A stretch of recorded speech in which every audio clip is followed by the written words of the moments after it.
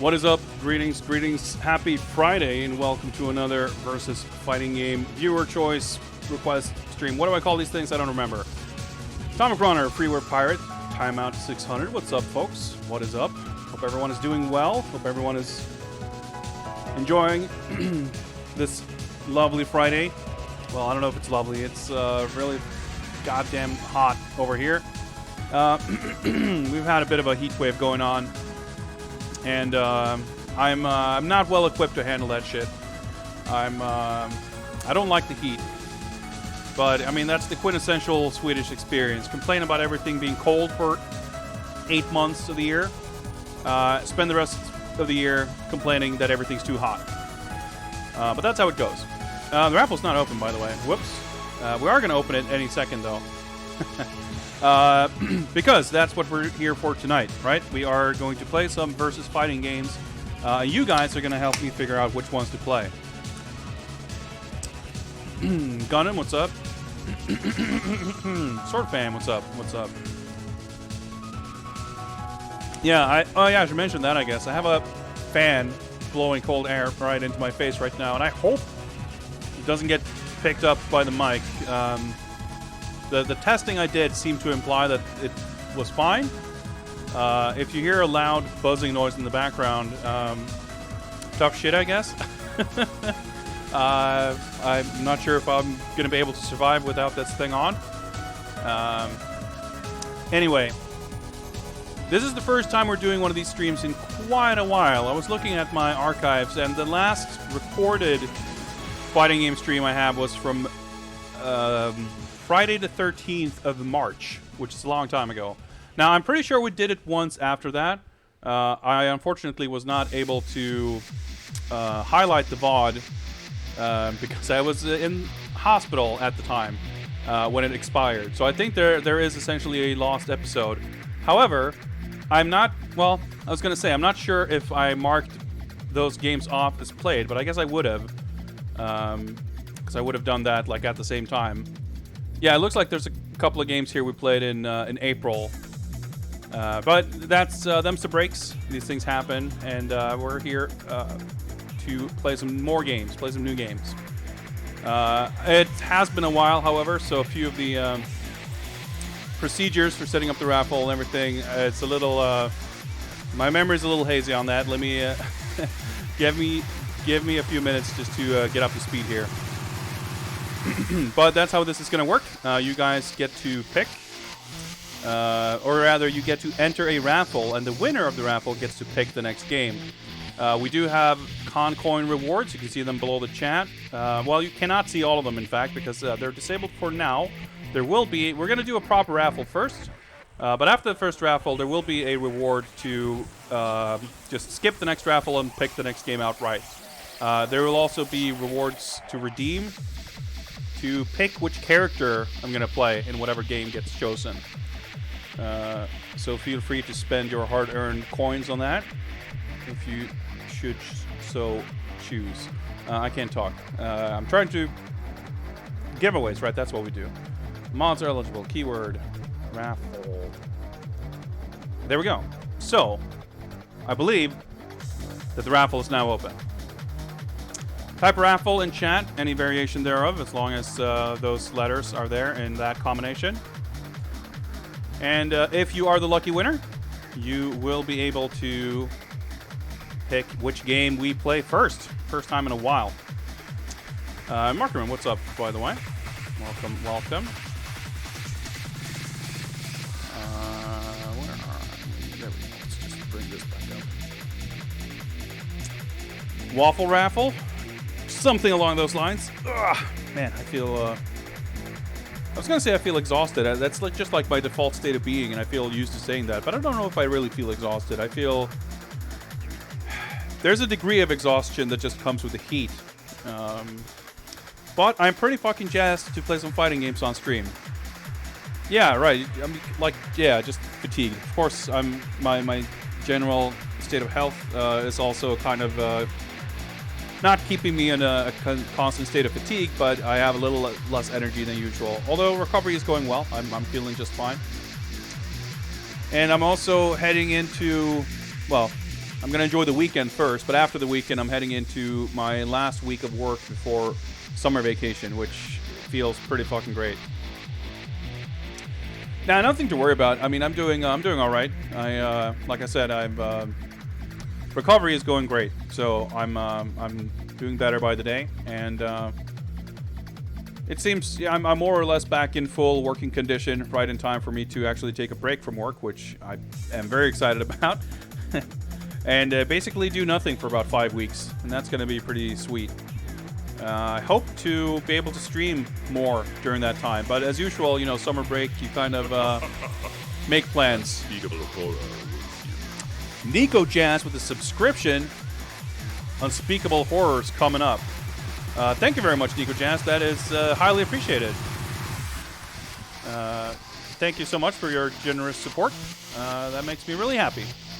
Enjoy your emotes, enjoy your unspeakable horror, and thanks for bringing me one step closer to my subscriber goal, which I guess I don't have on screen right now, but I'm going to try this summer to make somewhat of a push, I hope anyway, to bump my sub count just a little bit at least, to, if nothing else,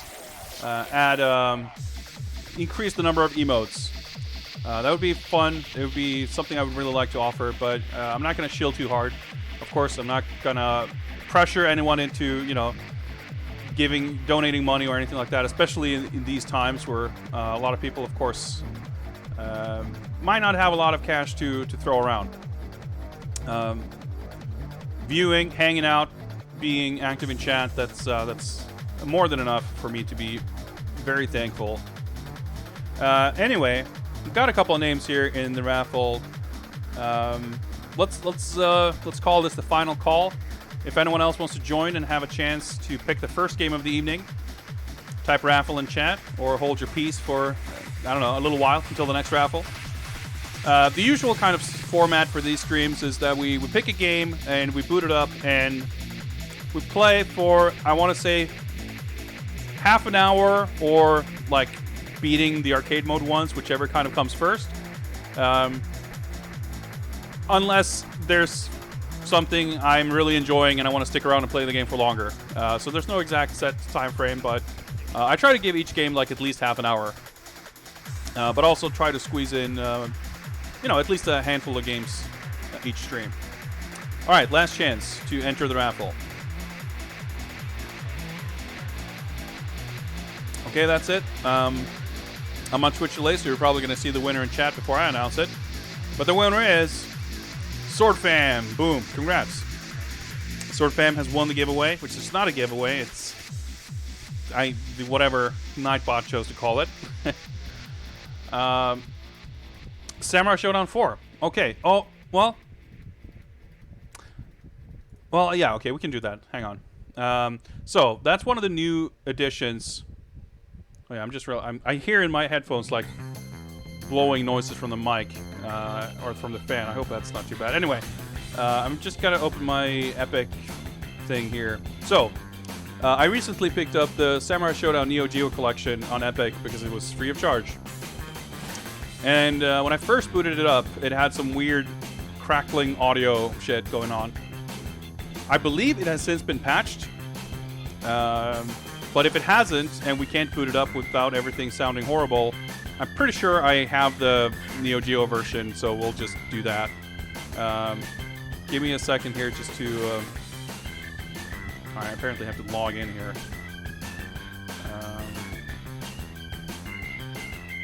Try to remember my password and shit, but... Let's see how this goes. Oh, that's not... Oh, boy. Apparently, my computer is now a new device, browser, or location, so I have to enter two-factor authentication. The future of video games, folks. Oh yeah, the raffle's not open. Sorry. God damn it, I'm the worst at that. The opponent, what's up? Happy Friday. You just missed the first raffle. Sword Fam chose the first game. But you will be given another chance in not too long. As soon as we... Well, depends on how quickly we can get this shit going. Alright, so Epic sent me an email, apparently, which I have yet to receive, with the number I need to log in. Things are going terrific so far. Well, I can at least hook up my arcade stick in the meantime, so we're going to be using that regardless.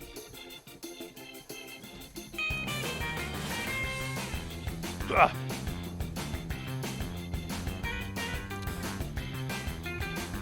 I don't even know why Epic thinks I'm on a new computer. I'm pretty sure I was logged in like 2 days ago. Friendship.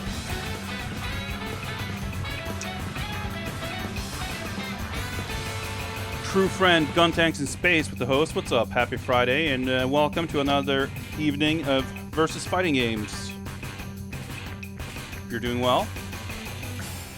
Sorry for choosing a problematic game. Nah, don't worry about it. It's, I mean, it's not your fault. I'm such a pro streamer that I'm not prepared for anything. Whoops.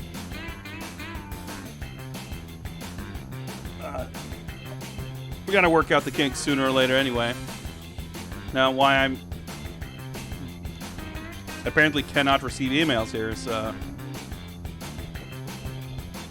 you know what? I think we'll just do this. We'll just do this in MAME. I think we're gonna. I mean, this was a little unforeseen on my part, but I'm not sure why it's so.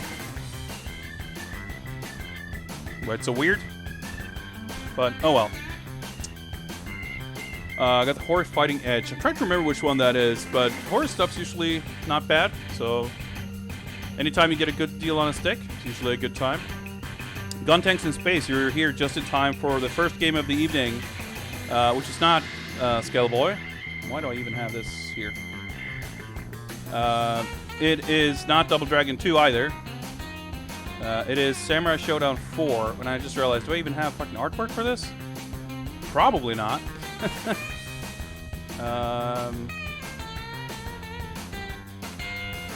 Yeah, like I said, it's been a while. So, well, I would not have had cover art for the collection thing either. Let me just put, what the heck? Well, let's just do this then. I'm just gonna do that. And we're gonna play Samurai Shodown. Whoa. 4, Hamakusa's Revenge.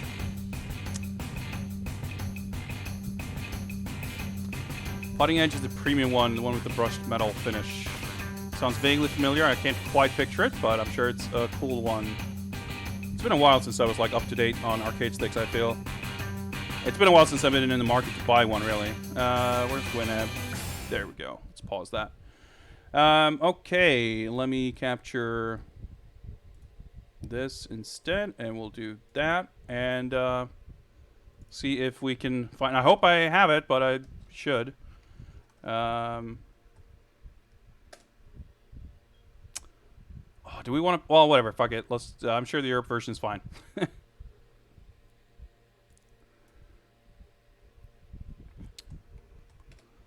We're gonna have to configure controls. I've not played this game in a long time, and I would say, quite superficially familiar with these games. I'm not really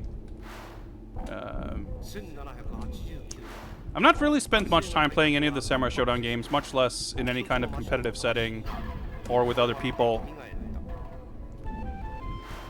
So we'll see. I mean, I know like a small handful of moves with a small handful of characters.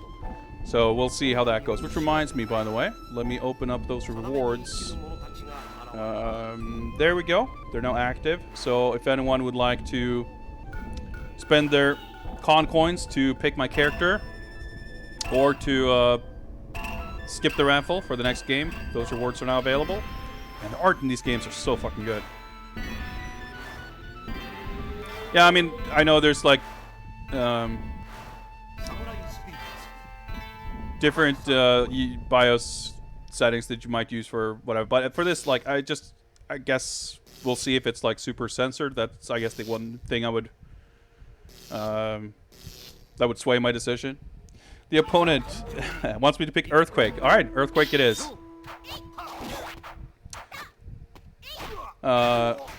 Markerin wants me to pick Ukyo. Okay. We'll try to make that happen.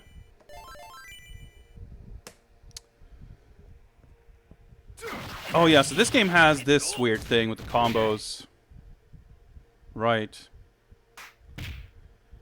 I've never played any of these games like a lot. This is a bland ass character select. I guess Earthquake's not in this game. So let me pick Ukyo, and I'll reimburse you for those coins, the opponent.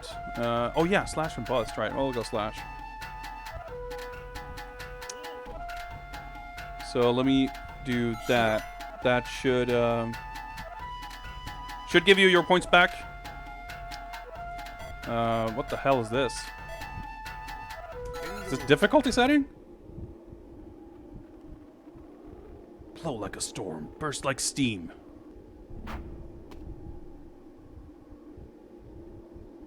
Classic SNK Samurai Shodown English. Well, the opponent, you got your coins back whether you want to or not, so don't worry about it.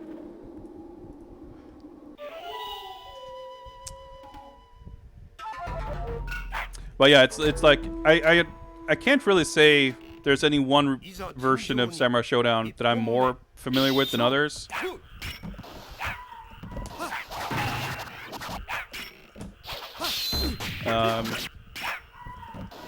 Should have not found my controls the way I did, I just realized. I'm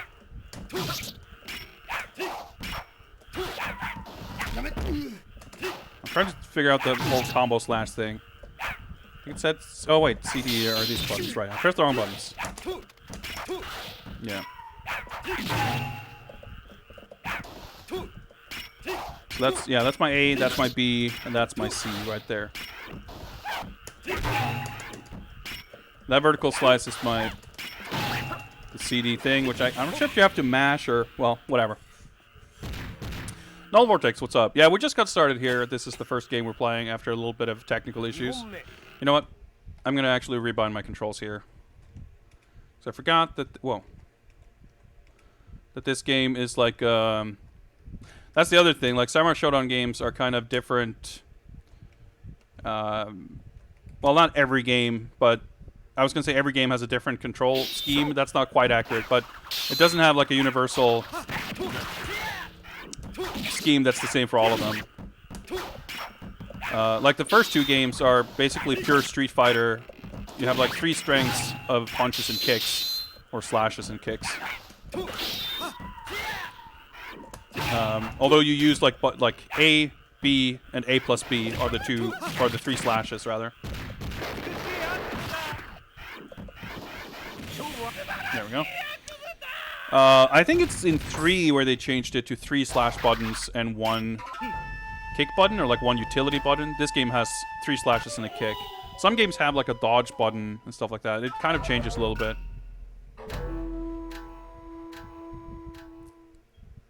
Last time you watched, we were playing Oedo Fight. Hey, I wouldn't say subject. That game's awesome. So this game, I forget if...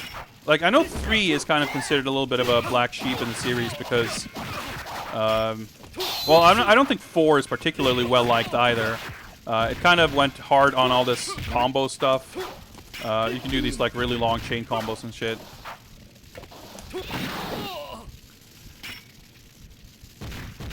3, I think, also has, like, throws are kind of weird, if I recall.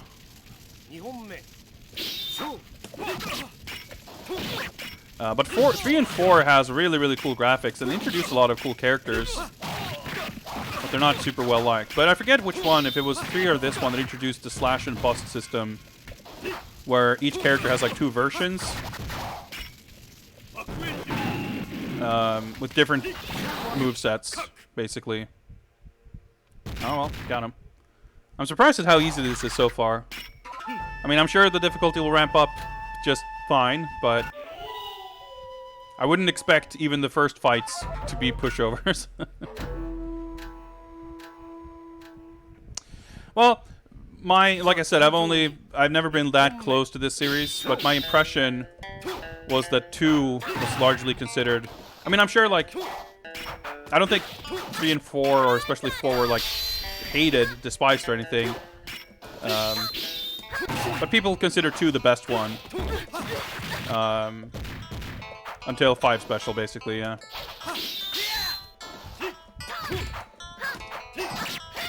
But yeah, I think definitely 3 is the one I definitely recall hearing, like specifically people really not liking. All right, AB is dodge. Okay. Okay, I guess the throws are similar to 3 in this. You just kind of push your opponent off balance. All right, that's a counter. I probably had a punish there. Oh.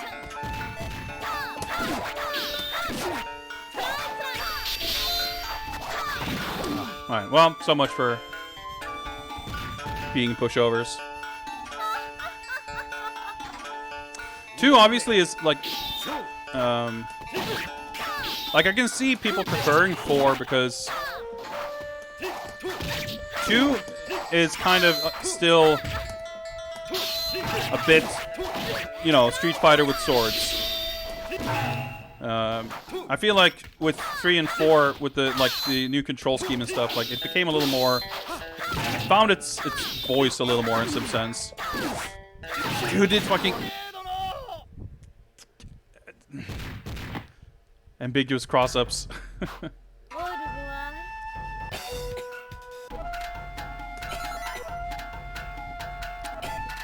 I mean, I didn't really figure out his moves or anything, but let's try. See if we notice any immediate differences. Also, like Neo Geo games that I don't like know, I'm almost certainly not beating. Yeah, so you can see that move looks a lot different. Okay, he's got like a fireball. That's different.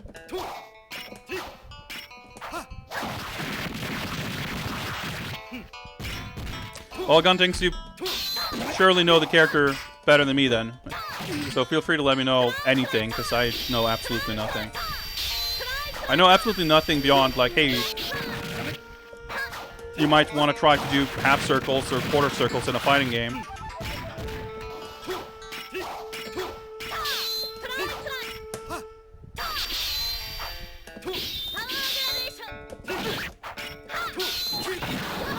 Alright.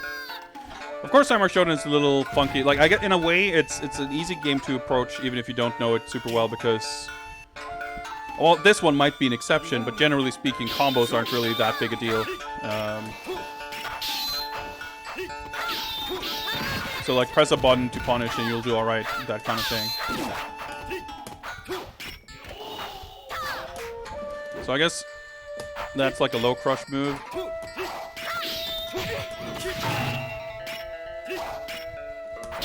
Oh yeah, that's how you do it. Okay, right. That's the Slumgashi. There we go. So how do you throw in this game? Oh, that was a punish. Also, I guess it's about 7 p.m. here. Sunlight's getting a little invasive.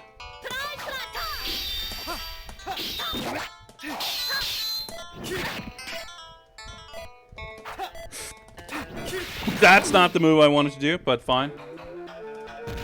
We're still alive. We're still alive. Whoa. That's... Well, hang on. Okay, there we go. Oh, that's his down attack, probably. Came out a little late. I didn't mean to jump like that. Ouch.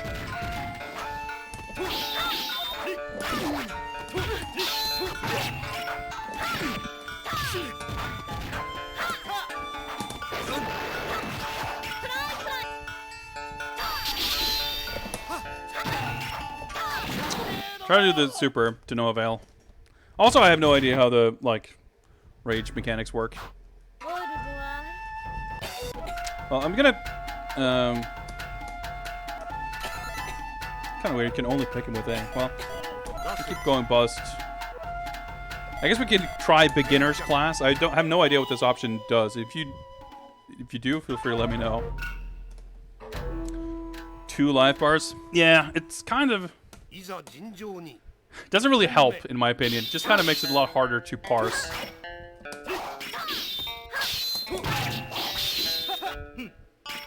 That's a chunky recovery.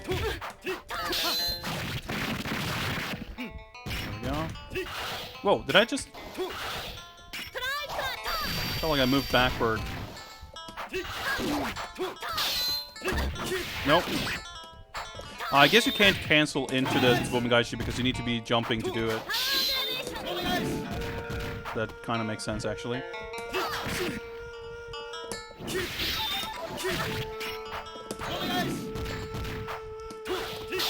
That's not good normal to use when jumping.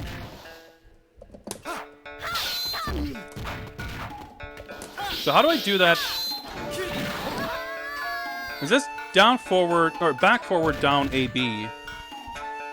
I tried to do it a few times, but nothing came out. Beginner's class has some auto stuff. Yeah, okay, I figured it wasn't like just flat out difficulty level. But it's kind of shitty that the game doesn't actually tell you. What's up, Ushi? Happy Friday. I guess that's some kind of a super move, probably. Oh yeah, it's a weapon flipping technique. So I'm like...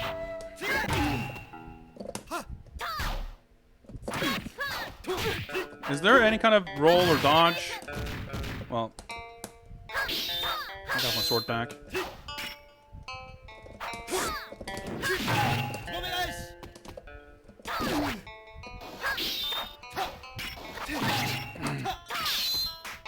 Alright. Press A, but okay.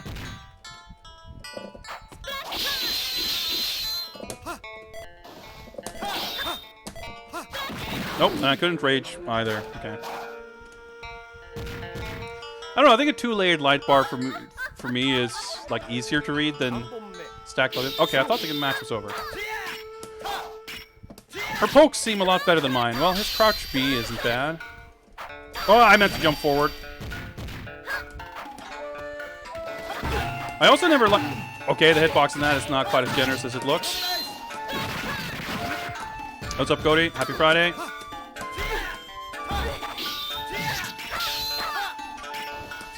Okay, it's... Yeah, the weird thing with backgrounds and Amakusa showing up, like, that stuff always confused me about this game. Oh, goddamn, his crouch B didn't even, like, come out. I was gonna complain about his crouch B being a bad anti-air despite hitting right above him, but it didn't even come out. Let's try that again. I didn't notice any difference whatsoever playing beginner class except not being able to do Rage Explosion. I don't know.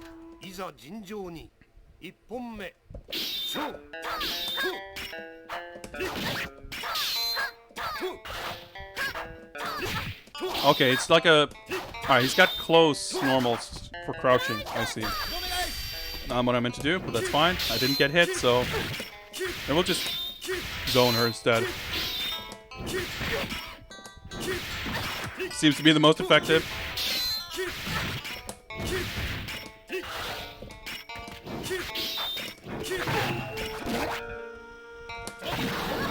Well, that worked.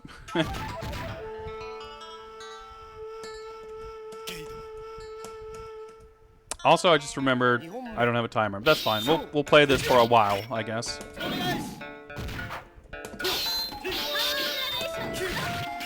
Okay, that was not meant to be in that move, but...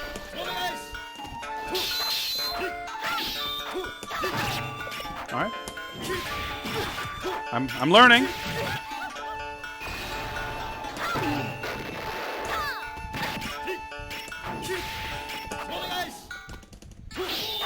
That's not smart. It's just defaulting to pressing heavy to, like, throw, but I don't know how you throw in this game. It's probably a button combination. Whoa! Ate my projectile? Alright, we should be pretty good. Nope! There we go.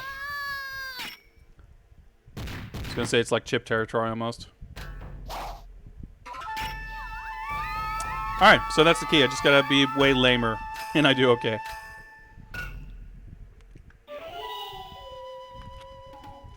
Which reminds me, I should probably at least boot up. Live split. Where's the icon for it? Probably, oh, whatever.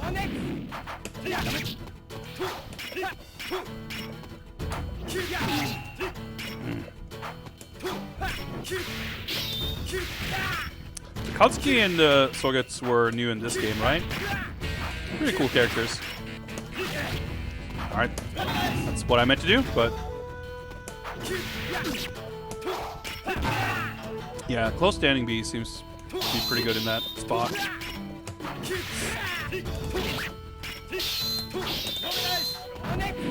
That was punish. Oh, that grab's so cool. Nope!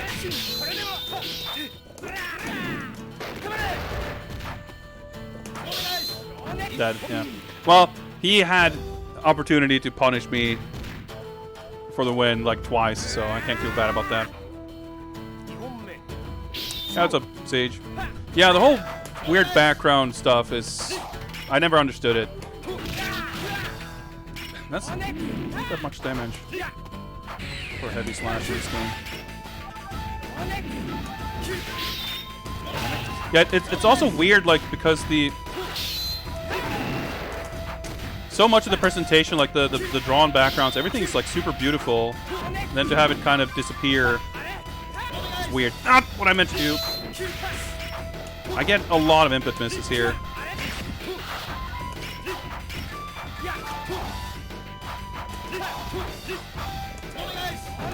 Ah, shit.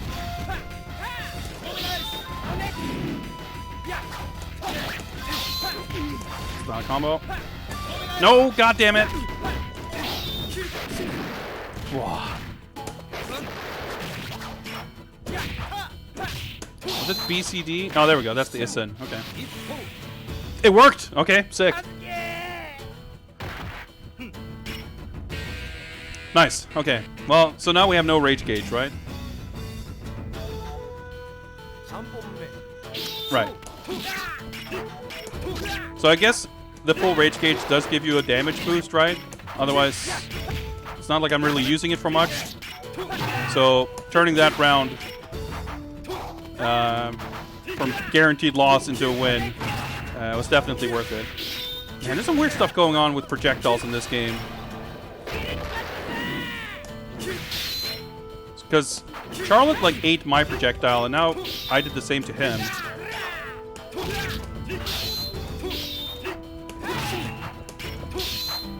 Nope.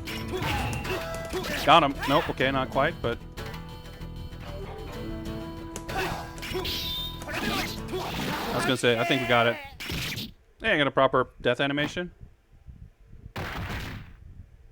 Nice. Yeah, this game's... it's alright. It's alright. So I'm supposed to have a live split shortcut here, which I guess I probably like fucking deleted or something, because it's not... oh, no, there we go. It's just the icon. Ah, never mind. I did kind of delete it because I moved the program. Alright, well, whatever. We're not going to turn on the timer right now anyway, so we'll be okay. This song is so good. All the music's really good, in fact. Like, that's the thing, too. Even if I never really play these games, like, it's always more than able and happy to appreciate a lot of the presentation shit. Dude, this screen shake is out of control, though.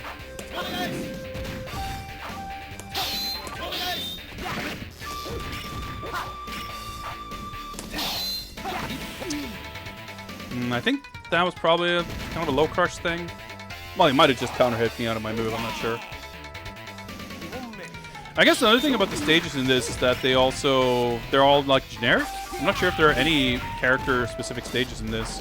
I'm not sure if there always was in this series. Like one definitely had them, but it's probably been a bit of a mix. No, I can't fucking do that.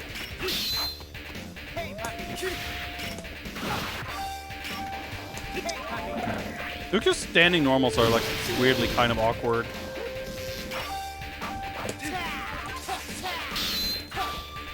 Okay. So yeah, I'm trying to figure out kind of how the Tsubomi works. Hey, puppy. GG. I don't know. I don't know about that. Well, let's jump around a little bit in the characters. I'm gonna see if I can bring up live split in the meantime here, just so I have it on deck. Not sure why when I messed up the shortcut for it not to work, but oh well. And it doesn't have any of my settings. Oh my god. Okay, fuck me. Okay. I guess we're not using live split. Oh, I moved some stuff around. I kind of was shuffling some stuff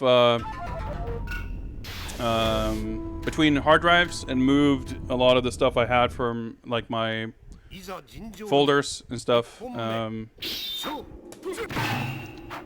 for streaming. And I guess this is the first time I try to open live split since I moved this stuff. So there's some file references not quite hitting where they should. So my settings are all shouldn't be all gone, but I don't have them on hand. I love that whiffing. Like, oh, this grab is so fucking cool. How do I play this game? I was gonna say I forget, but I don't think I ever knew.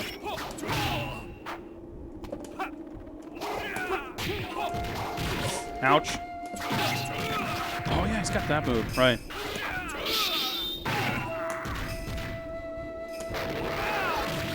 Oh, okay. Alright. Instant's not quite as fast in this game as in the newest one, where it's like instant. Zetsubera, what is up? Happy Friday.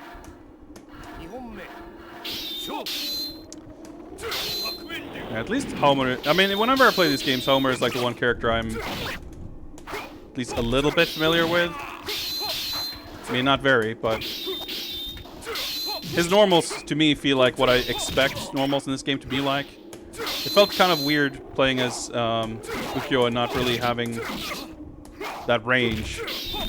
I'm sure he's a good character. I think he usually is, but... Like I said, it just felt unfamiliar.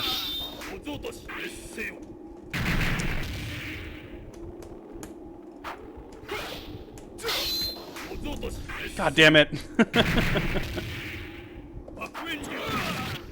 That felt pretty good though.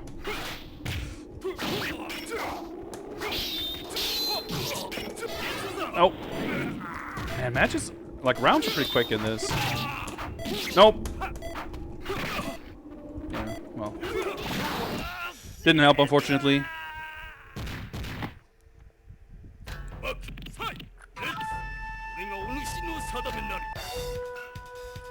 Well, we'll mess around a little bit more. I don't think I'm going to make much more progress. But we can at least, like, see a few more characters, maybe.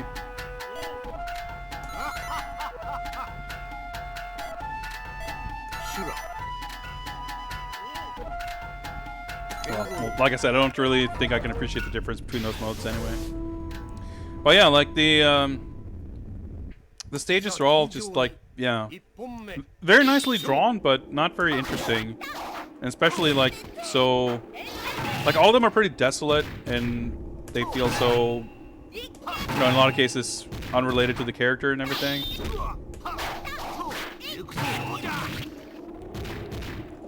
It's kind of, I don't know.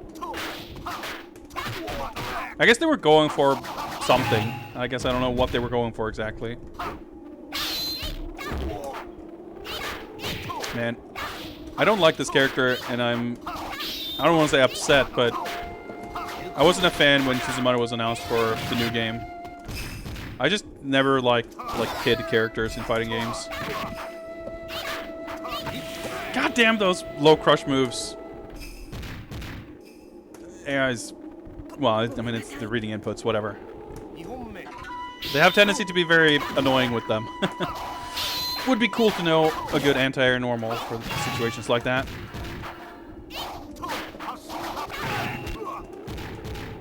Sage, you are welcome to cash in a request for a drawing for any game we're currently playing.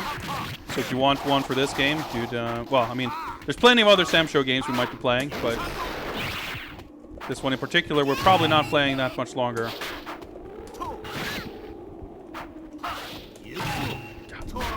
Yeah. I held back, but need more points, I see. Well, stick around, and you'll get him before you know it. Is that an overhead? What happened there exactly? Oh, I'm dead.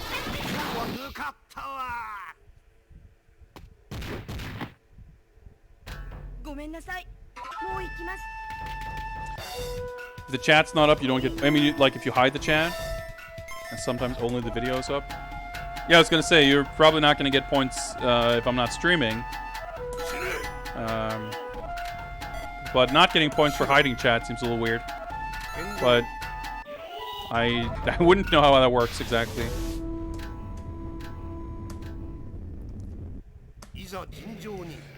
I never liked in games like this either. I have to say, when you're like when the matchup changes, whenever you pick a character, like pick a different character, because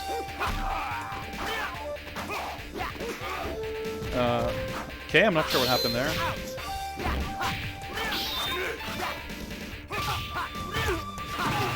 Like it just feels it's hard to maintain that any kind of sense of progression if you keep changing like which character you're fighting against.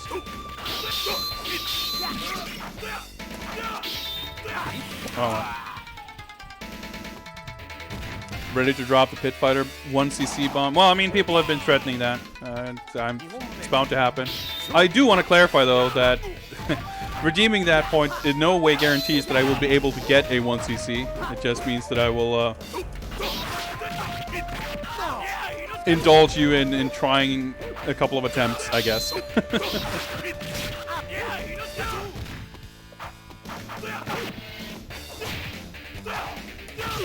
The thing about that game is that it's like a really stupid 1cc, basically. Like, learning the kind of dumb way you have to play it to actually have any chance of 1cc'ing it or just doing well at it does make it a lot more fun. But there's so much luck involved that, and a lot of it kind of comes down to the latter parts of the game, that it gets a little stupid. Well, no one's redeemed it yet, so I haven't really had to think too hard about how exactly, like, you know, we're gonna go about it. But I mean, I can say straight up that I don't really have any confidence of my ability to get a 1cc in that game. So it would be lunacy for me to promise anything or for anyone to expect that. So I just want to make that perfectly clear.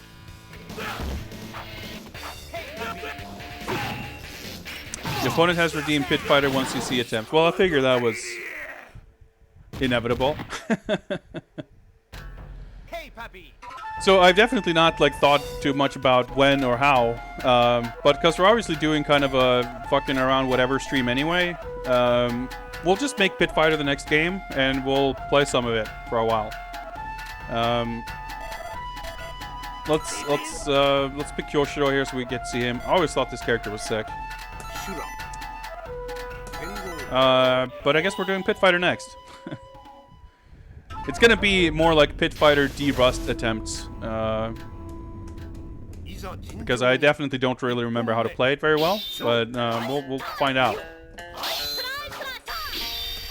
So yeah, like in this playthrough, I've already beaten Charlotte, but I guess we're on like fight number 4 or something, and maybe his fight number 4 is Charlotte? Is that how that works? I don't know. Like I said, I don't really like that system. I mean, it makes sense in a, like, I can understand the idea of having a specific ladder. Like, if you play as this character, you fight everyone in this order. But it's still kind of whack when you swap around. I don't like it, really. The opponent, the hero, well, I mean, maybe wait until we see how the actual 1cc attempts play out before getting too grateful. What happens when you refund coins and the owner said you didn't have to? Well, I mean, I wouldn't offer the reward if I was going to be upset if anyone redeemed it.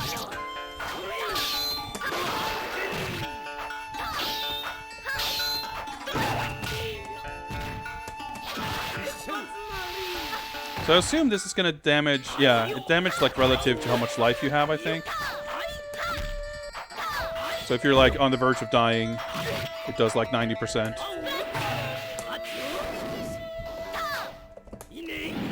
So he's got like this frog move or whatever, right? I remember that was a weird thing in the new game.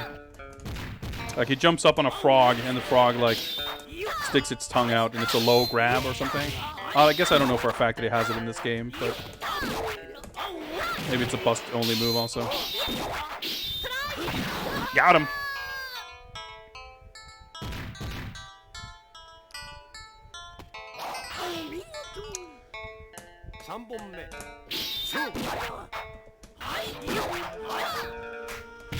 Ah. That's a cool move. I'm not sure how that hit, but damage in this game is all like these games, I should say. I mean, it's occasionally really wild, but it's also kind of unpredictable. Okay, I'm not sure why that didn't hit, but I always feel like, you know, you land one counter hit and you take like 70% damage, but similar move some other time might deal like nothing. Not quite what I meant to do, but satisfying move.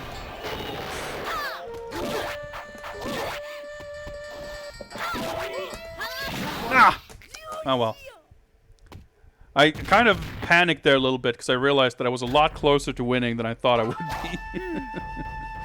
That Wimpos is so cool. Man, I miss this old version of Charlotte. I don't like her nearly as much in the new game. Just like visually, her design. I made a lot of kind of minor changes to it. In fact, I think the newest game, I think it's a really great game. I like it a lot. Unfortunately, the online is like useless. Like all modern SNK games, they're cool, but you basically can't play them online.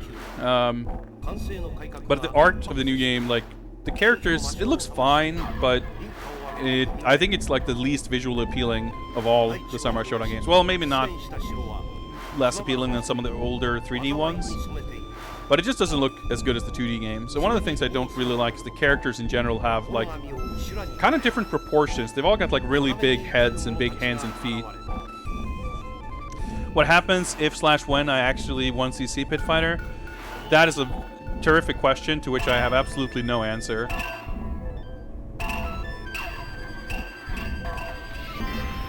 I mean, the whole thing kind of started with me having watched Funk Doc's 1cc and thought it was really cool, and it's a game I've always kind of wanted to learn.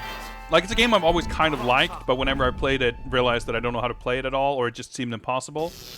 Studying the 1cc's a little bit kind of made me appreciate that, alright, okay, there's some goofy shit here. And it made me want to kind of learn it. Even though, like, despite, or what's the word? Funk Doc basically strongly recommended me not to do that. Like, said basically, like, learning to 1cc this game is a terrible idea. It's a really stupid game. But I thought it was fun anyway. And, you know, there's other games in theory, like, just in general, the idea of, like, learning to master a game and 1ccing it is really... Oh, there's the frog. Appealing to me, but I wouldn't consider myself a terribly skillful or patient player, so it's not something I've really done much. And I mean, Pit Fighter 1cc attempts is like kind of a meme, I guess. Not to say I wouldn't like to do it, but I feel like we're gonna cross that bridge when we get there. I definitely don't have like another game sort of on deck. But on that note, let's. Man, Too Spicy is a game I really want to play. Oh yeah, Fit of Fighting, that's pretty good. It's like a bootleg. Okay. Here we are, we're playing Pit Fighter. I guess we might as well do this. Attempts, question mark? Oh man, the text is like tiny, but fuck it. It's perfectly readable. We should have some kind of artwork for this, I'm pretty sure. There we go. Boom. Has anyone dared try to document revision differences? I honestly have no idea. Finally, a real video game? Yeah, get ready for the fucking Atari Gong. Actually, let me get ready for my controls. Why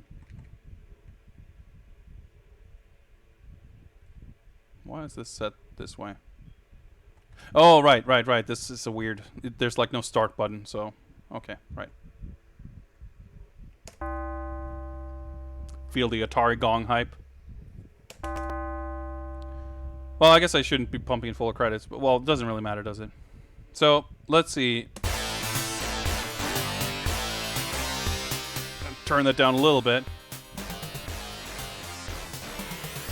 We're gonna go Ty. He's like the only character in this game. Buzz and Kato basically are dog shit.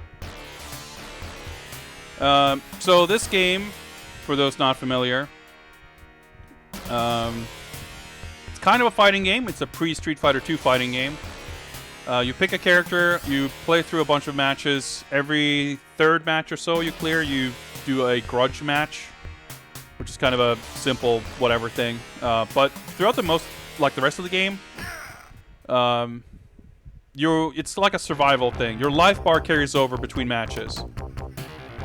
You got punches, you got kicks, and you got jumps. Animation is fucked, and this is like how you play this game. You cancel everything into everything else. And you can kind of do it in a certain rhythm to do it optimally.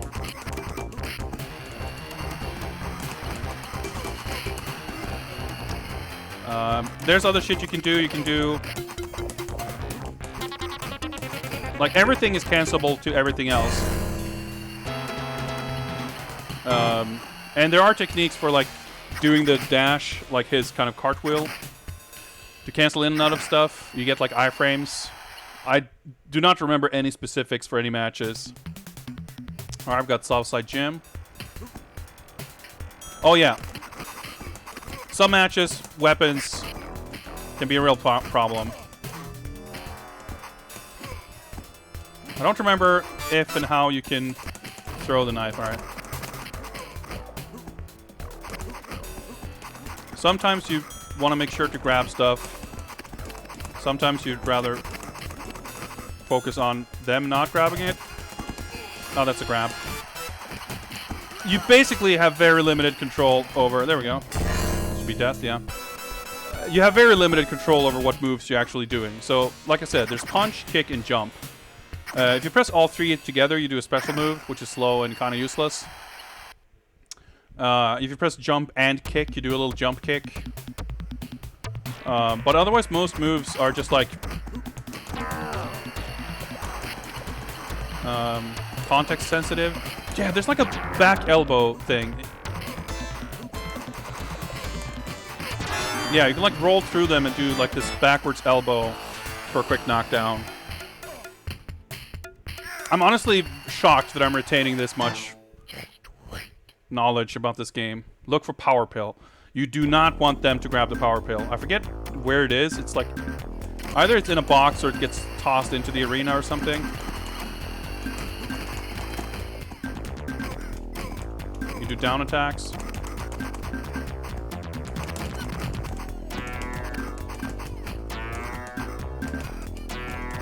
Yeah, I grabbed her and it just whiffed. It's gonna get like pushed out. Yeah, I picked up the shuriken, but it was like... I canceled out of the pickup animation by kicking. So like literally everything... that was really bad. You can literally cancel out of anything. And a lot of the mashing technique in this game comes down to... it's in this, I think, yeah. A lot of the mashing technique comes down to not mashing too quickly. So the Power Pill just makes you do a lot of damage. I think you're probably invincible, but I forget. So we're not doing super great on health right now. I mean, for a first attempt, like I'm very satisfied that we're not doing worse, but this is kind of where it starts getting tricky, as I recall.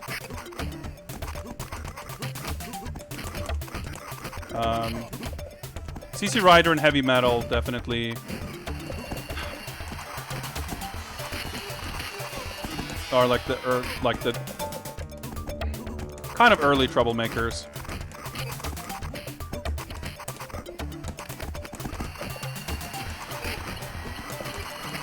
I vaguely remember something about the sticks, but I don't really remember if it's like you want to let him grab the stick or you want to... I mean, like I said, we did okay there, but obviously, like, you lose 1 or 2 pips per opponent. Like, that's not going to do. So we have a grudge match, and then I think the next guy after that might be heavy metal.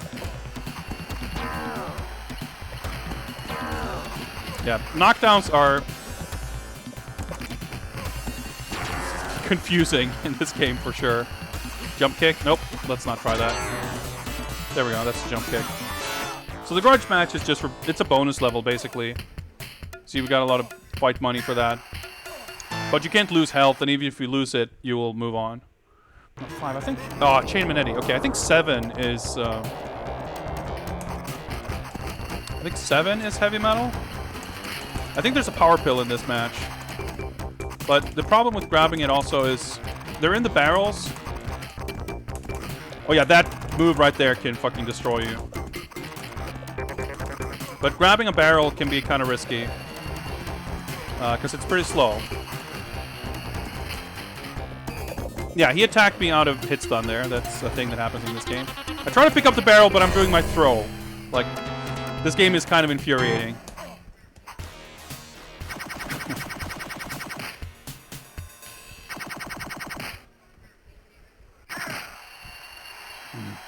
But this is a cool game. Like, I like some of the characters. Oh, there we go. 6. There's heavy metal. His walk cycle is pretty strong. He's got this weird, like, Blanca ball attacks where he, like, rolls across the stage. Yeah, there we go.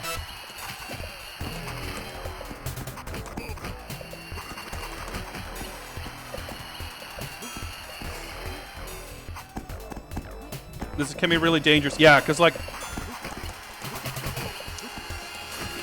you can kind of, to a degree, avoid thrown weapons by, like, trying to sort of stand above them, like, vertically, or in Z-axis, I guess. But you can still get hit. As you can see, like, they can throw it at kind of any angle. So the real strat is to not let them grab stuff in the first place. Another grudge match already, huh? So I think we're getting into refights soon. Oh, that's a special move.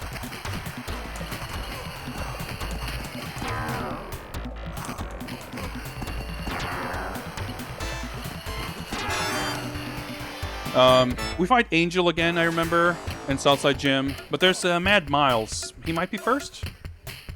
And then there's the double Chain Manettis before the Executioner. Yeah, I'm honestly surprised we're doing this well. Yeah, this is a cool opponent. Like, I would love to see more behind-the-scenes stuff. Yeah, the amazing, like, fucking paintbrush cars. There's weird, there's some kind of abuse you can do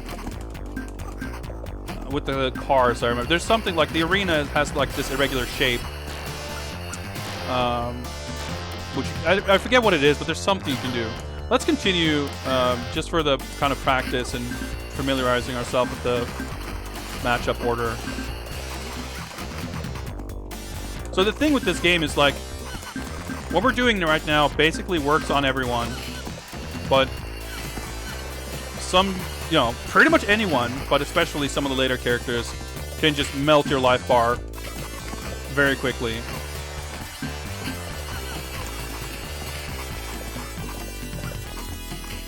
I guess rolling is what you want to do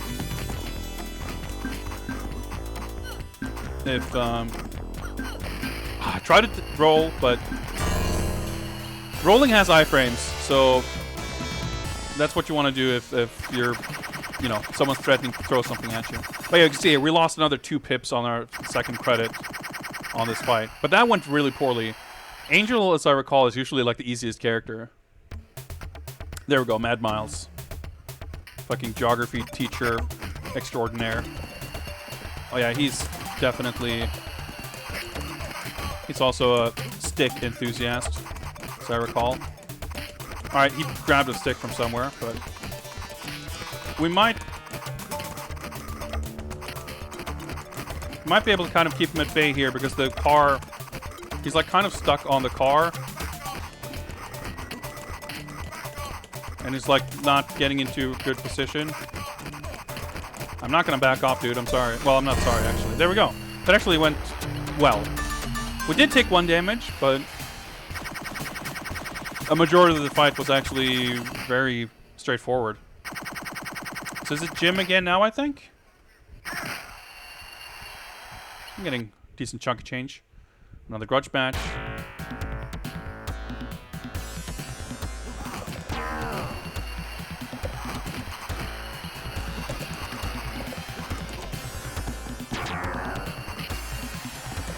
It's like if you double tap the stick too quickly, you don't get the dash. It's like all of the inputs are so weirdly precise. Which I guess isn't super unusual for games with like more sophisticated inputs from this, well, I was gonna say from this time frame. This is what, like 1990? But it's an American game, so. Hey, what's up, Aro? The Pit Fighter? I must be the Pit Fighter? Maybe I should read. We'll see. Alright, he's got a new pair of gym pants. I don't remember this fight very well. There's probably a power pill in that barrel. Dude, he like just canceled his wake up frames. Yeah, we're this is like purely practice. We already continued, so we're not on 1cc, but we're gonna do at least a couple of attempts, I imagine.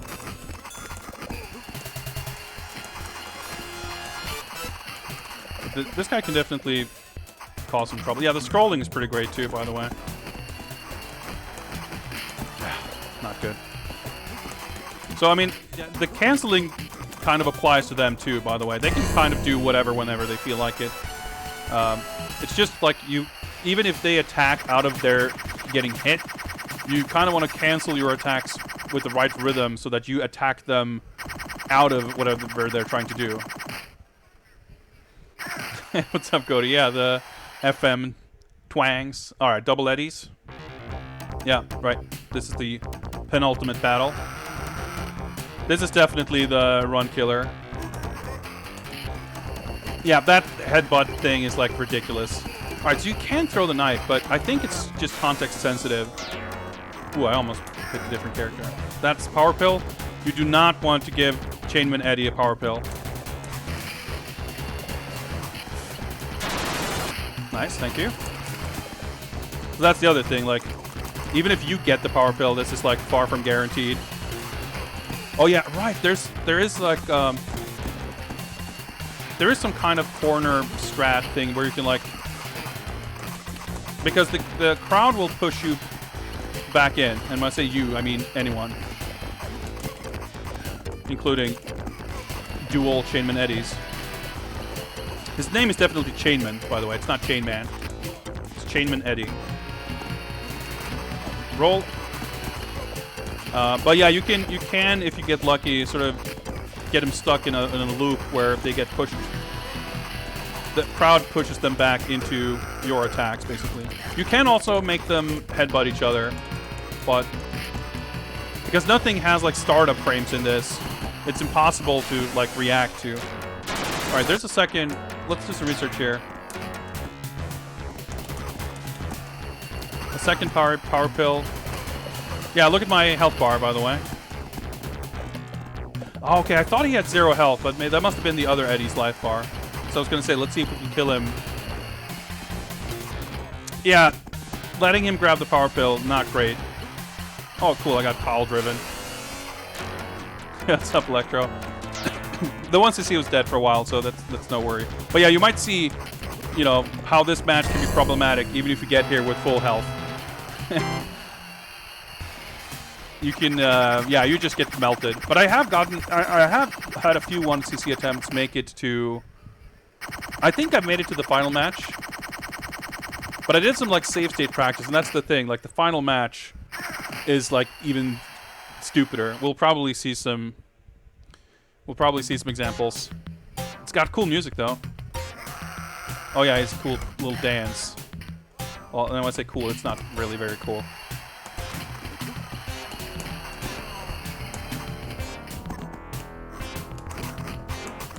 Because he can also do some like backbreaker or some shit that like just kills you, basically.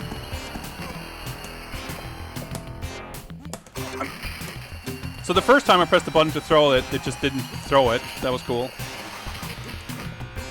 This game is, at the best of times, a kind of a buggy mess. Probably a kill in this, yeah.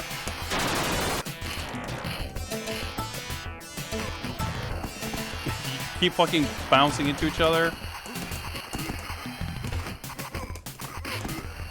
Yeah, so like, I'm not sure if you take damage with the power pill, but you definitely can like get hit. You don't have like full-on iframes.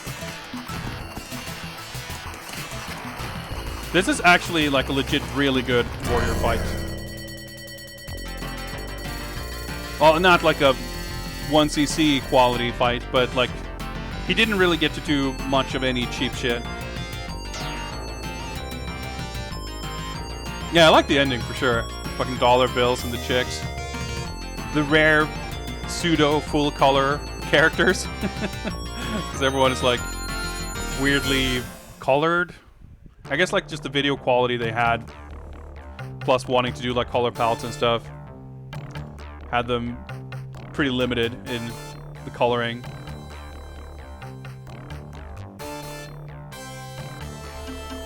Yeah, there's not a lot of music in this game. But the music that is there, I think, does a great job of capturing that underground pit fighting atmosphere. But yeah, far from a 1cc, but at least somewhat of a demonstration of what this game is like. Do I... Okay. Did I miss entering my name? Probably. I didn't really care or pay attention, so that's fine. The good old Atari gong. Now that's hot. Let's try this again. So you can also, I forget, is it punch plus kick? Yeah, there we go. If you press punch plus kick, you do a grab. Like you lift them up like that. But it's highly inconsistent and unreliable. But you kind of like roll into them. You have to like overlap them to be able to do it, basically. You can kind of see, I did a little move there with him, like, it looked like a palm thrust. He like put both his hands forward. That's the pickup move. I tried to do it 4 times, and 3 times nothing came out. But one of the times you saw me do it. But like, it has to come out, the hitboxes have to overlap correctly, and you have to not get hit out of it. So like the proper like speedrun strat, my dash didn't come out, is to do it and throw them into the crowd and kind of set up that loop, but it's difficult. And you know, it's pretty damaging, but like usually I find it not really worth going for. So I've lost 3 pips of health, 4 in this one match. So this is a disaster.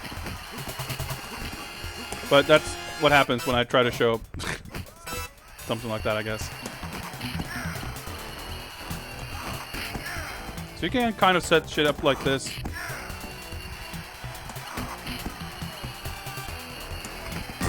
But it's not, I wouldn't call it super reliable. Still 1,000 times more entertaining than UFC. Nobody likes the executioner. Yeah, the animations are weird. Like, obviously there's not a lot of frames. Like, I wonder if it's, I don't know, some of it kind of looks like it's like just still photo. Yeah, sometimes grudge matches go like this too. No, I doubled. Okay, my dash didn't come out. You loser. You're gonna have to rub it in.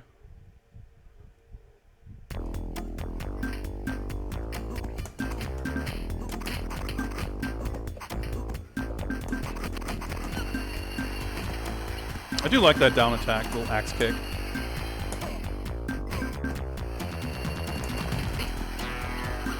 No, ooh, ah, shit, I tried to dash out of the way. Yeah, but it's funny too with like the scale. You mentioned like Eddie not being tall, so he's just like made huge. You actually get larger when you get the power pill, by the way. It's kind of hard to see because you're flashing at the time, but the sprite actually scales up, which is like a ridiculous but a cool effect. I'll try to pick up the shuriken, but Yeah, you can see me like shrinking down. All dejected. Like, I love the idea of this like forklift being like lifted up by the piles of cash, although I don't know, I'm not sure about the logistics of it. But it's not until you get to like the end of the game where it kind of makes any sense, because it's like a pile of, you know, 20 bills or whatever. Raise it up half an inch. Yeah. So like I said, like we actually got pretty lucky, I feel like, last time. Because, yeah, shit going like this feels like kind of more common.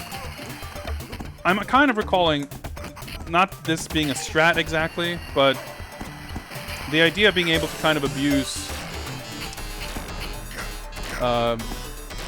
CC always wanting to pick stuff up, like whether it's the sticks or, I guess, the stools. You can't hit him out of that animation. Yeah, whatever. Can you join in here? Kind of looked like you could still insert a coin to jump in at that point, but I wanted to try a new attempt, because that did not go very well.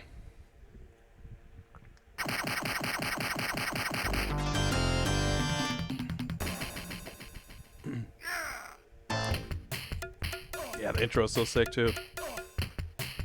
Winners do use drugs. I mean, it's just a power pill. Rip in peace, Williams as Sessions, by the way. Guardians of the Hood is like pretty fucked, but I still kind of love it.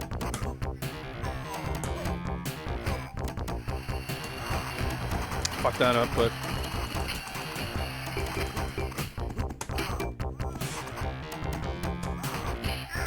see if we can like figure out this loop. Nope, we cannot. Yeah, you definitely do not want to take damage on the Executioner, let alone 2 pips. You know what? Let's do that.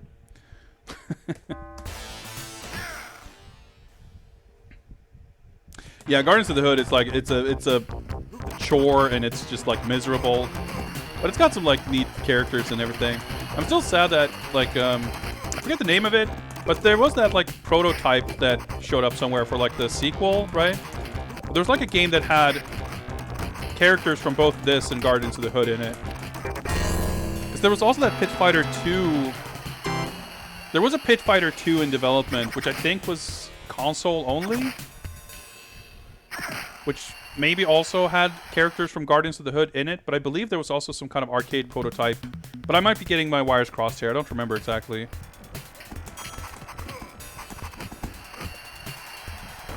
There's like some kind of police-themed game. Dash. Oh, fuck, did not time that very well.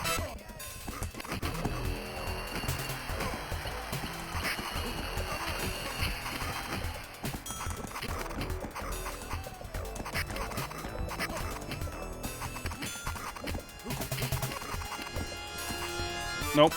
Ah, fuck. So close. What? 2 pips is not good. Atari canceled like 3 games to put it out. Yeah, this game definitely got around. It's got a lot of ports, and a lot of kind of interesting ports, honestly. Like the Super Nintendo port is like on some,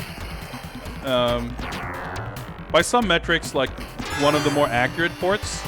It's got the weird pillar boxing with the things on the sides, but it runs like garbage, and it's like terrible. But it also does not have a continue feature, if I recall. So it's once you see or bust. The Mega Drive version is a lot more like kind of changed. Like all the sprites are way smaller. It's kind of more zoomed out, and obviously it doesn't have the scaling or anything. But it plays way better.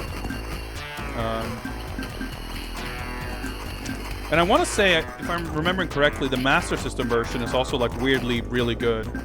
Like there's a few versions like that that just, they basically rebuilt the game from scratch with the same kind of game design and the same art, but it feels like the code is just completely redone from scratch, and it feels totally differently. PlayStation 1 port, that's bizarre. I'm also surprised that I've not heard about it. Is it part of some collection or something? Goaty, I would say the Mega Drive version, from my recollection anyway, it's been a while since I played it. That it, you know, it's in a lot of ways better than this game. Like it doesn't have a lot of the weird jank. Like it doesn't have this weird everything canceling into one another, which is like part of what makes this fun, sure, but it also like it's necessitated by everything being a fucking broken mess, and that's not really the case in those other versions, as far as I can recall. Yeah, I think the Mega Drive version is probably considered the best. Oh yeah, the Super Nintendo port is just like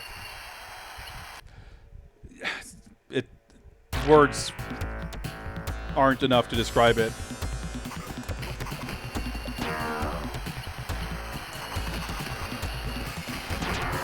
But yeah, the Master System port is kind of cool because it's like the art, the characters are obviously based on the original graphics, but they're kind of like traced. They're kind of, I mean, it's kind of similar to like Mortal Kombat on the Game Gear or whatever. Like it just doesn't quite look like digitized actors anymore. But I feel like it has as a result, it has a different look to it that I quite enjoy. Dude, fucking Eddie canceling out of hit stun into his headbutt is the worst shit. That, like, how could it get more cheap than that? PS2, alright, makes sense. I was gonna say, like, a Midway, like, Midway's acquisition of the Atari stuff didn't happen until later, I'm pretty sure.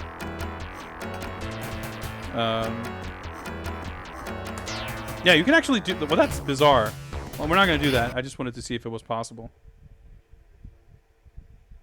But I believe this game also came out on, like, Game Boy and Game Gear. Probably has, like, 15 different computer ports as well. Like, surely. But Atari games were, like, all over the place. You know, Klax, of course, also famously has, like, a bazillion ports. Like, I don't know that it was a great, massive hit. Like, it's a big ubiquitous, so it kind of feels like it would have been. But it is on everything. It was the 90s, after all. Best one is on the Lynx. Klax is a game I want to like, but it's so hard to play. It's such a difficult game. Yeah, there's a lot of those like port comparisons videos. I think those can be pretty fun. Obviously, they don't always tell the complete story because a lot of the time, what kind of differentiates ports isn't just audio-visual presentation, which is kind of what you're mostly going to get out of those videos. But they're still fun to watch, of course. No, I tried to dash and didn't come out.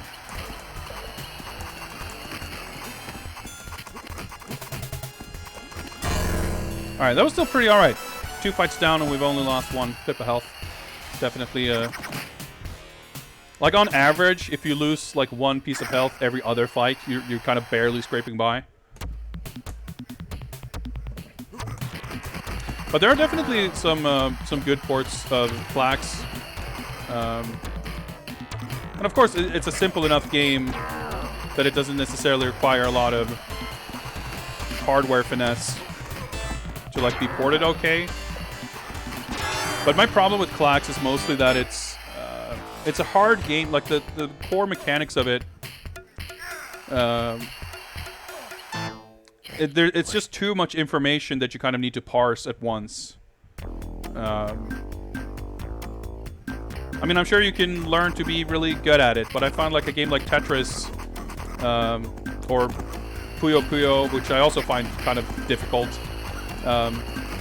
Like the best puzzle games of that type, I think they're defined by their ability to like be super approachable and easy, but still be challenging and like engaging and complex. And I think a game like Klax just kind of fails on that first part because it even if you understand the premise, the game is just kind of asking a little bit too much of you a little too quickly. Alright, good. So, as I recall, my previous strats from this is also to like not really bother with the power pill, because you're just as likely to get hit while trying to grab it. But when you get to certain later fights like Eddie, you really, really want it.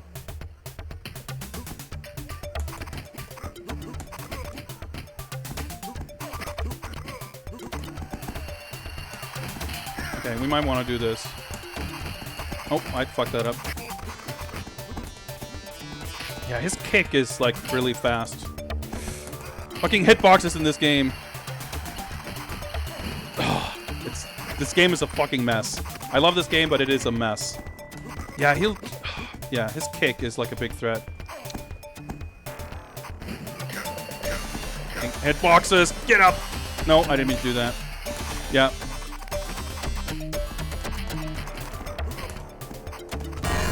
CC Rider, for sure, like the first real like run killer. Memes aside, on Link's Clax, you not only get native scaling, you have to play it. Yeah, you have to hold it like fucking cello. Nah, I mean the Lynx is a cool system in a lot of ways, and I don't disagree with your assessment, Cody, that the Lynx version of many ports, like many multi-system games, is a very strong version. But I think with both the Lynx and Clax, like being, I don't know, they're only so good. It only gets so good. Fucking headbutt. So I wonder if, oh, okay, right. I was gonna say, do I want to grab it? But no, you cannot lift Eddie. Pick it up.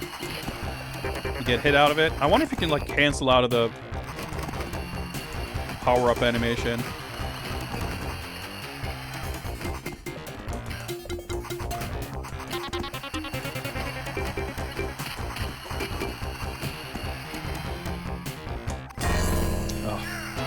That was not a very clean fight. Eddie is Eddie is pretty different from every other character, and probably requires a little bit of a different strat, but it's been so long since I played this that I don't really remember. What's up, Nora? Well, the opponent redeemed the reward. I don't think we're going to get any 1cc's. In fact, I think my first attempt was the best one so far. I don't remember where we gamed over. Yeah, I think we got to the second Angel fight, which is like match 8 or something. And we have failed to replicate that even once. Yeah, I kind of need to roll into... Because what happens is your roll has iframes, and your attacks have like no startup, basically. It's kind of like roll canceling in CVS 2. You abuse your kind of roll attributes while attacking. I mean, it doesn't carry over. At least I don't think so. But the roll lets you safely get into position and then unleash your like fucking one-frame jabs.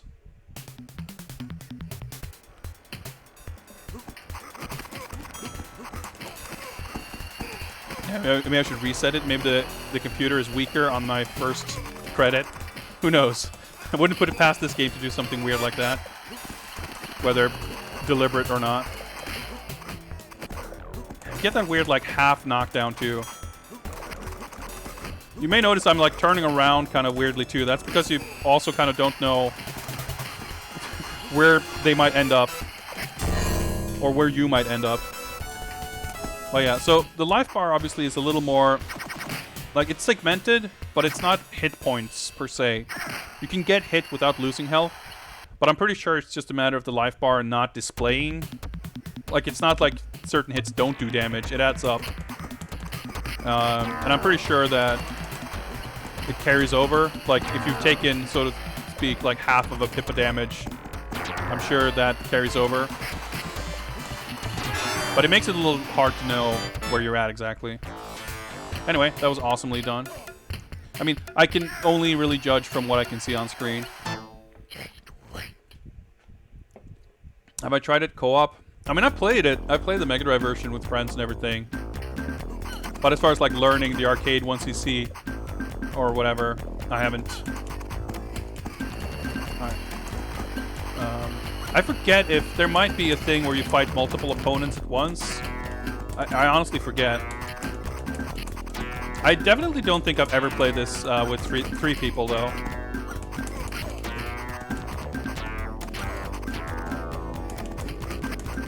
Yeah, getting close to the crowd, it can be kind of awkward because...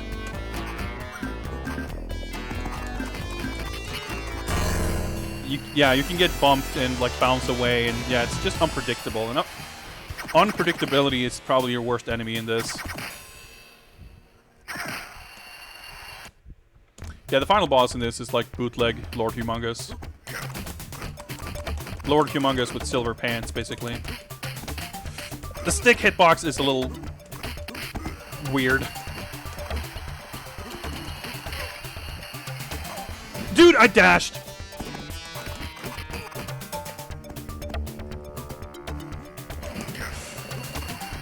I try to walk up to him so I can attack him out of throwing the thing, but it didn't work. I don't know if you can like plane shift him, but yeah, his kick is weirdly fast. CC's kick, I mean. Yeah, so yeah, when they're in that like half bent over state, I think you can't hit them. Yeah. So when they're in that state, it kind of acts similarly to your roll. They're invincible, and as soon as they get out of that state, they'll be in a one-frame attack, basically. Well, it's not literally one frame, but it's really, really fast. So you don't want to be standing around in, like, whiffed animation when they get out of their, like, kneeling, like, state. It's kind of whack, but that's kind of why you want to roll through them. I do remember there is some kind of advanced... there is some other kind of advanced strat of attacking and like canceling every attack with a roll that I've seen, and I vaguely recall practicing it a little bit, but I don't remember what that strat actually looks like at this point. So yeah, maybe that's the... Okay, you can't just roll out of that. Good to know. I guess I didn't realize because I just tried double tapping instead of like double tapping 6 times.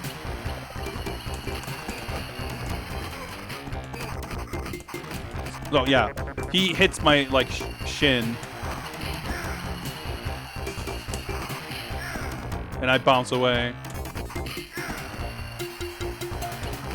All right, that was a pretty good Chairman Eddie fight. But yeah, definitely going for that barrel is probably the winning strat. Loop flying kicks against the crowd. Yeah, there's you can do stuff like that for sure. It can be... There's definitely, like, the speedrun strat is to, like, not even do that, but to, like, basically juggle them, like, on top of the crowd. It looks really cool, and I've done it a few times. You can see there my record times. It says there on the bottom right.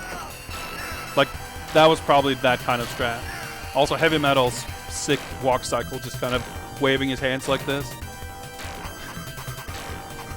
Also, I love his weird head. Like, is it fur? Is it a saw blade? Like, what is his head? Heavy Metal is easily my favorite character in this game.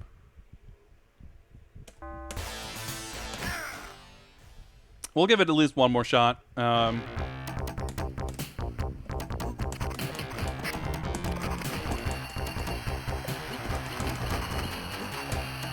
Oh, there we go. Already bounced. Hit me there, not good.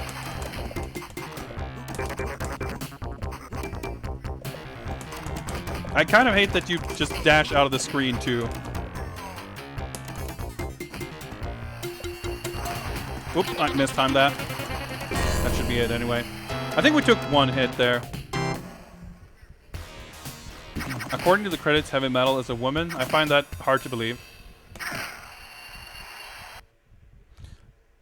Metal Peel stuck to his magnetic head. We may never know. We can just bless the fidelity of these recordings, making it like delightfully vague and ambiguous. What the fuck anything is even supposed to be. I like that he tried to pick up the knife like 2 meters to the left of the knife. Ah, God damn it! Like, you just have to commit to dashing like a half of a second to a full second before you actually want to dash, because you just cannot rely on getting it out on command. All right, so I took 2 health there. That sucks.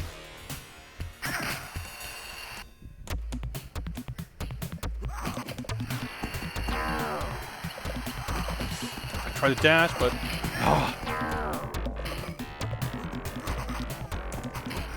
So the speedrun strats for this is probably doing something that gets you, that throws the fight as quickly as possible.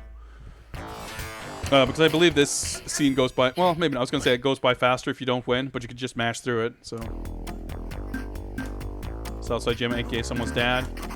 I mean, most people kind of look like someone's dad, but Mad Miles definitely peaked someone's dad. Well, okay. That's not great. You know what? Let's just do that.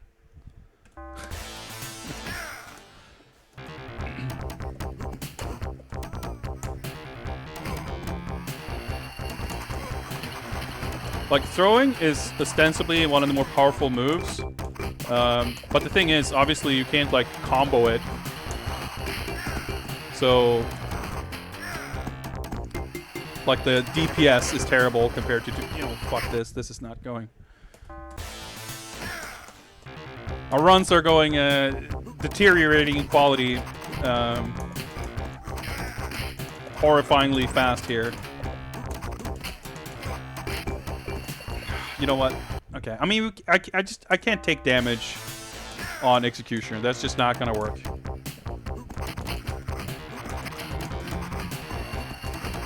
Whoa, whoa.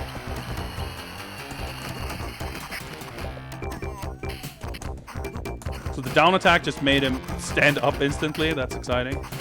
Interesting. Okay.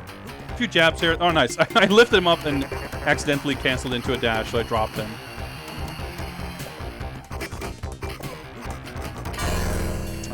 Definitely took a bunch of stray hits there, but my life bar is intact. We'll see. I would love to be able to get past Jim, having lost less than 2. I don't think I've done that once. Yeah, there's 1 pip gone.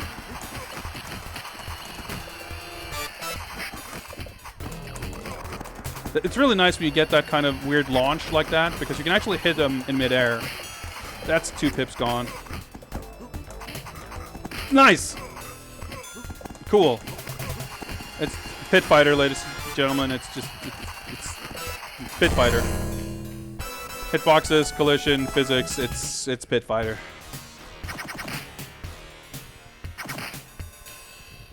I ended up on top of the box when he lifted it up. Except he, like, immediately dropped it or something. Out of bounds. Well, unfortunately, I don't think it would really help. Wrong warping to the credits, maybe? I don't know. Interesting that my record for this fight is so slow, by the way. Just realized.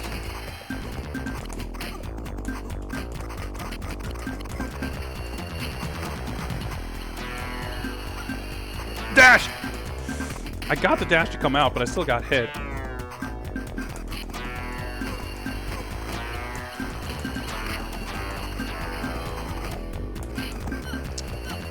This is awful. I should not be taking this many stray hits against Angel, for sure. But you can tell, like, this fight's going by so slowly, too, that it's also a sign of things not going well. I'm gonna play out this credit, though, but holy shit, I'm getting fucking destroyed! Maybe I should have gone for the power pill anyway. That was a very bad fight.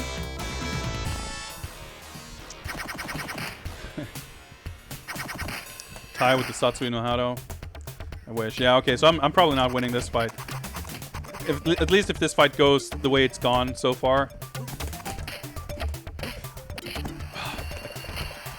Just getting stuck in the stick animation.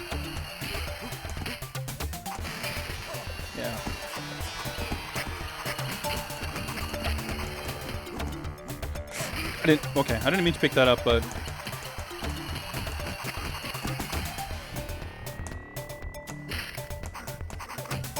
Dash! I'm dead. Alright, let's do one last attempt.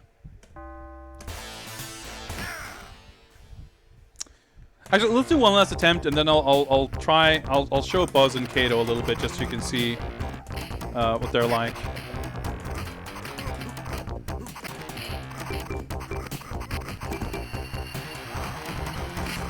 That was kind of weird.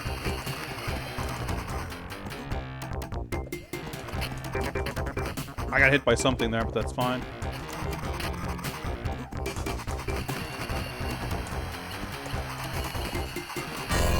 Alright, that was a good fight.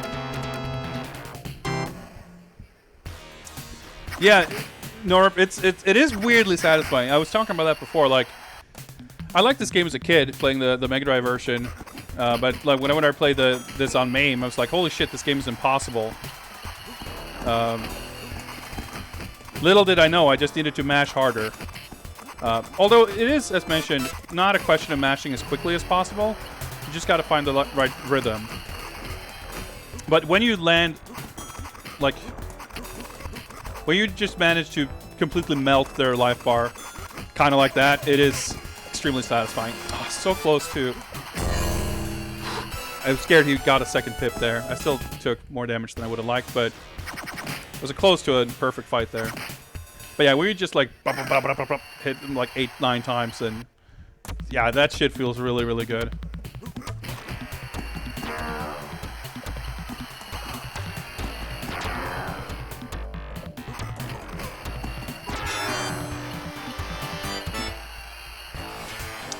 Yo, Atomic Runner with the cheer. I'm not sure if the audio play there or not. Just getting lost in all the FM synth chimes, maybe.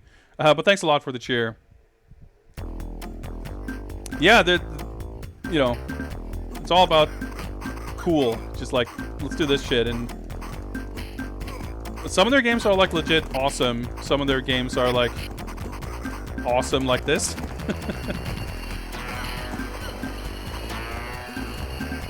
God damn it, I got fucking stabbed by a dude in the crowd. Well, we're not doing nearly as bad as last time, at least. I tried to dash.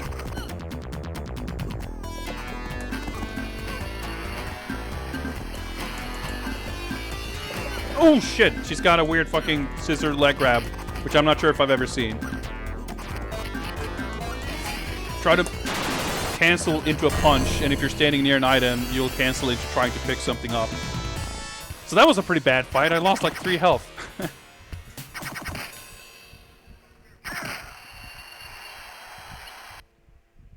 Ty's actors in Lionheart? That's pretty sick. I haven't seen that movie in like 15 years. Actually, probably closer to 20.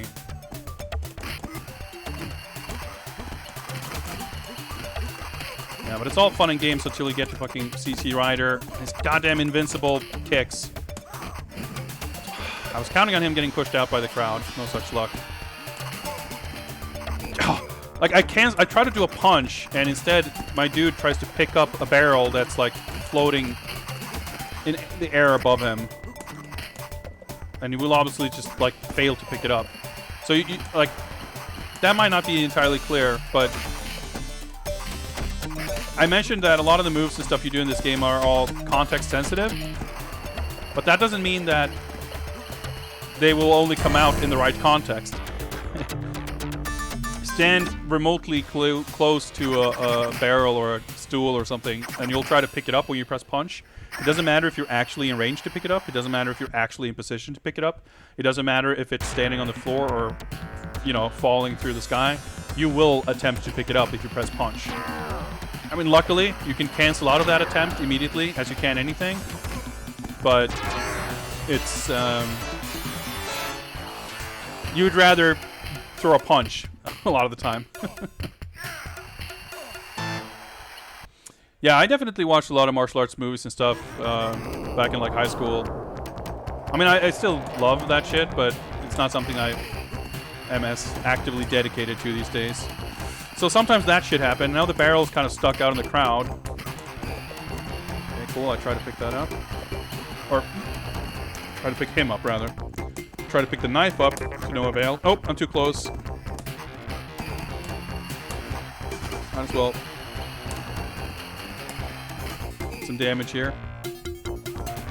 I mean, we can... Okay, I was just about to say, maybe we can attempt a damage-less Eddie.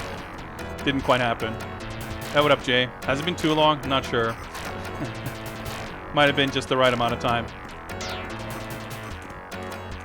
Well, just for jokes, let's play a credit each with Buzz and Kato. I did not need to reset. That's just out of habit.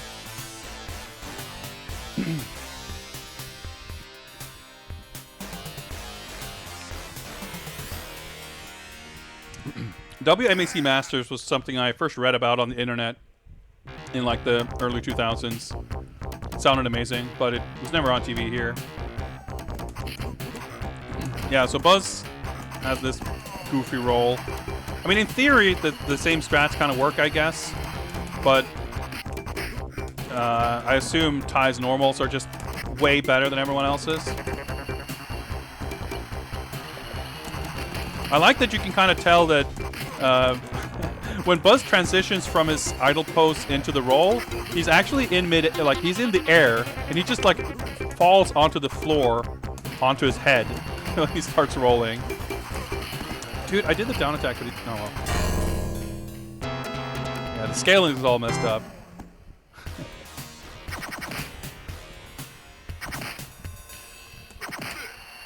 So he's got like a pile driver and shit. I think that's his like ABC, but you have to like, yeah. Oh yeah, he flexes afterwards too, which you can kind of get punished for. You can probably roll out of it, but because that I remember that from when I was a kid playing as Kato, because he's like the martial arts guy. That he seemed to be the coolest, but he would like always do his fucking bow that takes 2 years. Like, even if you can cancel out of it, it's a bit of a liability.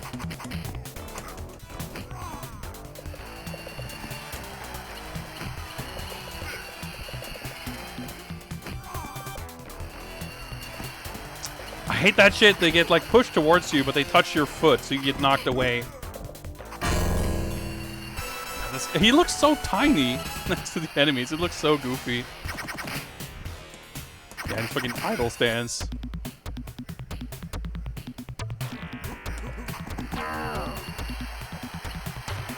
Pretty strong one. Whoa, okay. So I think that's just his AB grab. Can you lift him up? Who knows? Pretty strong jump kick. Totally studly. Well, he's got like the wrestling style. He might be a football player by day. I was gonna say by trade. I'm not sure. He's fucking trash anyway.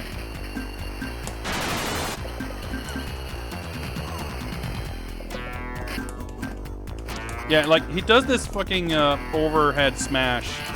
I mean, he's got like a normal punch, but I think it's his like close range punch is that axe, double axe handle, whatever, and it's way too slow. Like it kind of doesn't really work. I mean, it doesn't work with like canceling strats because you really can't really wait for it to come out before you cancel out of it. I mean, it still works. You're kind of looping kicks, but you're not really getting much out of half of your normals. Also, his down attack seems pretty shit. Like the axe kick you do with Kai seems to work just fine. Buzz's weird knee kind of doesn't really seem to hit. Oh my god. Fucking body splash? I mean, that was kind of cool. I don't know how I did it, but it's like ABC when they're down, maybe? Well, rip Buzz. Power-up sound as every notification. I don't know about that, but the idea of pit fighter notifications not so bad. I definitely need to consider that. Mad Miles cosplay. I don't know about that. I do kind of dress like Southside Jim, pretty much on a daily basis. So I think we're closer to that. He's an ex-pro wrestler. I see. Body slam, headbutt, pile driver. Kickboxing champion, 3rd degree black belt. Combo punch, flip kick, backhand. Hi. Let's go with that. Like those little animations, those might make for pretty good notification. Like he's got a kind of. Oh right, I forgot about that. He's got a fucking jump instead of a roll, which you can cancel out of, but you're in the fucking midair. So that's why he's shit. But his special just whiffed at point blank range there. I can't really roll into range because I jump. I want to just... That's a special. It does this little martial arts pose afterwards. Oh, his jump kick's pretty sick. He's got the fucking Van Damme kick. That's sick. Yeah, his close elbow is a cool animation, but it's like doesn't really work very well. Yeah, but the somersault is just a deal breaker. I mean, even if it kind of works in the sense that you get into position and hit them, it's not safe.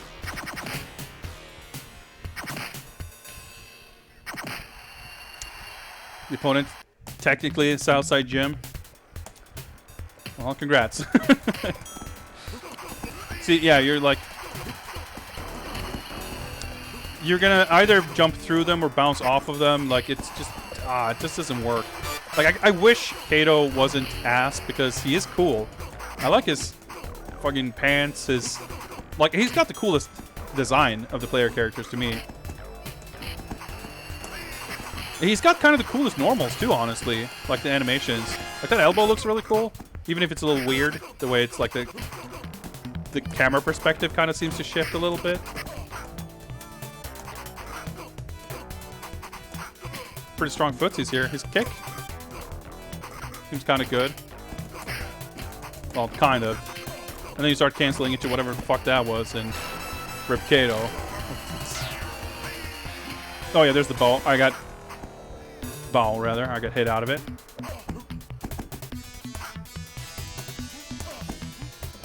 He tried to pick it up when I was carrying it, and that made him dodge. Whoa! Oh yeah, you can... Yeah, right, you can dodge diagonally. I kind of did that by mistake right there.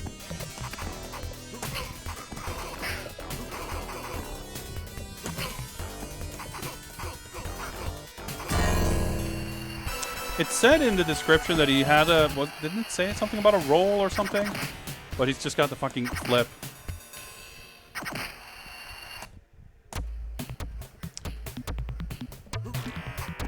Yeah, the sweatpants and tank top is kind of what I wear every day. Oh, that was a cool kick.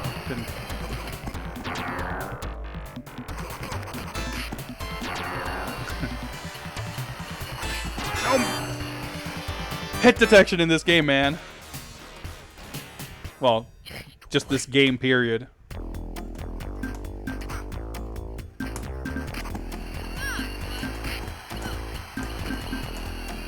It's a weird little down attack.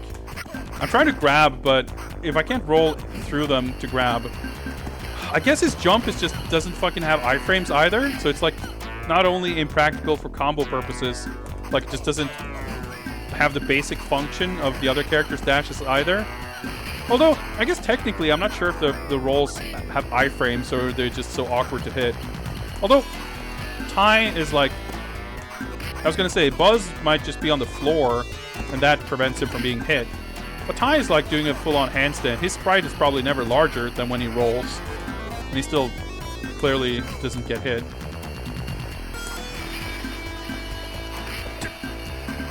I double tapped like 3 times and the dash didn't come out.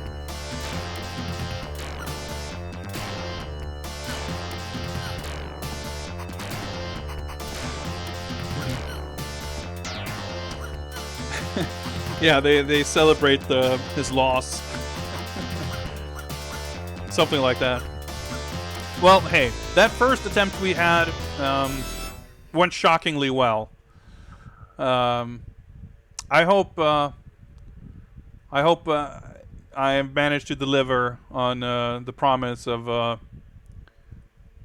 the full worth of 20,000 con coins for that. But I think we're going to be moving on to something else.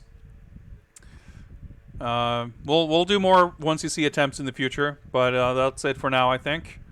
Thank you very much for cashing that in. It's actually fun. I enjoy this. But we got more fighting games to play, so let me set up a new raffle. And we are going to play some more versus fighting games. Give me just a second here to set it up.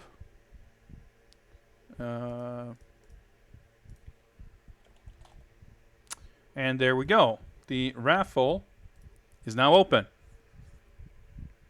Yeah, the opponent redeemed the Pit Fighter attempts.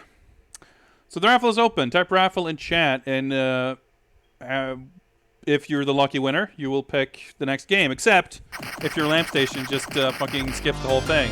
The raffle's not open. We're gonna do that instead. Lamp station redeemed. Pick the next game. So what's it gonna be, Bunny?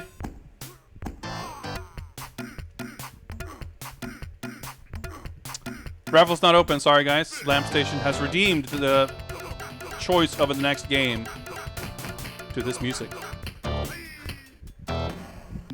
For 2,500 con coins. So if you, I think the limit is at 3 per 3 games per stream. Can be picked that way. Street Fighter V. Okay, we can do that. Let me boot up my PlayStation 4, and we shall move some arcade sticks and shit around, and we'll play some Street Fighter V. Let me close the raffle here too. There we go. And we'll do that. In fact, all right, I'm going to go to the BRB screen because I think I might as well go take a quick bathroom break. But I'll be back in a couple of minutes, and we'll play some Street Fighter V, I guess. So see you guys shortly.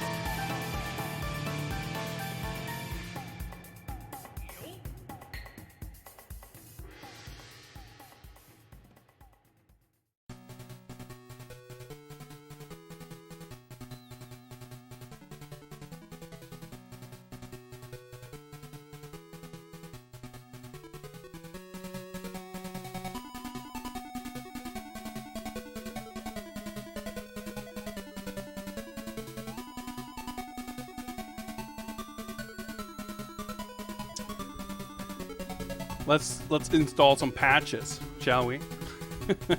I started this right before I left, so hopefully this shouldn't take super long. If it starts taking super long, I guess we'll try to go offline, but I'd kind of rather not. Let me set up a few things here first anyway.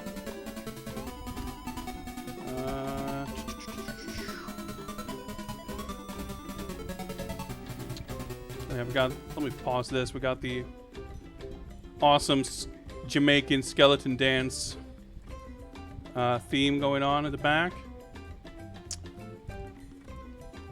Where did I put the... There we go.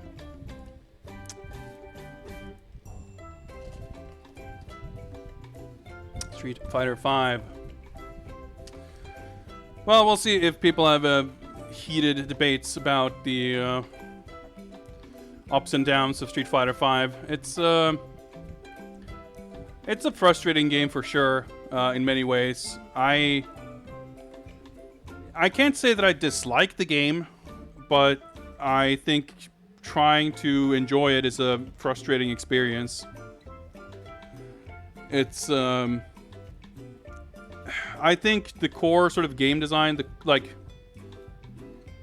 if the online component wasn't part of it, like if we were to compare, let's say, Street Fighter IV with Street Fighter V, and imagine a world where they were just released as, you know, as you know, kind of arcade games, no online aspect to them whatsoever, just in terms of how the game plays, how it looks, how it sounds, what characters are in it, that kind of thing.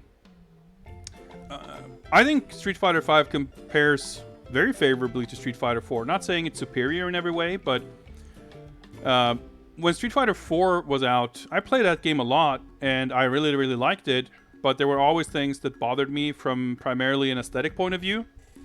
I didn't like how a lot of characters looked.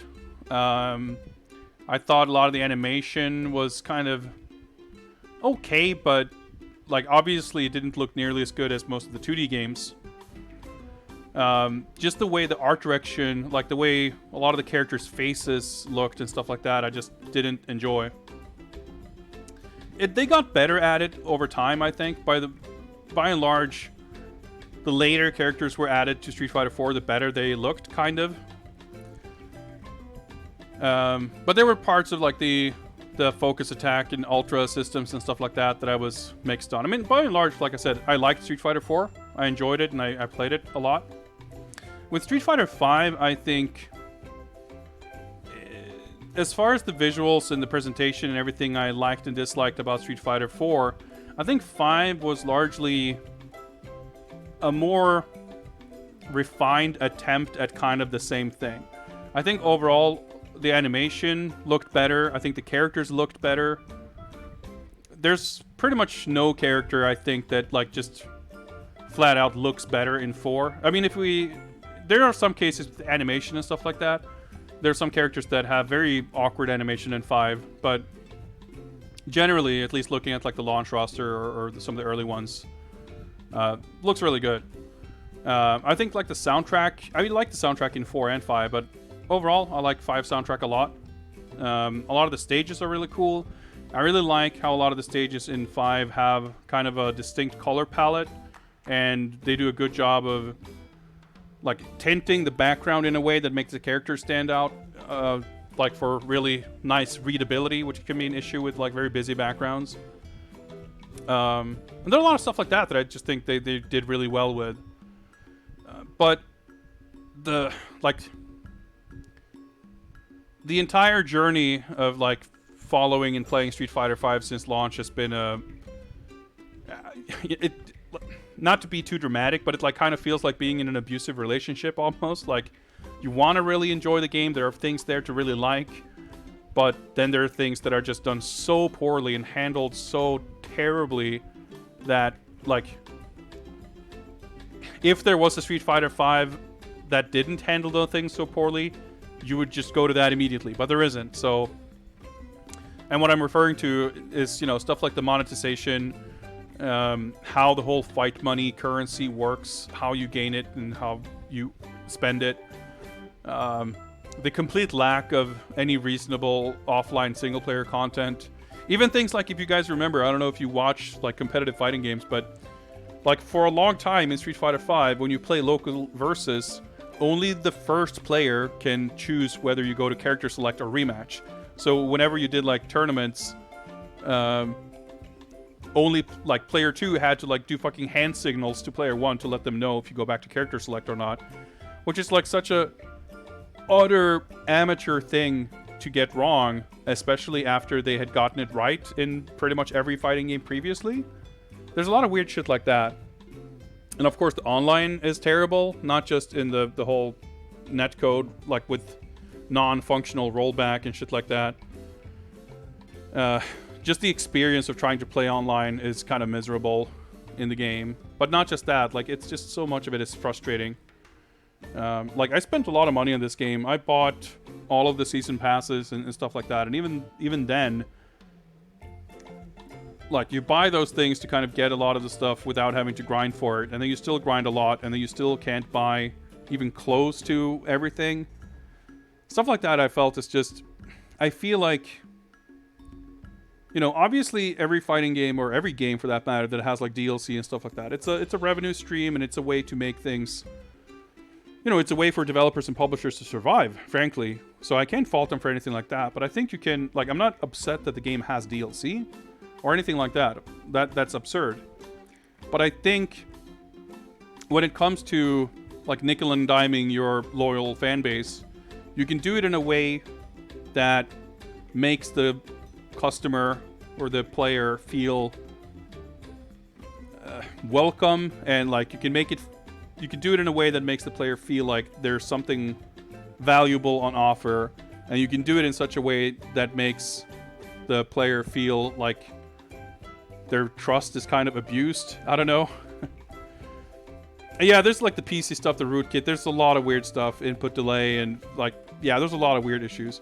Also, by the way, I would like to mention that this download was like 160 megabyte or something. It took like 90 seconds to download, but it's taking fucking 2 years to copy, which I don't understand, but we waited for it this long. I guess we're gonna wait for it to finish. Yeah, the story mode was just garbage. It's like, it didn't have a beginning or end, really. It was just really, like, the whole approach to storytelling in Street Fighter 4 and 5 is really weird to me. Like, Street Fighter 3, you know, like any arcade fighting game, doesn't really have, like, there isn't much of a focus on narrative, of course. There is, you know, an opening and maybe some kind of premise, which isn't really communicated very clearly. But there are endings for the characters that kind of show a sort of what-if scenario of what happened or whatever. In Street Fighter 4 and 5, like, by trying to place them in the timeline relative to other games, but then not really quite connecting them to those games, and seemingly being very afraid of making anything too final. Like, it was weird when 5 was announced, and, you know, we saw some of the new characters like Nikali and Fang, and you were kind of left to imagine their storyline significance and purpose. And then in the game, it just wasn't really explained at all. I just felt that, you know, I'm not saying there needs to be a larger focus on story, but I think on the one hand, if you're going to have story content, it should be satisfying in its own right. It should be, you know, if you're going to do a Mortal Kombat style story mode, it should be a satisfying narrative, you know, with a beginning and an end.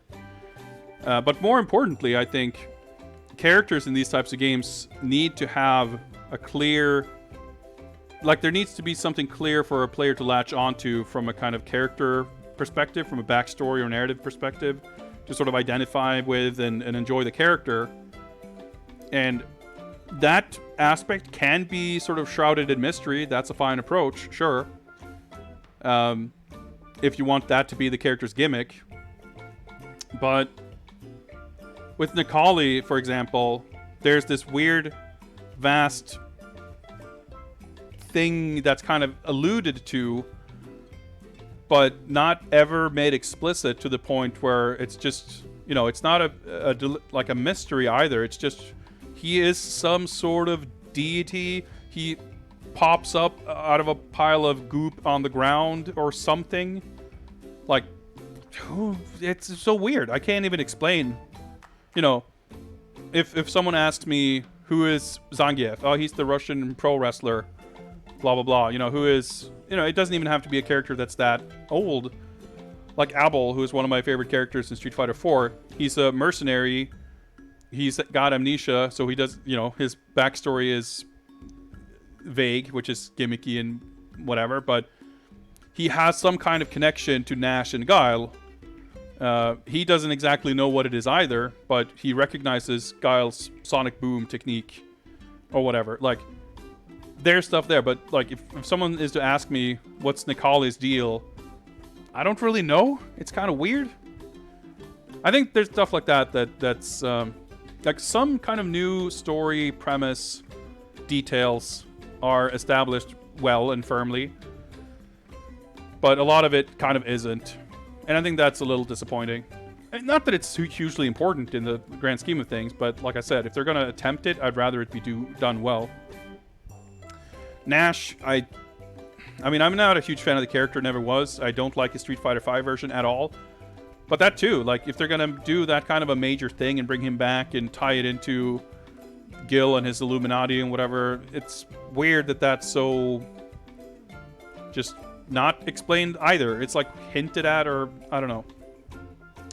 I don't play Nikali, no rep. Just I use this as an example because I think Nikali is a pretty cool character. I don't think he's... For a while, he was very boring to watch because he was very strong and very popular. He isn't nowadays, so it's kind of more fun. But visually, I think he's a cool character. I think 5 has, in general, like, it's really impressive and fun, I think, that they've brought in so many new characters, and many of them have become popular and sort of iconic Street Fighter characters in their own right. I think Laura is awesome. I think Fong is, I don't know, half and half. I don't hate him. I don't love him. Nikali is, like I said, kind of a mixed bag. But in terms of how he looks and how he fights, like, he's pretty cool.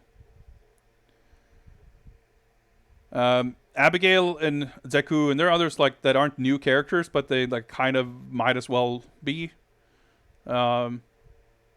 And they're pretty interesting. Manat, I think, is really cool. Like, it's funny, like, she's obviously got some kind of connection to Rose, who's a character who I've never liked. But I like Manat way better. It's kind of, like, annoying and strange and weird in some ways, too, how much certain characters have changed. Like, Zeku being this weird age-shifting whatever. And I hate that there's a connection to Strider. I think that's completely pointless and it's stupid and I hate it. But as a character in and of himself, he's kind of cool. He's got cool abilities. Oh my god. All right. Okay. So I haven't played this in a while.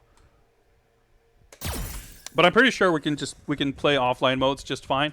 We'll be able to play something, I'm sure.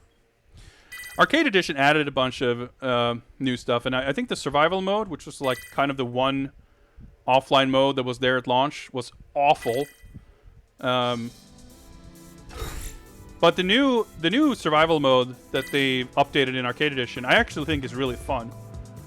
Well, this download it's gonna interrupt us if we try to do anything, so we're just gonna let it finish.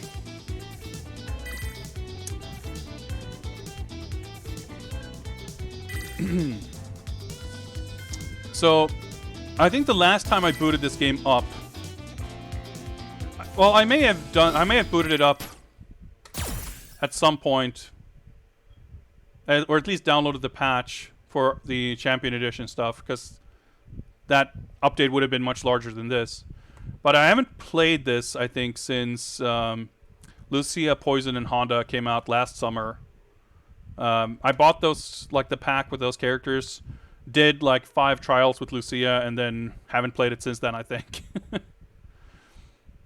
Oh boy, modern games. So yeah, apologies for not being well prepared. It's not my intention to like keep everyone waiting. I can tell here it says that Lamp Station picked this game 21 minutes ago, but we're getting ready here any second. We are playing Street Fighter V. A through U. Well, There's probably been 25 Street Fighter games before this, give or take, or however many letters that makes. 22. Yeah, some of this shit too, like server issues and how all that shit works. It's like, yeah, it's a modern game, it needs to be connected, etc. Sure, but even so, the server issues. Man, dude, remember in fucking season 1 when you might get disconnected from the server in the middle of a match and just get thrown back to the main menu? That was a cool feature. Like, there's so much just basic ass amateur shit like that it's just baffling how it got through. Only need to play this for 5 minutes. Nah, we'll play this. I enjoy this. So what I want to do, like I said, the arcade mode and stuff that they added, I also quite enjoy. And one of the things that I like, oh yeah, we can do this shit. Like all this way to get points, and you get so little of it, and most of it is tied to like the shitty online that I don't like. Stuff like that really annoys me. Currently available extra battle. Oh yeah. Actually, that reminds me. I think we should be able to buy some free loot boxes. Yeah, there we go. So is this No Escape Balrog? I don't think I have this. Yeah, it would show here. This is a cool costume. Honestly, this loot box stuff, I don't mind really, because I think a lot of the content that they put into this is like kind of fun. Artwork and stuff. You know, it's all up to however much you feel like you'd want to spend on it or not. I've got 100,000, 137,000 fight money that I may or may not spend. And you can do other extra battle stuff to get extra. Like a lot of this, I think, was improved with what they added for Arcade Edition. Although, of course, the stuff that you can win with this, like it doesn't include any of the paid costumes and whatever. Which, of course, if you buy the Champion Edition update, you still just get all of that anyway. But hey, why don't we buy some loot boxes just for the hell of it? Oh yeah, I actually have a couple of tickets. I'm not spending this fight money on much anyway. Maybe we'll get a cool costume. But probably we're not going to get that much of interest. We get some survival mode items. Hey, we got a color for a costume. Cool, we got a pretty ugly color, it looks like, for a costume I never want to use, but that's cool. Hey, we got some nice artwork. Anyway, what I actually wanted to check out is here.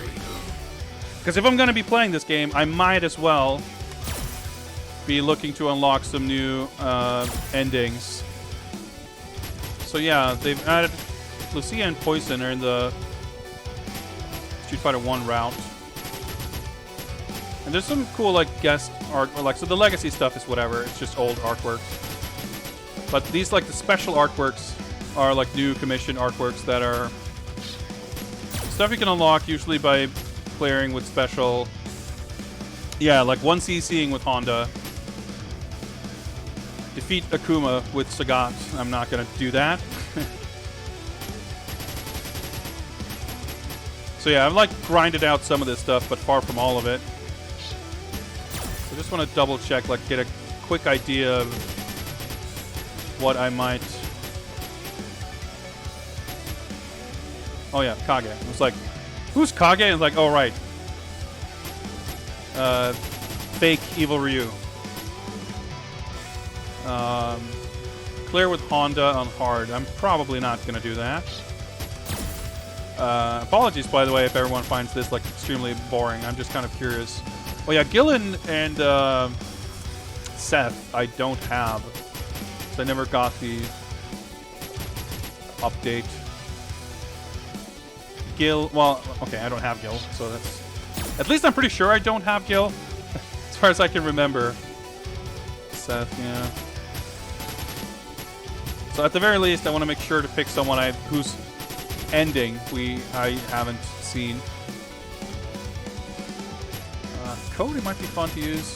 Let's see. Yeah, Street Fighter 4 is like the longest ladder, I think, or it used to be anyway. So that's why I haven't done that with many characters. Oh, here's some. Okay. Oh yeah, defeat the new challenger in Street Fighter 5 route is G, I think, and he's not a super hard, crazy boss, so that should be fine.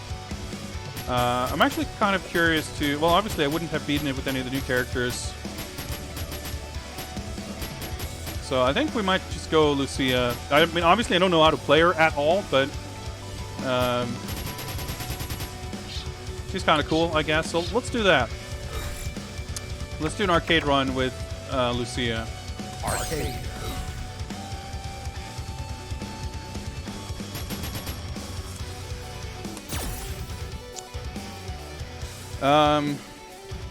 Let's do easy mode because I don't know how to play this character, and this is going to probably improve our odds of getting the G fight to get that extra artwork. So let's do that. Street Fighter 5. Man, this is so. I haven't like. Not only have I not played this game in a long time, I feel like I haven't watched this game much in recent memory either. Yeah, so Gil and Seth over here are locked. I might get the. I have this on PC. I bought it basically to be able to mess around with some modding stuff a while back, but I never got any of the DLC or anything. But I think the Champion Edition upgrade is on it's on sale and pretty cheap, so I might pick that up. So I got the pack, which comes with the costumes and stuff. God, the fucking ads! Jesus Christ! Oh yeah, I guess. Fuck me! I thought I had her classic costume, but that's not included. And I guess the story costume, you have to actually beat the story mode to get that, and I haven't even done that.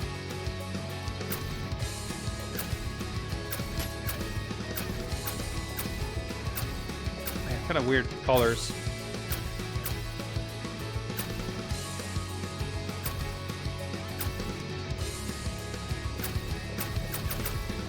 Yeah, let's go with this. This'll do. So she probably has like a costume code for this. Probably try to figure that out. Man, I feel so like everything feels so alien. I haven't played this game in forever. Also, yeah, I haven't played this since V-Skill 2 was introduced. Then again, I haven't played this character anyway, so we'll just go with this. Yeah, dude, the fucking Olympics costumes. It's kind of silly. And also because they're like officially sanctioned or whatever, they only have the one color, or like two colors, I guess, but they don't come in like proper color variety.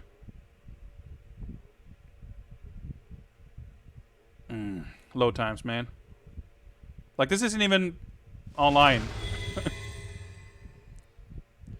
Am I remembering this correctly? Round one. No, okay, well. Fight. Alright. That's a pretty nice suplex. That's our V skill.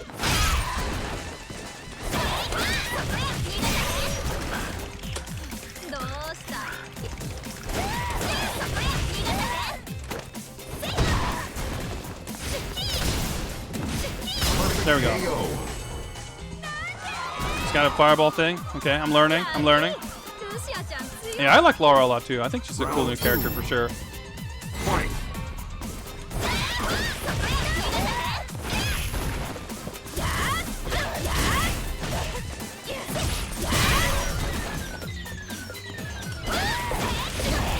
That's not how you do her super.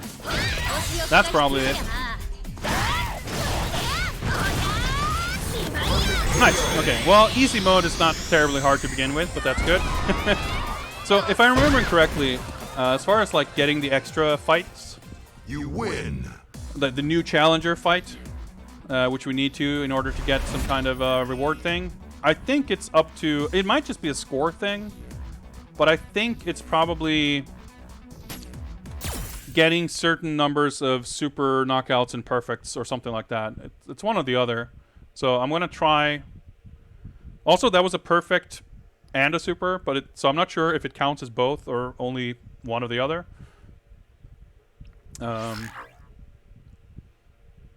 But at least we got 2 perfects down. So I'm gonna definitely see if we can get some other super KOs.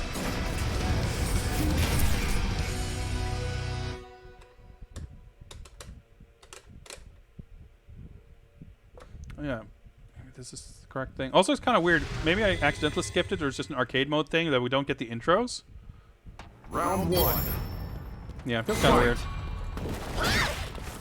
Saves us a little bit of time, I guess, but... Alright, just got some kind of command run thing going on.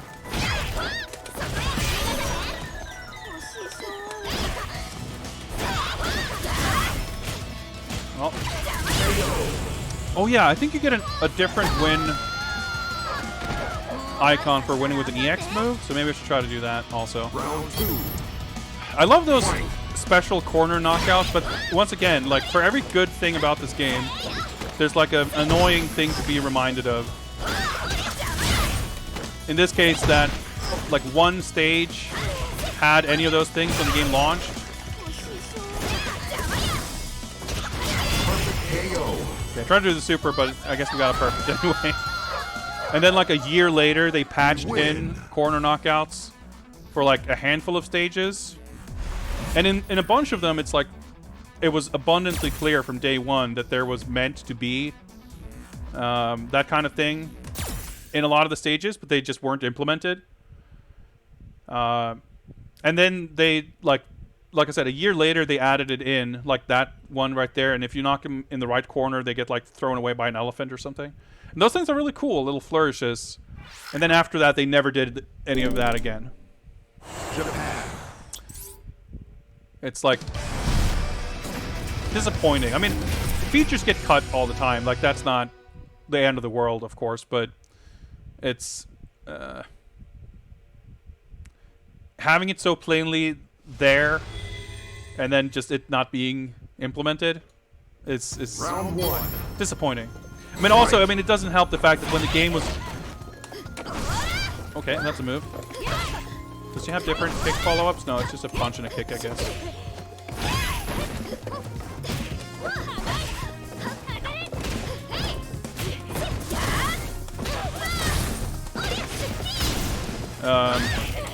When the game was first revealed... Oh my god, okay, that didn't do much damage. Ah, okay, I thought that didn't kill. Alright. When they first had the reveal, they showed like the Chinatown stage Round 2. where you get knocked into the restaurant, get the ramen bowl and everything. Like, that was so cool. And then, you know, that kind of not only sets a precedent, but creates expectation of like, oh man, that was so cool. I wonder what other cool shit they have. And it turns out the amount of other cool shit they had was nothing. Because at launch, that stage was the only one that had any of that stuff.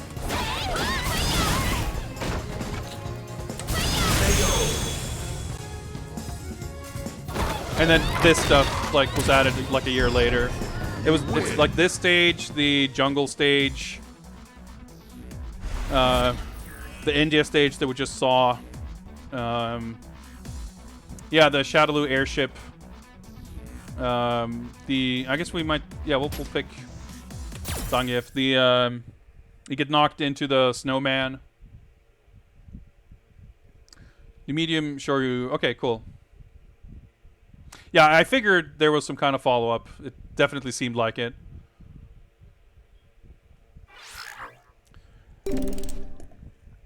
Zangief, I think, by the way, is a great example of a character that I didn't like how they looked in 4 at all, really.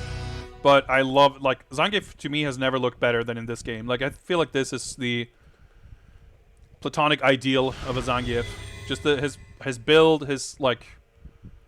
Yeah, everything. I think he, like I said, he's never looked better. Fight.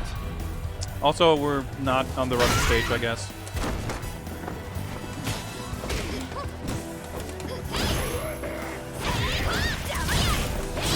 Oh, yeah. Oh, so that's the Shoryu. Okay.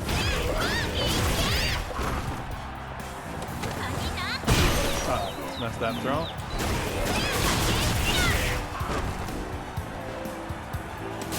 Might as well do that. Get an EX win. I think that's a thing. probably aim for a super knockout next round if we can build a meter. Round 2. Fight.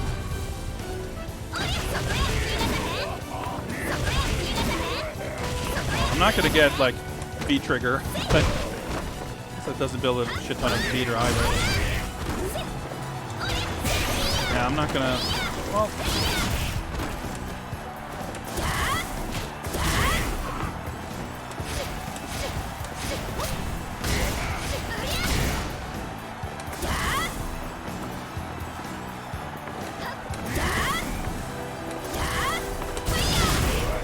Ah, shit. I tried to juggle with this.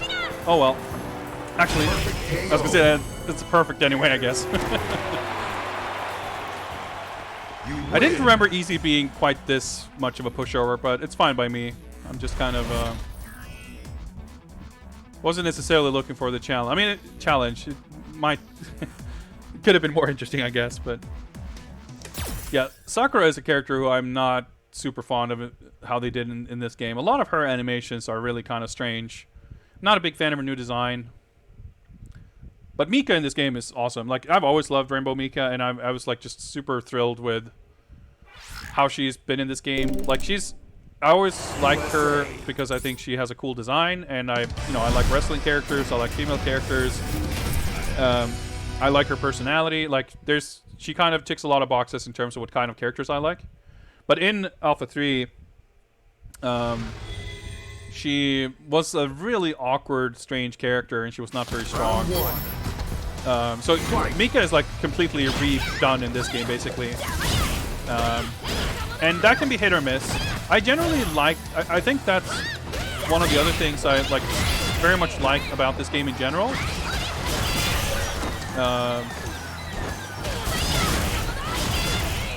Like how they've been pretty bold, I think, all things considered, with how they've re-envisioned a lot of characters. Like, I think Dhalsim is the coolest he's ever been in this game. I like his new look and his move, like his fighting style and everything he can do. It's just really cool. Ken being different. Like, I think almost every kind of re-envisioned character like that has been kind of a success, but not all of them. Birdie, I kind of hate. I don't like the new version of Birdie at all.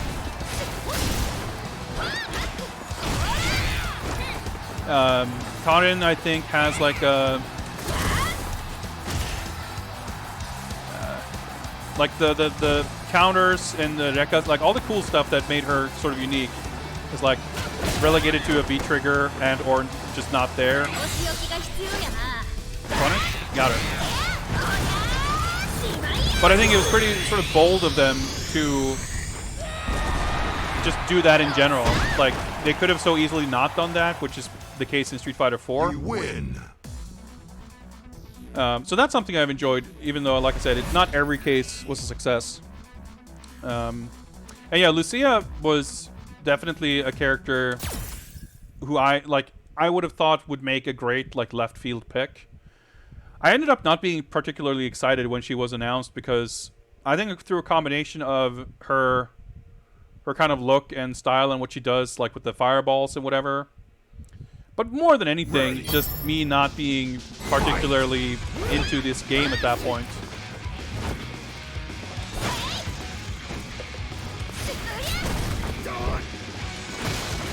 Because I've been thinking about that too, because Season 5 is on the horizon, right? And the sort of idea of who would I like to see in Season 5, I find is... my thoughts are kind of dominated by the fact that it doesn't really matter, because I don't think anyone they could add would really excite me all that much. Just on account of me not being that excited about the game.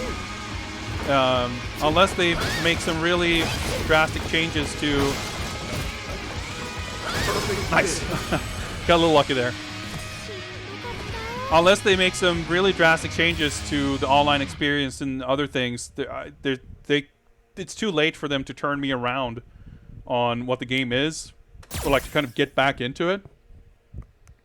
So if there was a character who I really wanted them to add, let's say for the sake of argument that Rainbow Mika was not in the game, she would stay on the top of my wish list until she was. But at this point, if she was added now, it would be a little, too little too late. And it would be... I would probably feel bad because the chances of her then showing up in the next game would be slimmer. So, it's a weird time to add, like, fan favorites or whatever for anyone, for anyone who's, like, been a fan of the game and stuck with it for 4 years. Fight. To have their favorite added just now, is that gonna matter all that much? Like, maybe, I don't know. I mean, I don't want to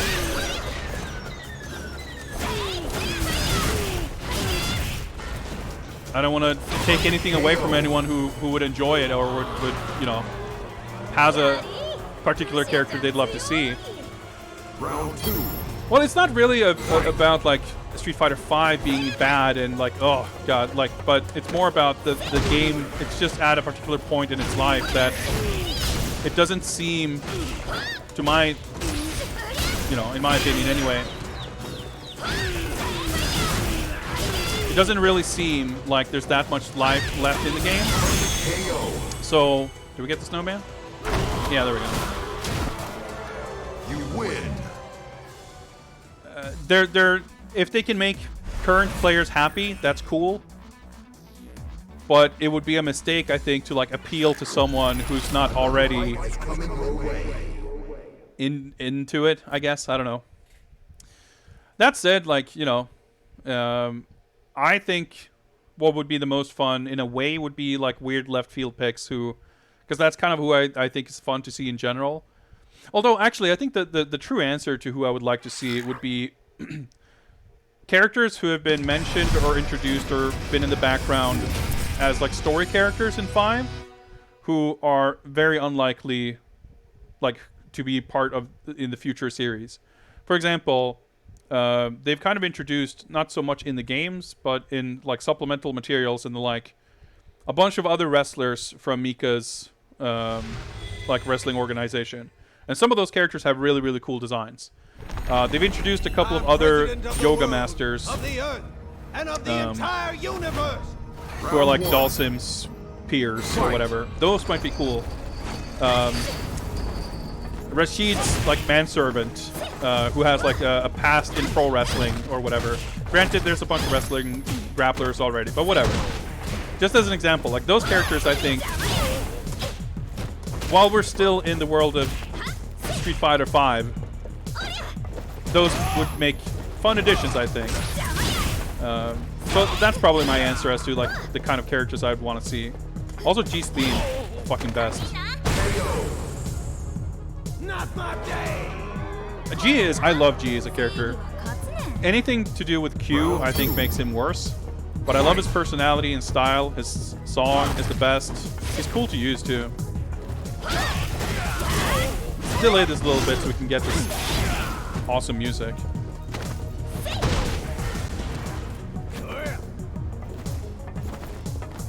So who do I want in KOF 15?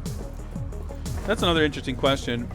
You know, 14, of course, like, had the focus on the giant cast. Dude, I gotta add, like, another jaxophone alert with this song.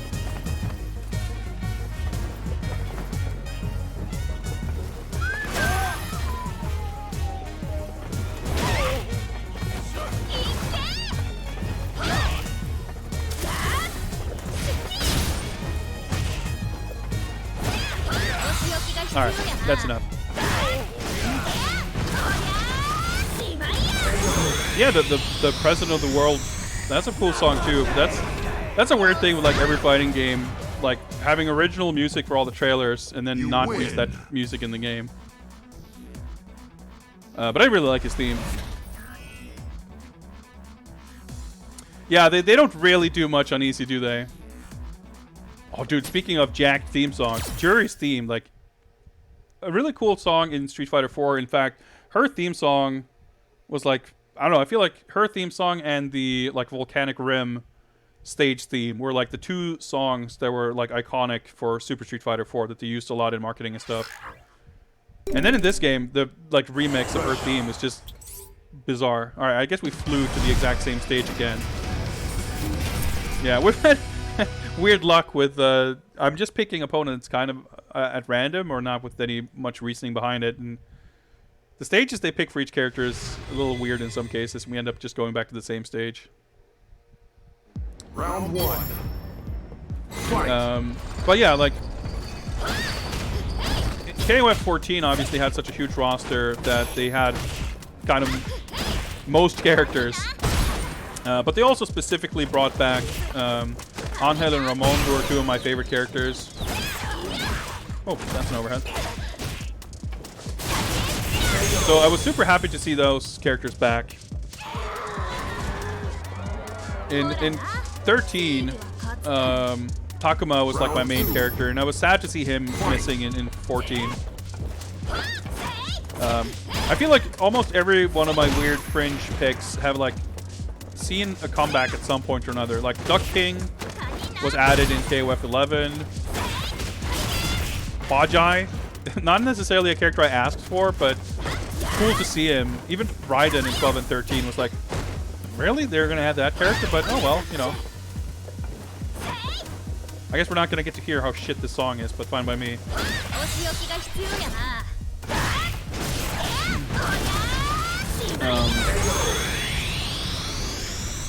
But I'm also kind of a boring person in that, like, a lot of my sort of favorite characters to use in KOF are Kim and Ralph, to some degree, Terry, Ryo, Joe. Like, I will have no problems picking a team of characters I like, kind of regardless of what the roster looks like, almost.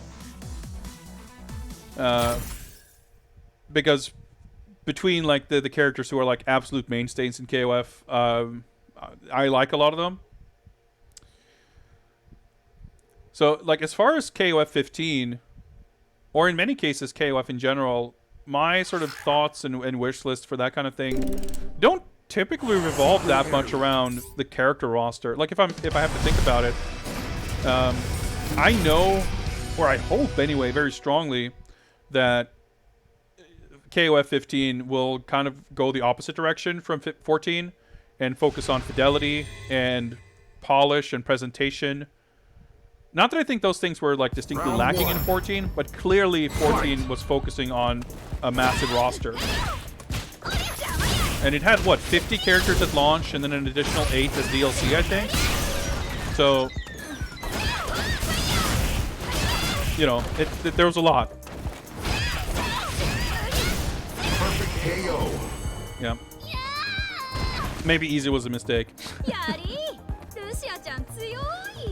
Falk is a character who's like awesome in theory, I think, but she looks kind of awkward in many ways in the game.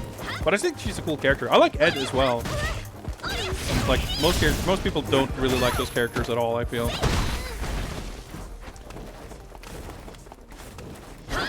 So like, I think the big thing is I think for KOF to be kind of relevant and interesting, obviously it needs to have functional online. But beyond that, I think, especially given that the reception of KOF 14's initial showings was so poor, that I really want 15 to be like visually. I mean, it doesn't have to be Guilty Gear, but I don't want it to be laughed out of the room for how it looks. And I think a massive game can also be kind of overwhelming and not really. Yeah, speaking of Ed, let's check him out.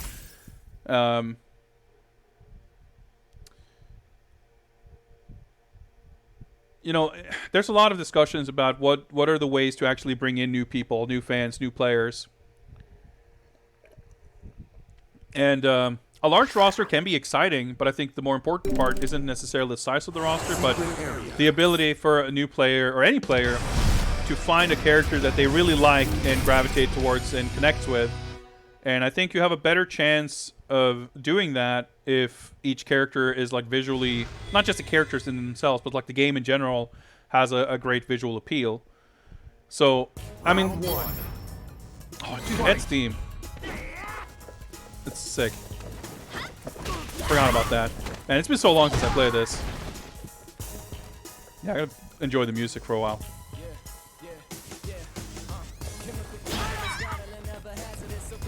Vocal themes are the fucking best thing in fighting games.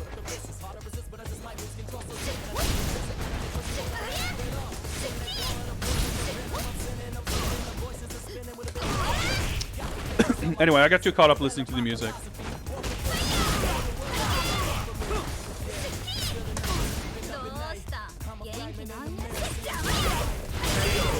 Alright, there we go. So that's kind of my like I'm mostly excited / anxious to see what KOF 15 looks like. Like, because I think both in 13 and to some degree in 14,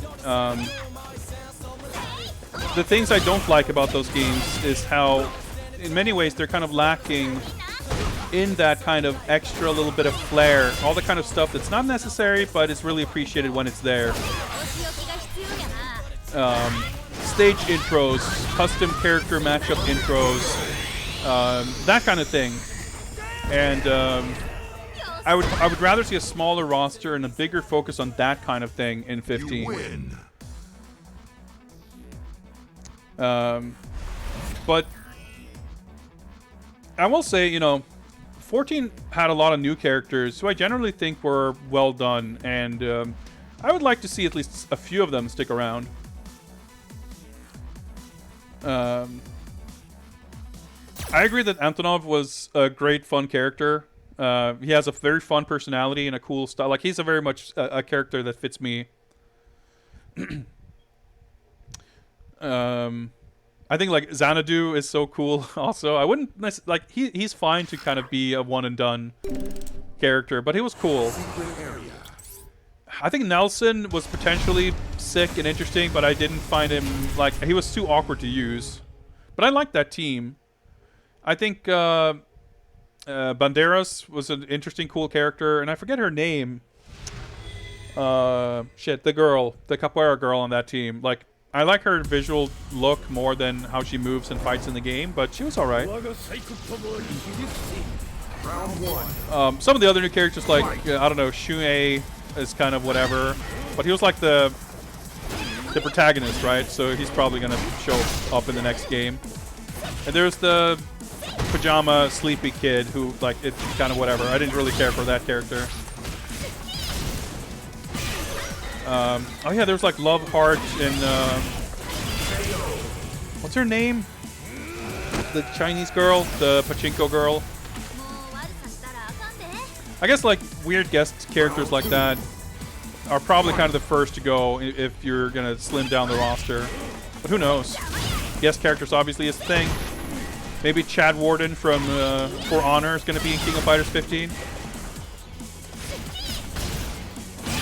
No, not Alice. Although she's awesome too. I was gonna say Moo, whatever. Mui, right? Although, like, I think Mui is a cool character.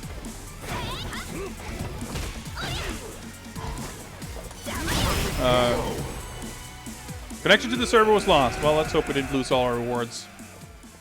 You win. Yeah, I mean, I think Alice is a character who, of course, you know, she doesn't feel like she doesn't seem like she literally transported there from a different universe. She obviously has a connection to the other Fatal Fury characters and everything. Dude, it's been a good while since I played the game. I'm like trying to remember who was even in it. There's, of course,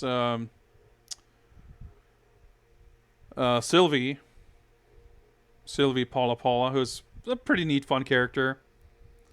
The fucking sand guy. The creep lord who is the boss in SNK Heroines.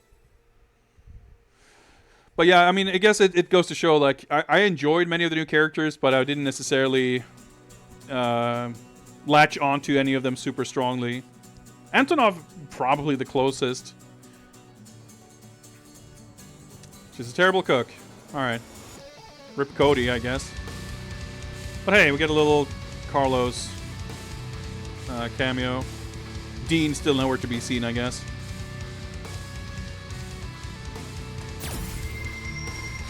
Congratulations. All right, here's the super extra bonus artwork we got. Thank you for playing. But yeah, I mean, for sure, like Angel and Ramon are two characters who I've always loved. And even though I can't play Angel worth shit, I just love her design, and she's got such a cool moveset that I always want her to be in the game. So those two will like always be on my perennial sort of wish list for any KOF game. And it would be fun to see, like, they can swap out King of Dinosaurs for someone else. I mean, Seth sucks. I don't like him, but get someone else in there and have a new, like, Mexican team. I'd be happy to see that. I'm trying to think otherwise, like, in terms of... I would love to see... I don't have any particular characters, I guess, but, like, bring back other sort of weirdos from the past, or, like, a new team of, like, Art of Fighting characters or something would be fun. But otherwise, I would say, in terms of who I really missed in 14, definitely Takuma was at the top of my list, and Blue Mary was pretty high up too. But she also, I mean, they did put her as DLC. New Sports Kick, Johnny Maximum, Robert Landolt, and the Super Sidekick. I mean, sure, why not? Perfect time to pull up some art from one of the mobile SF games I posted on the Discord. Yeah. The art stuff they put in this in the arcade mode is cool, but a lot of it's still like hidden in there, and they still put these fucking shit CG portraits in the main game. Anyway, Rosa from Foon. Yeah, she's pretty cool. I mean, they did put fucking. Didn't they put someone else from that game? Or am I just getting... Didn't they put one of the guys with the mask in KOF 11? The palette swap guys? Or am I just mixing them up with Silber? KOF 11 had a weird-ass roster with a bunch of guest characters, or whatever you want to call them. Oh yeah, Hayate, of course, was in it too. Yeah, because they had Guy Tendo. Man, they should bring him back. Dude, Rob Python, actually, fucking... what's it called? Buriki 1 has some cool characters. Yeah, Jazu, right. Jazu and Hayate. Yeah, and then it had Silber and Guy Tendo. And they added some other MBC characters in the PS2 version. Like the Mai and Robert and whoever else was missing from the arcade. Yeah, Buriki 1 seems like a weird game, but it's definitely the one I've always wanted to play. But yeah, Rob Python has such a cool design, and I think Guy was a cool character in 11, as far as I can recall. Anyway, it's been a while. Anyway, guys, while we're talking about this, why don't we open up a new raffle so we can play something else? Let me actually do this. I'm gonna disable the pick the game rewards because this has been a weird stream. We've barely gotten to do. We haven't even gotten to do, like, I think we did one raffle. I want to do some raffles, so let's do an undisturbed raffle here. Give me a second here to just set it up. There we go. The raffle is now open. Type raffle in chat for the chance to pick the next game. Actually, I forgot. We should also go to the doc here and mark some of these games as played to make sure that we put them, what do I call it? Off. Not off the record, but they're not available. What day is today? 26th, right? So Samurai Shodown 4 we played, and Street Fighter 5 we have played. It says Arcade Edition. Technically, I guess we've been playing Champion Edition, but it's the one Street Fighter 5 we can actually play, so that's the one we're going to do. Unfortunately, we cannot go back to older versions of Street Fighter 5 because that's not how video games work anymore.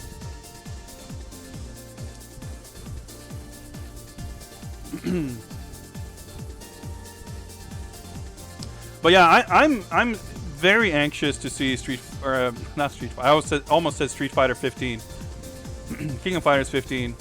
I'm anxious both because I'm both in like just an excited sense. I'm excited to see it. I can't wait. You know, I've been a fan of KOF since pretty much the inception, and I feel like it's reasonable to expect a significant leap. Like, not just saying that it's going to be better, but we're not going to see something that feels like it's more of the same. And for KOF, that's particularly exciting, I think, because, you know, for the past 10 years, KOF has not been a sort of... It's not been a series with new installments coming in very often, and when they have, they usually have been, you know, the 2 times it's happened, basically. You know, KOF 12 came out in 08, 09, and then 13 came out in 2010, I think. And since then, we've, you know, that 12 was weird as hell, but the art was kind of exciting, and then 13 came out and was fucking incredible. And then it took like 5 years until we got 15. And it's been, or 14, and it's been 5 years since.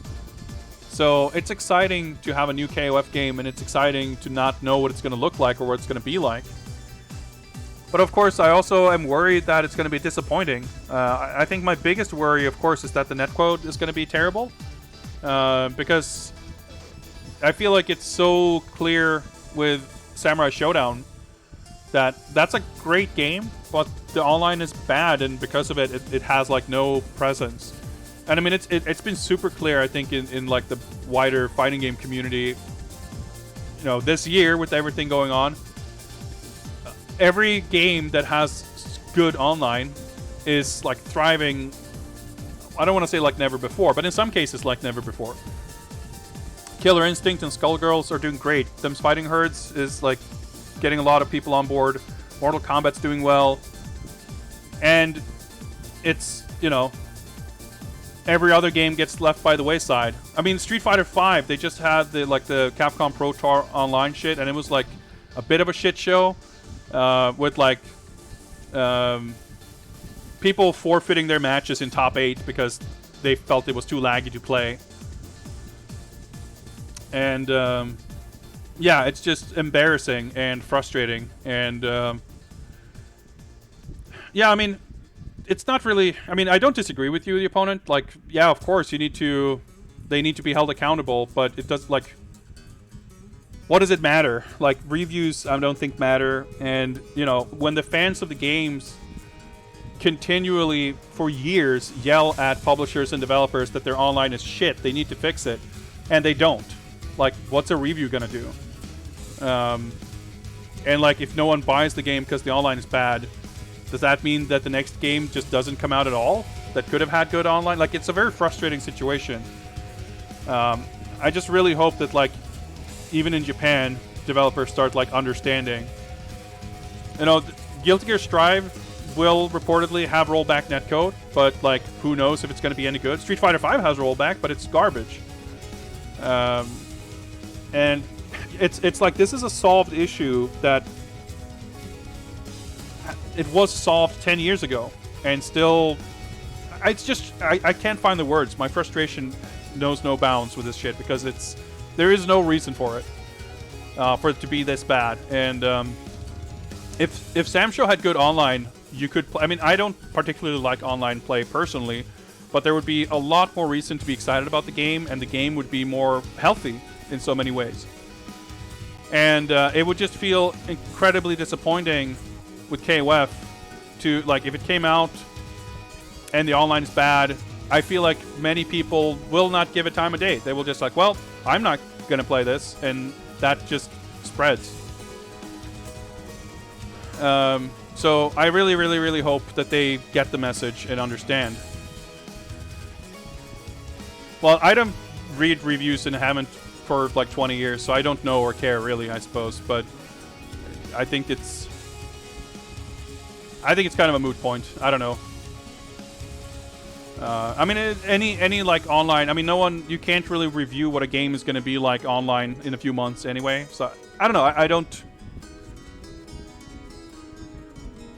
Well, I can't say that I disagree either, because I don't know if what you're claiming is true.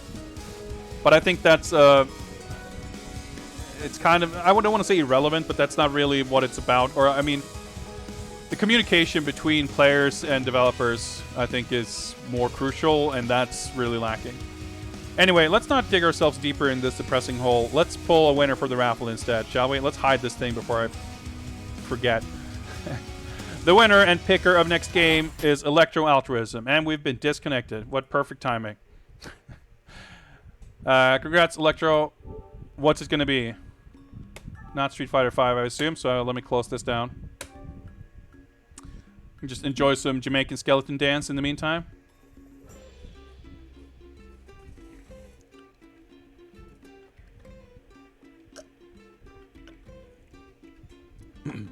So that's my biggest fear for KOF 15 for sure. But I'm also, like I said, anxious / excited just to see what it's going to be, you know. So Electro, you got a game for us? I mean, feel free to peruse the list if you need be. We're not in any extreme hurry. Did I know what? What did I know or did not know?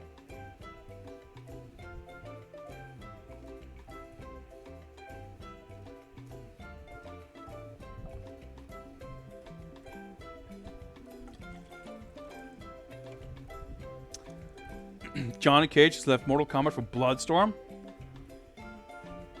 Oh my god. I'm going to assume that's your way of announcing that we're going to be playing some Bloodstorm. And if so, your wish is my command. That means we're going to be closing this thing down, and it means that we are going to be swapping arcade sticks, I think. Although, this should work. Actually, we'll probably just do this, because I'm going to have to rebind controls and shit anyway. I think this is going to work. Actually, might... Well, we'll find out. It's been a long time since I did this stuff. Let me just super quickly see if this is going to work. Hop on over here. Oh yeah, I can just do this, I guess. Oh, it is recognizing it. Good.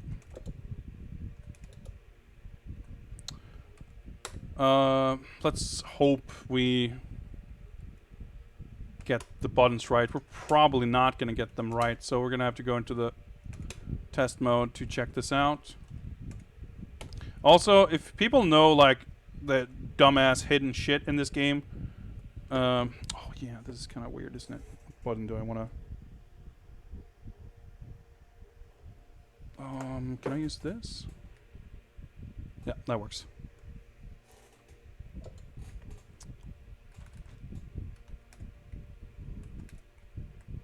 Whoops. That's not the right button. There we go. I just need to check.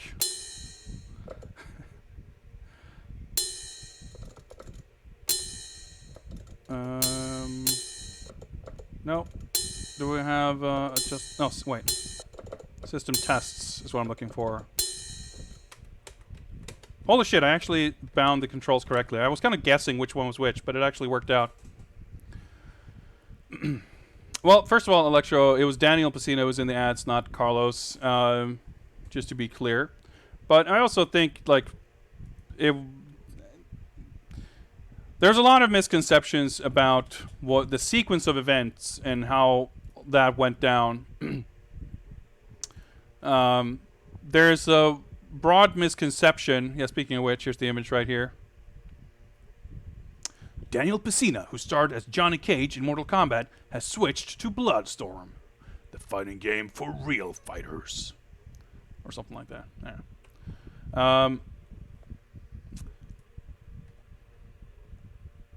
Start 1 and start 2. There we go. Let me just check here. Let's do free play. All attract sounds on. Full violence, yes. Oh yeah, you can even you can turn off decapitations and dismemberments and blood. And you can also change the game's name from Bloodstorm to Storm. Which is pretty funny. Button configuration, skill level. Alright, 2 out of 5 seems fine to me.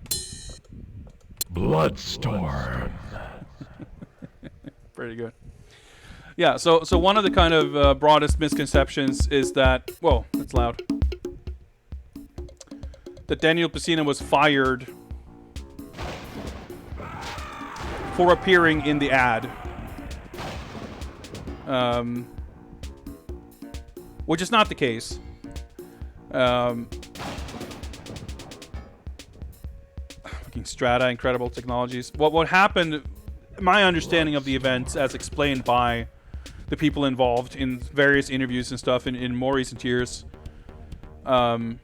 is that basically, you know, Mortal Kombat 1 was a very small production, and basically John Tobias got some friends and some friends of friends to be involved,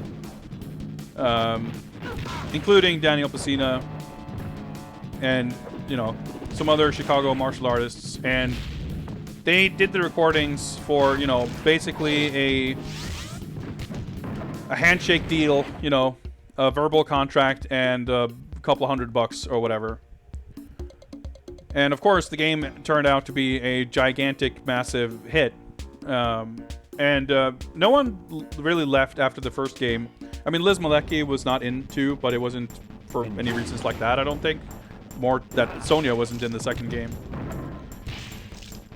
And I think it was when the home ports of 1 came out, essentially it was argued that there were lawsuits, or at least threats of lawsuits, from Pesina and others about their likenesses being used without payment, basically, like without more what's the word? Compensation. You know, that essentially they would have argued that the deal, the contract for the recording covered the arcade game and not like derivative home ports, etc. And especially when those home ports sold like millions and millions. And essentially, Daniel Pesina sort of, or like one of the crux of one of the parts of the lawsuits anyway, was that the likenesses specifically were like a key factor. Like the fans liked these characters, and they liked these characters because of these specific actors' performances. And that, like, basically, you know, Mortal Kombat wouldn't exist without us. And that basically was deemed not to be the case. So I'm not sure if that sort of lawsuit went the whole way through and Midway won in court. I want to say that it probably didn't go quite that far, but the damage was basically done in terms of, you know, those actors wanting to be involved, and also Midway not wanting to have those people involved. Like, even if, you know, John Tobias was still friends with him, and obviously his brother Carlos is involved in Mortal Kombat to this day, the higher-ups probably would have not wanted to hire people who was, like, going to throw lawsuits at them. Which, you know, that's pretty understandable. So by the time Daniel Pesina was like involved in this, that like this had already come to pass. This is so, and my understanding of his telling of the story anyway was like the ad was just like a kind of a goof, and basically like the Mortal Kombat guys like kind of didn't just not mind it, they kind of made it happen. Like, it was all kind of in good fun. And like the ad reportedly did jack shit for the game anyway, so like it didn't make a deal, like it didn't make a difference. So it wasn't like, you know, that it made that, you know, made much of a fuss either way. But regardless, it's kind of a fun anecdote and fun part of history. And it's kind of interesting, like there's a bunch of those actors who've been involved in some other projects that, you know, in many cases kind of failed to materialize. There's a couple of like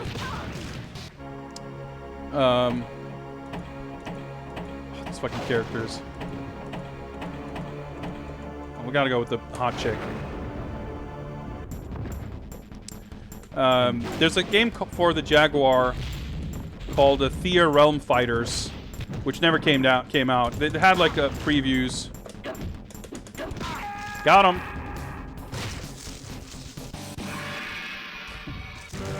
And it stars like most of the actors that left MK. Daniel Pacino was in it. Ho Sung Pak, who played Liu Kang, is in it. Catalin Zamir, who played Kitana and Melina, is in it. Oh shit! Right. My grenades bounced and hit myself. That's not great. I can't remember if Elizabeth Malecki is in it, but like basically most of the actors who left after MK1/2. Right, there's a block button. I keep forgetting. Well, I have no legs, but technically I'm still alive. Well, my health was draining. That didn't go great. Let's try this again. There's footage out there of that game, but I'm not sure if any playable ROM has ever been dumped. But I want to say there was some other game too that like that's not the only one. So it's kind of interesting that like there seemed to have been some like whether it's the sort of desire on their part or someone else kind of getting access to those actors and figuring they might be profitable. Whatever the case, like it's interesting to see there's some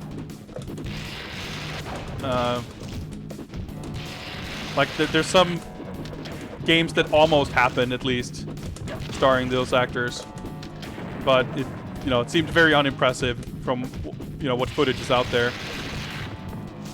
I mean, if you know the kind of games, the kind of fighting games that did make release on the Jaguar, and think about what it might have looked like a game that just didn't come out. And yeah, I mean, it's an unfortunate situation how that all played out. I'm sure they, Midway and Acclaim could have probably treated those people better, but at the same time, like, I wonder if it's like a... I was gonna say, I wonder if it's like a Time Killers thing where you like hit all the buttons to do some kind of finishing moves when they're stunned, but I can't seem to pull it off. Alright, there's some block motions to get the taunts. Cool, I'll mash some shit out. And yes, this is not a nice looking game. Like, in some ways, I think it's nicer looking than Time Killers, which was made by the same team. The same company, anyway. But, oh shit, the explosion still hit me.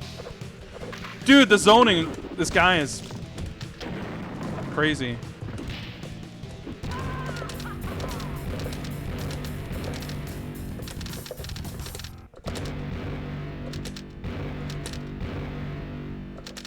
Alright, here we go. Who controls Necron? Pucker up your cheeks and blow. Alright, okay. Put trash in its place. So Necron is like one of the boss characters, I think.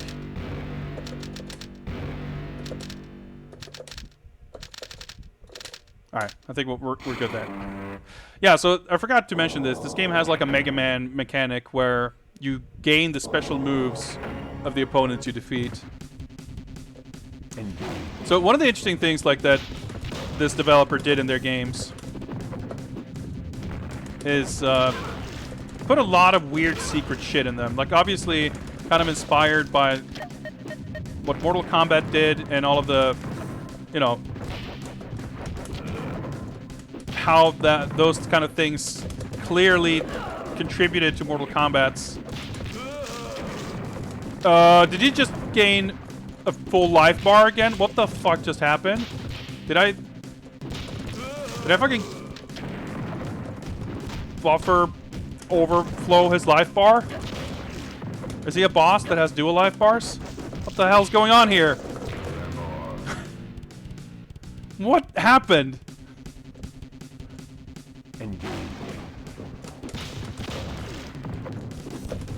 Anyway, I've got extra moves, but I don't know how to do any of them.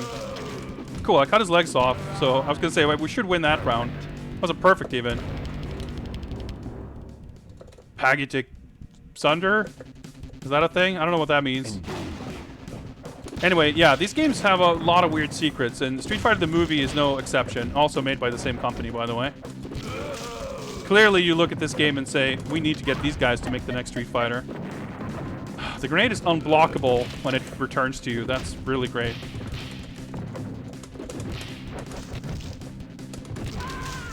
Nice. We got some arms there. I don't know why he had like a fucking triple life bar that first match, but... Oh, shit! We got a hidden boss fight. Blood.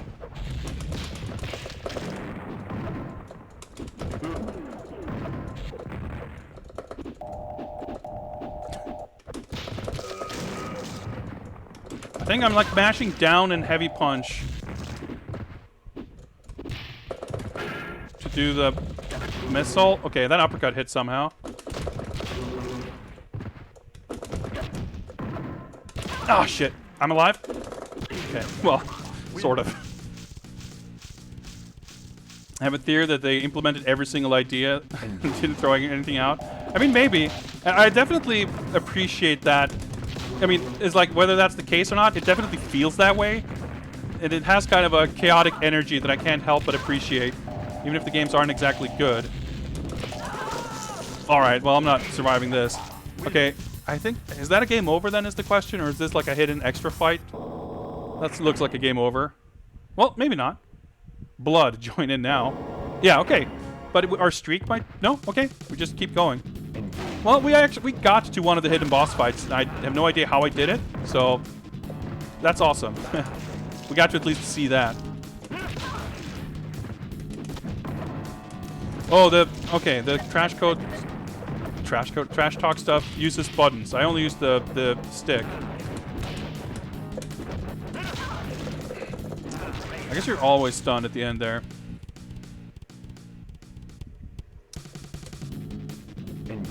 Yeah, but as far as like some of those development stories, Electrolect, it's kind of interesting. Like, I've got kind of mixed thoughts about it in general, but man, I wonder how you do that decapitation thing. I'm gonna assume that's kind of a universal thing. Like, a lot of the old MK actors have definitely, like, I wonder if a few years ago something kind of happened, because at some point it's just like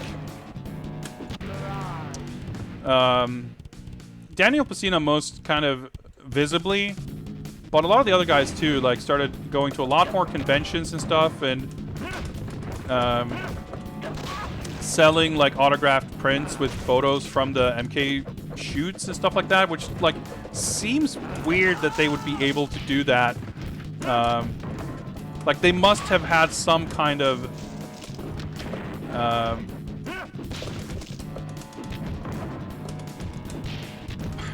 agreement for that to like be a thing. All right, rip 1cc.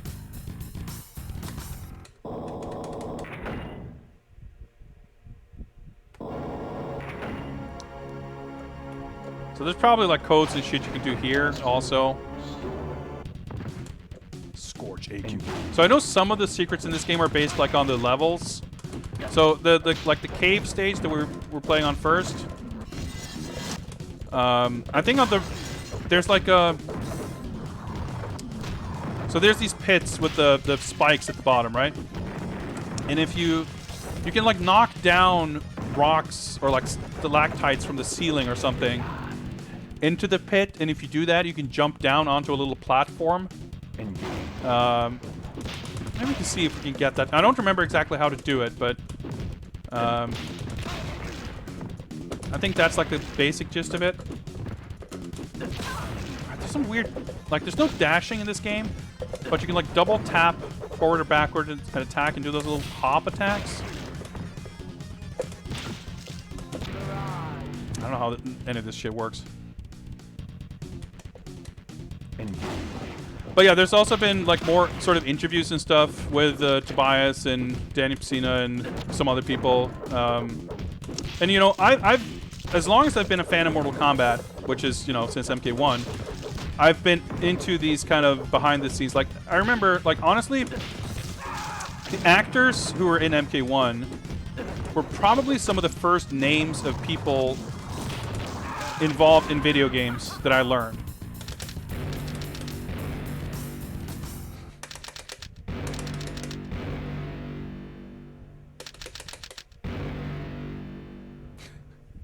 quality taunts. Alright, we got Ice Morph. I'm not sure how useful that is, but we got it. But it's been like extra sort of gratifying in a way to... Oh yeah, it's this cat fight because we've got 2 female characters. That's highly sophisticated.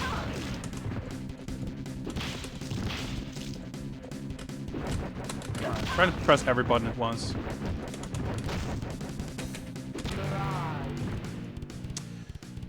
I think probably the ad was in EGM.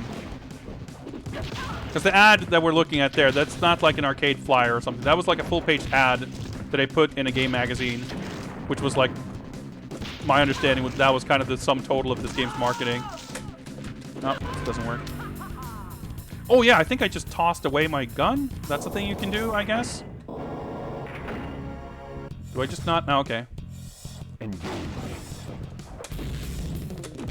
Something like both. I don't know what I did. Or maybe that was just a wind post and I wasn't paying attention before. That's highly possible. Nope, you can toss it. So I wonder if you can. For fuck's sake. Knock the dude off this platform. Kind of seems quite possible. But yeah, it's really awesome to like get some insight into some of this stuff like all these years later. Like even, you know, one of the first like really exciting things like that to happen was just a bunch of the recorded footage from the original like MK shoots like appearing on the internet. Like Dan Epsina basically just had all the tapes and he like, because I remember that let's try the other hot chick. We haven't really seen her, actually. We haven't faced her yet. Ooh, here's the cave level.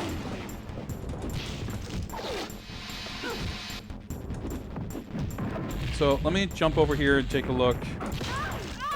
Alright, that's not exactly what I meant by take a look, but if you caught there, you can see in the ceiling right there, behind the text, there's a big, like, stalactite. And I'm not sure how you're meant to grab it. There might be one on the left side, but I think... Yeah, there... Oh, okay, there kind of is. But there's... Yeah. I don't remember if you need to hit it, or you need to shoot some projectile, or you do something, but you make that stalactite drop, and you can, like, knock that. It might just be a... there might be other things you need to do. It might be a code or something. I've seen it done, and I've done it in the past after, like, reading up on it, but it's been a while. I think you're meant to, like, hit it. Anyway, pretty cool that you can just fly off the side of the platform. Wesley Wolf, what's up? Happy Friday, and welcome, welcome. Go to character select, hold up, and press back arm 3 and front leg. I'm not sure which is back or front, but I'm gonna assume back is, like, the gun arm. At least if we're using MK9 nomenclature, that's the case. Which I have no idea if we would, but let's assume. Up to 8 input trash talk codes. Yeah, there's... Quality stock sound effects. Oh my god, I can't believe we got the comeback. Like, comparing Time Killers and this, Time Killers got a lot of weird, like... sprites and stuff that look really shitty because they're like obviously analog drawings that were scanned in and not really cleaned up. And this game doesn't have that problem, but on the contrary, you know, instead the drawings themselves are like far more amateurish. I feel like. Okay, I cut off her arm by tossing my gauntlet, I think. We lost. We won the match anyway. Oh yeah, shit. Trash talk. I keep forgetting. So I'm pretty sure you can knock... There's like a hole in the floor, or you can make a hole and like knock him down through it or something. There's definitely like a stage fatality on this stage.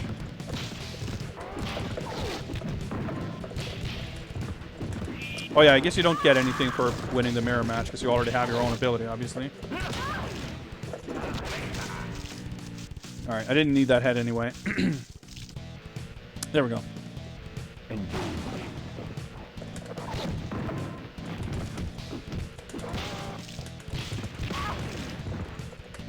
Oh shit! Quality stock sound effect, by the way. Hey, we got the juggle. Oh, you're an arcade operator? That's awesome, man. Definitely. I wouldn't say the business side of it exactly, but having an arcade, like, that's, you know, I feel like that's a dream for a lot of people on some, not, like I said, not maybe the business part of it, but just the games and, you know, the community. It's not something like, arcade culture isn't really a thing here in Sweden. I guess I got life back somehow. Alright, I guess that's kind of a fatality. I wonder if that was something specific to him, or I'm going to assume everyone has got kind of an equivalent. Well... Oh yeah, shit, what was the...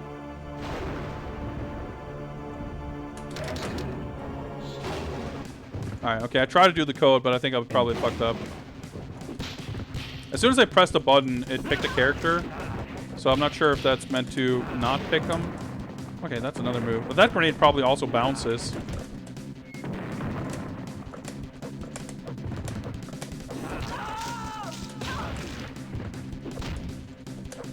Oh yeah, can't toss a grenade without a hand.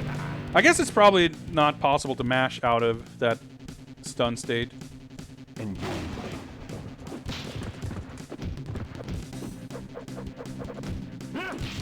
But yeah, like when I mean, I grew up in a fairly small city. I mean, it's what, the 5th, 6th largest city in Sweden, but we're a small country. There was a laser tag place that had a bunch of arcade games, and I would hang out there when I was like in high school, and that was cool and all. But like the idea of you know, seeing arcade games in, you know, cinemas or laundromats or whatever. Like, we don't really have laundromats to begin with, but that wasn't really part of my growing up or my experience with arcade games. Shit, I keep forgetting to taunt. Alright, one of the bosses. There's like 50 bosses in this game, by the way. And most of them are like sort of head swaps, and some of them have gimmick stages like this.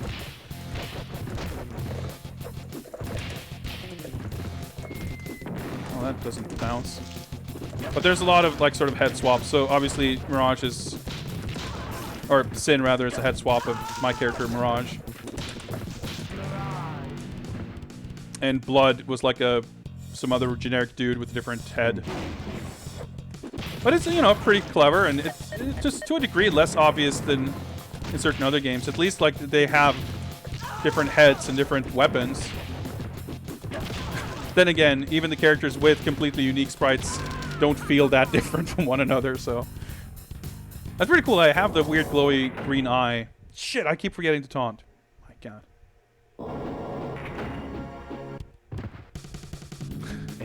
Some of the CG, a little questionable.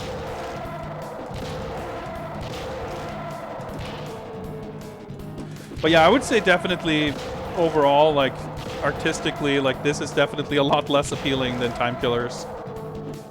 Like, Time Killers isn't a pretty game, but it looks more like a real game than this. Dad worked at 3DO and ran an arcade. That's really, really cool. Man, I would have loved to be part of or that close to the game industry back then. Coincidentally, I am in the game industry now. But it would have been really sick to kind of have that growing up.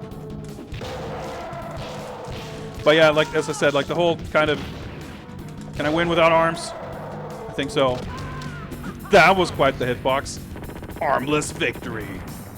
And the bird thing turned into a skull and exploded. And I didn't even fucking taunt. Okay, so Gargoyle was a better name, but it said chainsaw. Also, who controls Necron? Fucking bootleg ass Transformer CG thing. Doesn't seem like a very fun fight, but it's probably got whack hitboxes.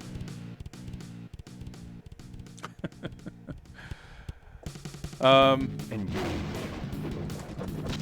with little kind of experience I have with arcade games and that kind of part, like, I don't know, I just love arcade games.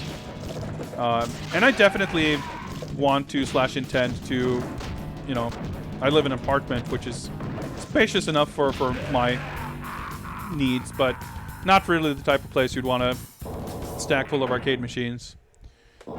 But I would definitely want to get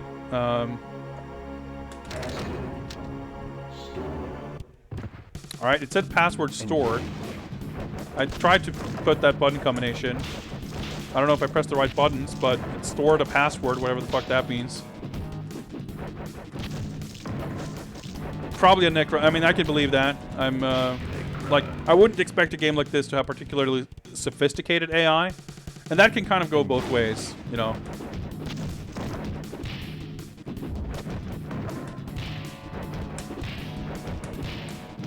One of the things that I like about this game, like, overall, I think incredible technologies, obviously, I wouldn't call them particularly competent necessarily. But they had a lot of interesting ideas.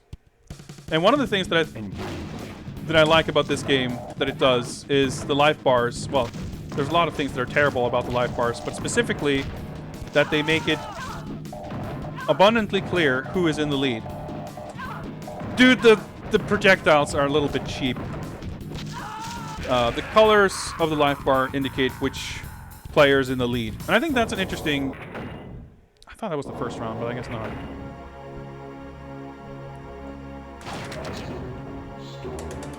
So can you, like, input different passwords and, like, continue? Like, what is that button combination supposed to do? Is, like, holding up just, like, the way to store passwords, and that's just the password I chose? Or do I just do that in a new game? Well, we can try that, I guess. Either we're going to beat this guy, or we're going to give up, and we're going to reset anyway. Yeah, this guy's design isn't... I mean, none of the character designs are, like, that interesting. I mean, I think Mirage is cool, but it's, like, not a particularly... Like, the aesthetic of her design and some of the other designs is up my alley, for sure. But I wouldn't say, like... It's a little bit like anyone could have come up with, you know... For fuck's sake, just let me hit... There we go. The occasional heavy jump, heavy punch, and just crouching light kick. Oh yeah, then it starts doing projectiles.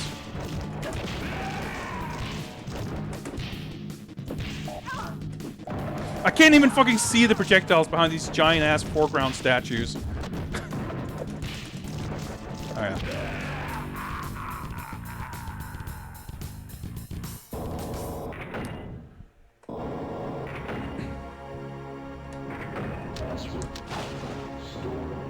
Like, I just pressed, like, jab or something there. Yeah, I mean, this game is... yeah, there's no doubt... There's nothing about this game that isn't extremely American. But it's definitely, you know, there's definitely some old school mech. Like, not really. I think it's mostly kind of coincidence. But some aspect of this guy's sort of... Not his design exactly, but the kind of proportion and the color scheme. You know, you've got kind of... Majinga or, like... what's it called? Tetsujin 28 or whatever. Like, there's some vibes of that for sure.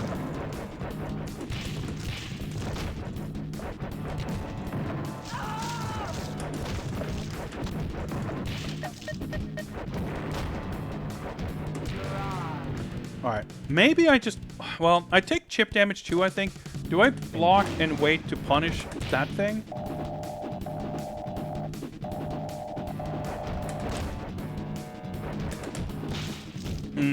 Not really worth it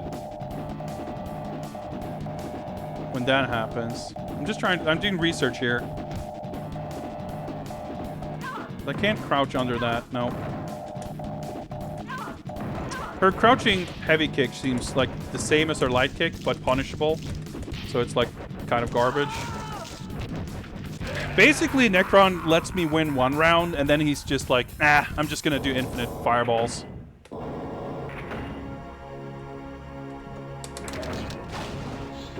Tried a different version of what might be that code. Oh yeah, I guess I didn't really pay attention. Did he like gain a weapon that he didn't have in the first round. Is that how this works? Well, he doesn't seem to want to let me win the first round either. This is just the second one to give you the false sense of hope.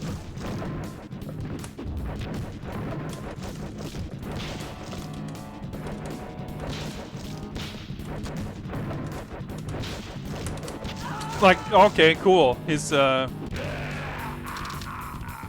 didn't want to let me play that time. I was gonna say he didn't want to let me win. He didn't want to let me play.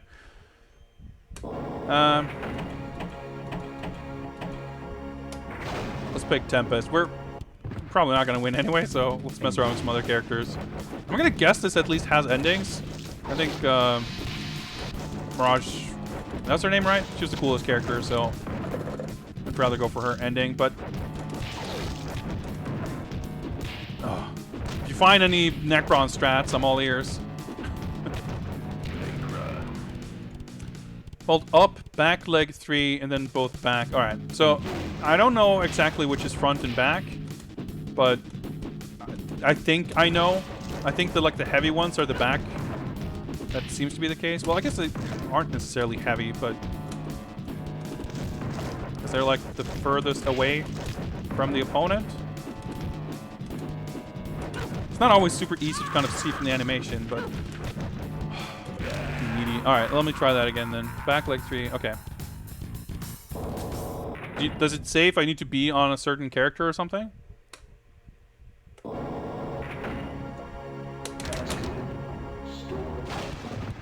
I press that button combo.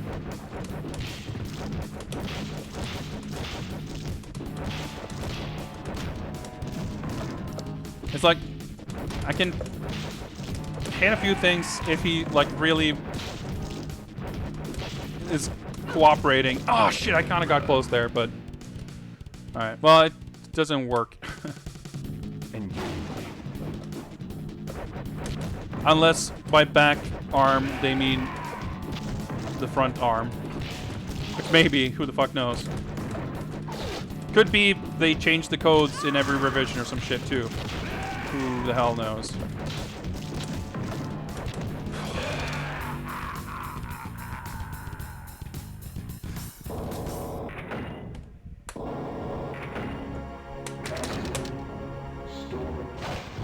Yeah, I tried the other buttons.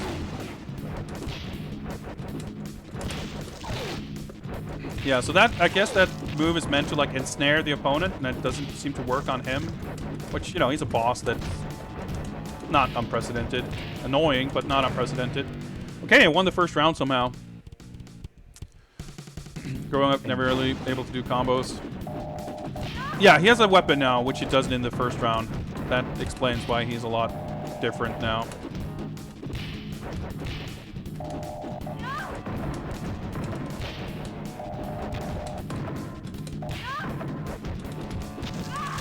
Like, every normal I have is, like, punishable, it seems.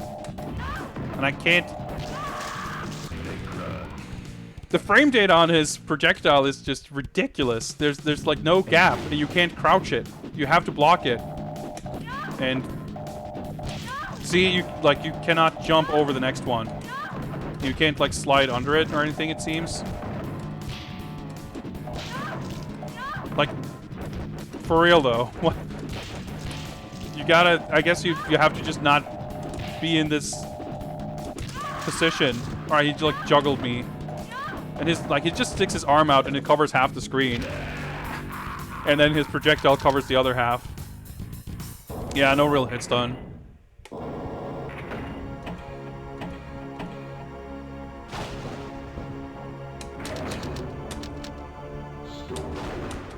Yeah, I can hear some clicks there for pressing the button, but...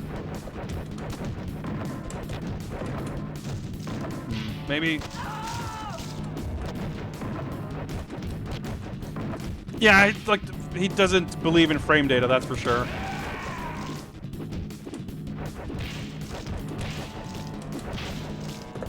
Or, like, stand back arm, whatever. Seems pretty alright, but... Yeah, none of it matters once you win a round anyway.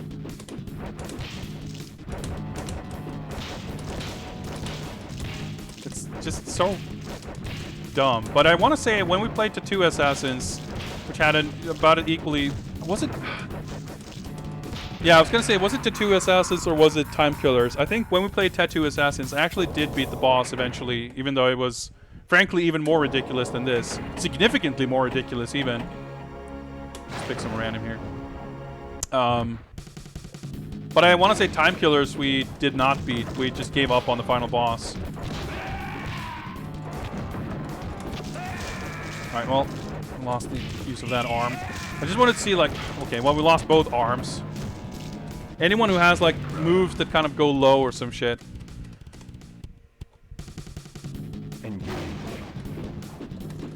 But I'm sure, you know, learn to figure out, like, how to do shit or what works. Even if it's not consistent, you can learn to do it, I'm sure. Alright. But whenever he wants to just stick that thing in between my moves, that's just... There we go. Although... Fuck, that... Oh, that probably doesn't work in free play. Actually, let me try something. I forgot about this game's greatest feature. Oh yeah, right.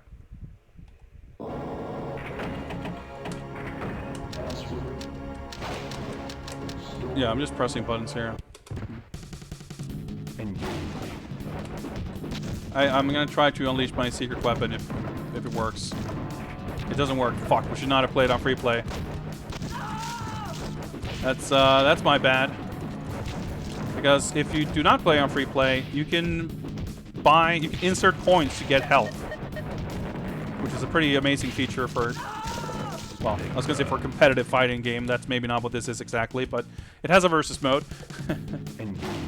Man, it's just so frustrating to get this far and then just give up. But I also don't feel like there's any hope of beating this.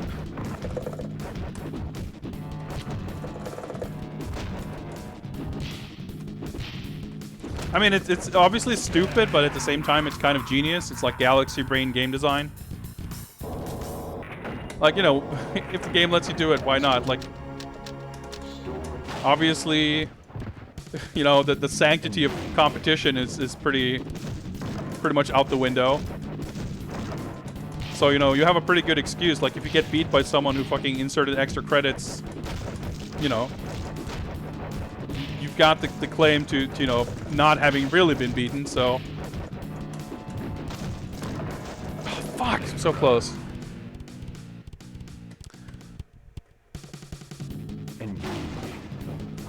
Like, I want to at least be able to win the first round to have just, like, that one little extra millimeter of breathing space. Because at this point, like, obviously you get less opportunity to practice against this bullshit. But I want to say, like, I feel like being aggressive is probably the play here, because... Got the life lead. We got it! He turned into a skeleton and a glitch and exploded. That's pretty sick. Ah, I can't taunt him. Okay, just fucking be aggressive as shit and get lucky. There we go. Mirage is filled with a sense of immortality at her victory. I don't know if that makes any sense, but she places her Amazon warriors in every position of power throughout the provinces. Men from all over the planet are moved to holding camps where they are forced into oppressive slavery. The worst kind of slavery. Is that the same character? Also, that, like, those are some fucking Bloodstorm-ass... Not Bloodstorm, Time Slaughter-ass graphics. Game over, but not beaten. So, we've defeated one of the bosses. I guess... I'm not sure if it, like, saves the fact that we beat the boss, or if we are supposed to beat all of them on one playthrough. But you can see there's, like, 8 or 9 of, like, Necron's servants or whatever. Yeah, some days you do feel a little bit immortal. So, we're not going to play this very long, but until I play this next time... I gotta do that just to make sure. So before we quit out, let me at least try. Alright, we still have stored credits.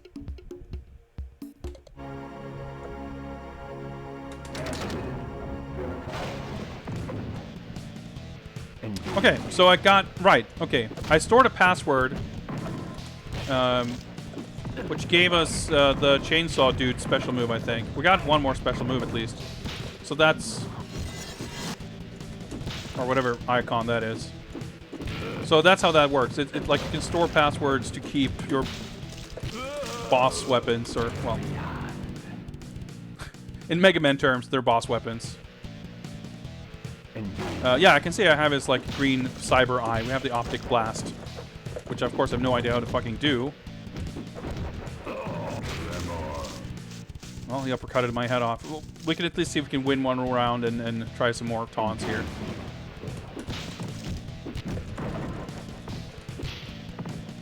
Everything about this game's like physics and movement is goofy as fuck. There's definitely like a stage fatality on this stage, but fuck if I can't remember how to do it.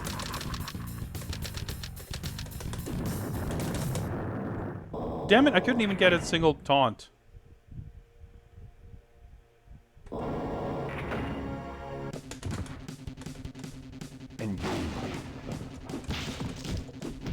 So clearly, that dude, Tremor, isn't meant to have triple life bars. I wonder if there was something I did, or if it was something the game just like, check this shit out. He's got to have a triple life bar. And because I triggered that, that is what triggered the boss fight against Blood that one time. Or it could be those two things were unrelated, and something else I did trigger the Blood fight. Or it just happens randomly, or it happens every time. Alright, toss my arm again. That's cool.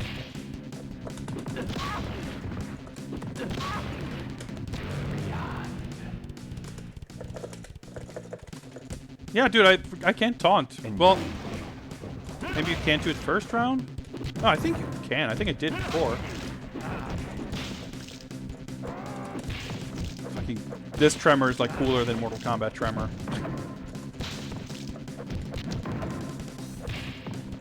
You do 3D stuff? That's sick. I do a lot of 3D art. Well, I don't do a lot of... I was gonna say I do a lot of 3D art at work, but I occasionally do.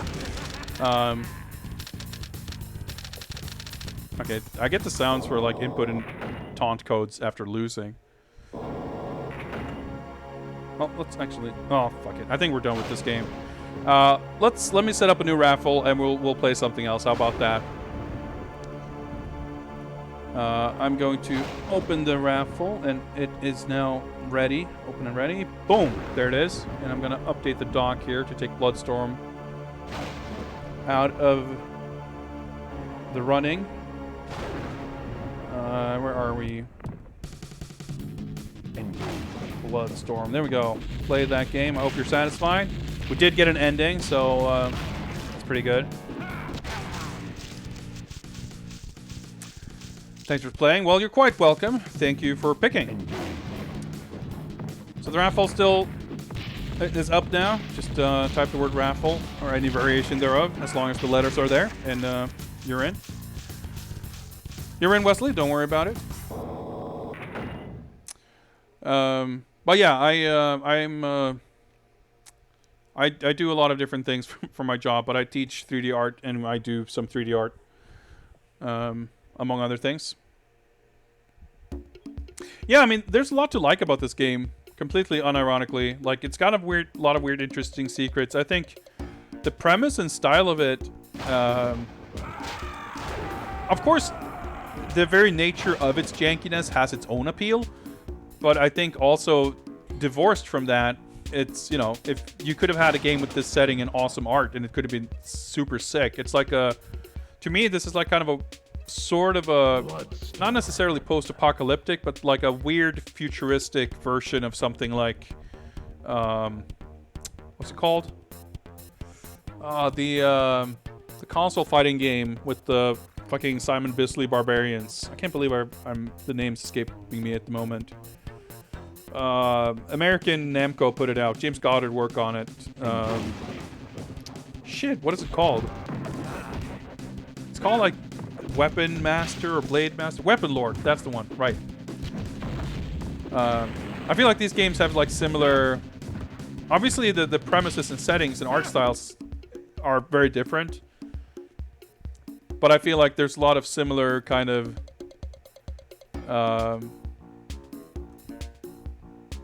the tone and the style and the inspiration I feel is pretty similar, even if this is a more futuristic take and the art is a lot, well, the game is a lot worse, I should say. But it has that aspect to it, like that kind of old school fantasy, sci-fi, not like medieval fantasy or like Tolkien fantasy, but like the Frazetta, you know, heavy metal magazine kind of vibes to it.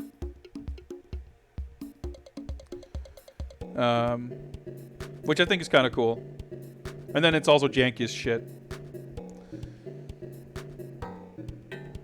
Anyway, we're going to play something else. The raffle is still open, but consider this your last call. If you want to have a chance to pick the next game, type raffle in chat in the next 5 or 10 seconds, after which we will pull a winner for the next game.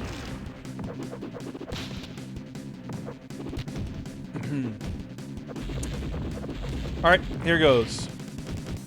The next raffle game picker, winner, whatever, is going to be Wesley Wolf. Well, there you go. Atomic Runner, you just missed it. I can't even talk. So yeah, feel free to take a look at the game list. Just type !list if you didn't see it already. And you'll get the list of available games. And pick anything that isn't marked red. And we will give it a shot. Turn up the lights a little bit. It's getting darker. It's almost 10:30. I didn't realize. Man, it's so weird. Like, well, it's not weird, but it feels a little weird. Because here in Sweden, sun, like, it's still bright outside, and it doesn't really... The sun sets at around 11, but it doesn't really set before it goes up again. So, like, it's starting to cool off just a little bit. I still have the fan on, and it's still, like, uncomfortably warm. But I don't know, it doesn't feel like it's, like, late at night. It's weird. Is this the first game that lets you save progression? Depends a little bit on what you mean, I think, and how, like... Depends on your kind of qualifiers for that statement, I think. Art of Fighting 3. We're gonna stick with more arcade stuff. More Neo Geo stuff. Cool. Let's do it. I can't play that game at all. But I'm happy to mess around with it. I have not played that game in fucking ages. Juko no Ken Gaiden. Always bothers me that they called it 3 when they did in the West, when they specifically did not call it 3. So I guess pick Universe BIOS. I'm not sure if it's going to give us access to BIOS menus. Oh yeah, raffle is not open. Sorry for keep. Yeah, because NBA Jam has record keeping. But also, oh yeah, this game's not nearly as loud. All right, turn it up a bit. Raging Tiger.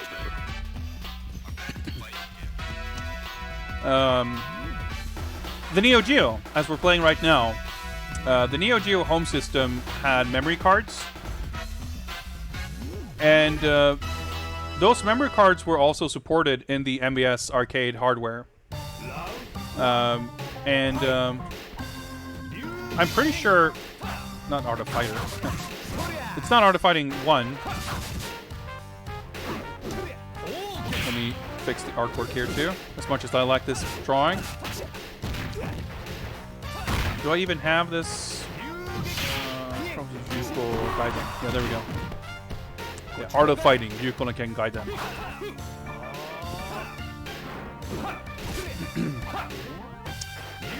Meant the first fighting game. Yeah, right. So, I'm pretty sure it's like just a universal mechanic, so to speak, in the OGO games where, and it's kind of different, like how emulators handle it, I guess. And obviously, you know, you'd have to be playing in an arcade cabinet that had a memory card slot. But yeah, Neo Geo games generally support memory card to like save your progress, and the idea being that you could play at home and continue playing in the arcade, or the other way around. So like, if you play, I know at least some King of Fighters games support it. I'm not sure if like every game supports it.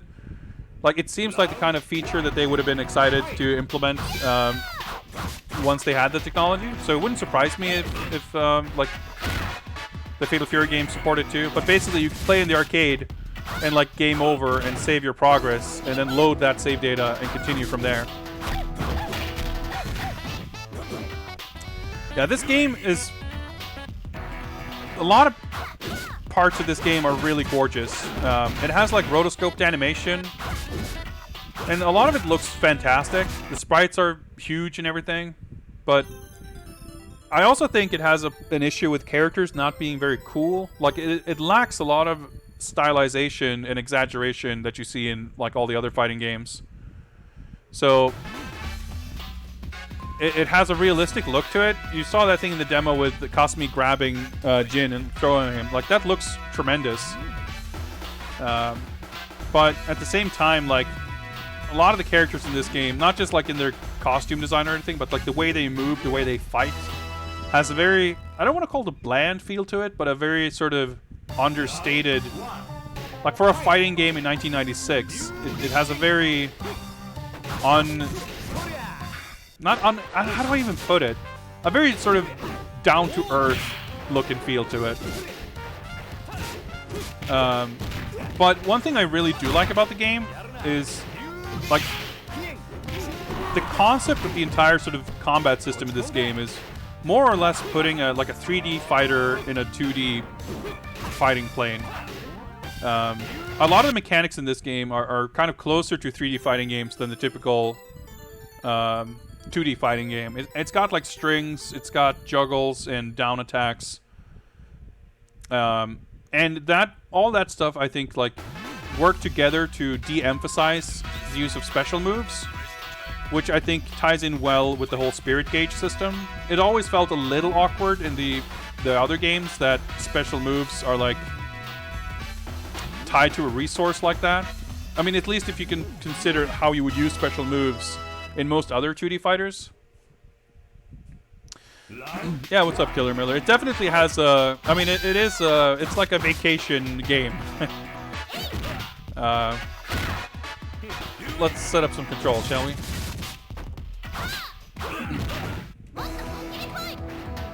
It's just fucking chilling at a cafe in, you know, south of the border type of game.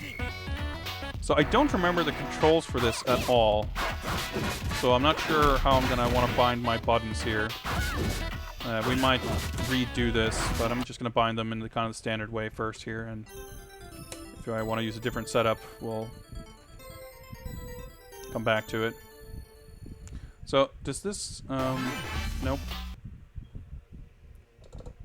I guess I'm not sure how this works with the unit BIOS. Just gonna take a look here.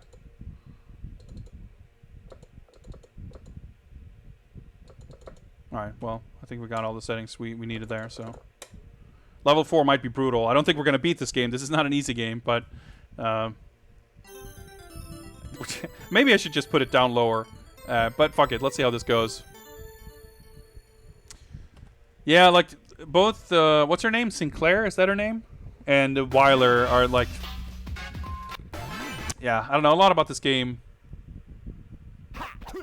Alright, punch. Okay, no, I think we'll do... Alright, the controls. Punch, kick, hard blow, and Raz.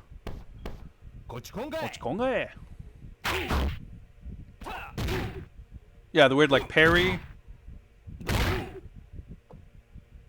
the down attacks. Oh, yeah.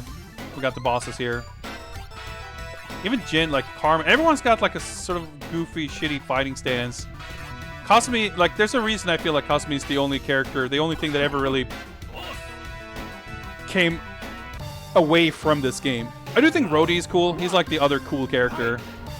He feels like a character, like a fighting game design.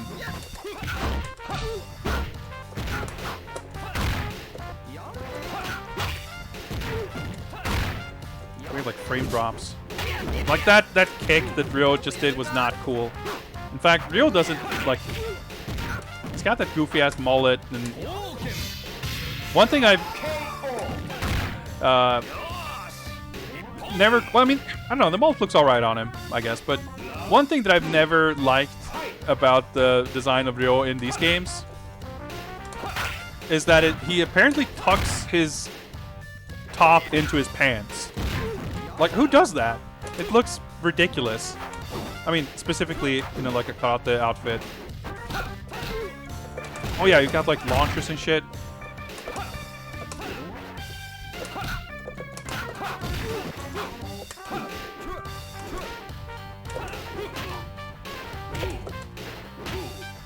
Weird like stagger states. Like, yeah, it's such an interesting game.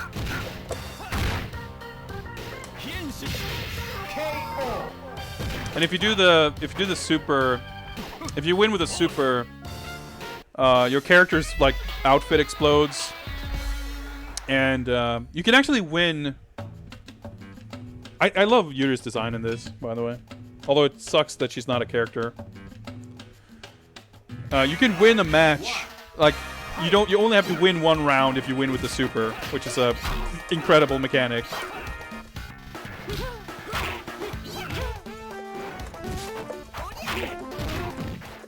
But yeah, like even jumping doesn't quite work or isn't used the way you would expect it to from a 2D fighter. Yeah, I got these little strings.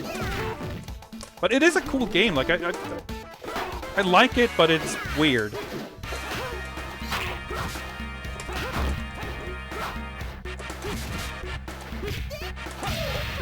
Of course, I don't know any moves or anything, so I'm just kind of mashing.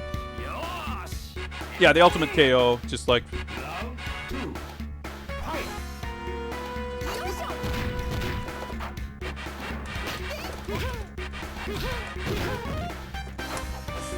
Movement is kind of weird, though. But yeah, like the pixel art is like super high quality. The stages are really gorgeous.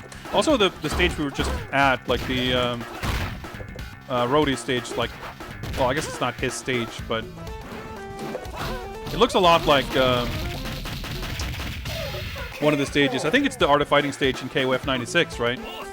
And of course, that version has Robert. 96 Robert is his outfit is from this game, which is my favorite look for Robert.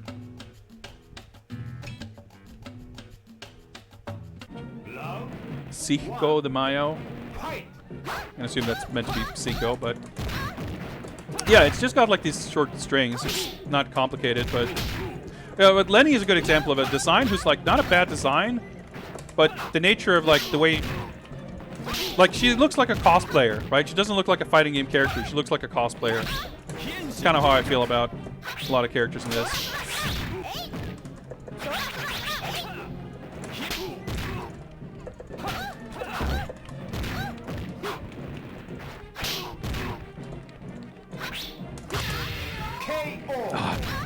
Chunky ass satisfying Art of Fighting sound effects though. Yeah, Yuri's design is cool in this. Like I said, I think it would make for a nice costume in a KOF game or something.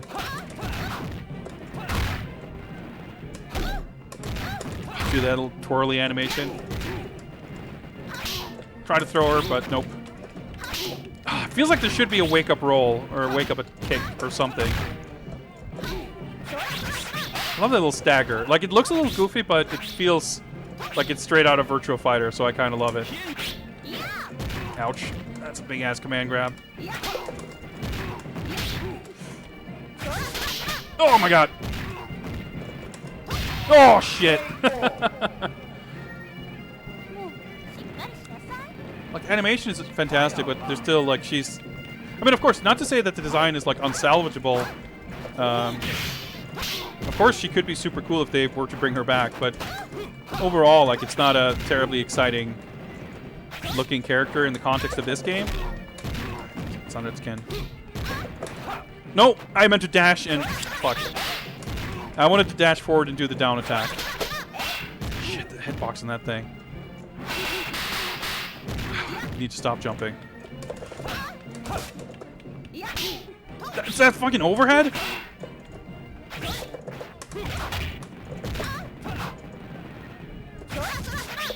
Oh shit. Get up.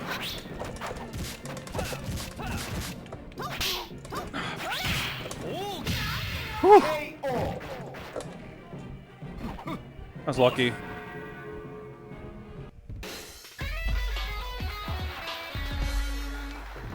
If we didn't have a dumb rope weapon. I mean, I think it's a whip, but... But yeah, like, Kasumi, of course, isn't really that different in KOF. But I think she also... She works, like, she looks good in this game relative to many other characters just because her fighting style is, like, she has a pretty fanciful fighting style with the Aikido moves and everything. Also, should we be fighting Sinclair just like that? Isn't she like a boss?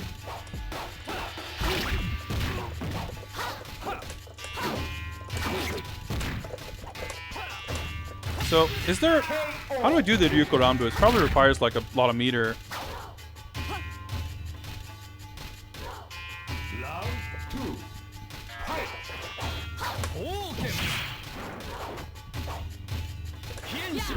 Nope, of course. Yeah, that didn't feel like a safe move. She taunted my meter away.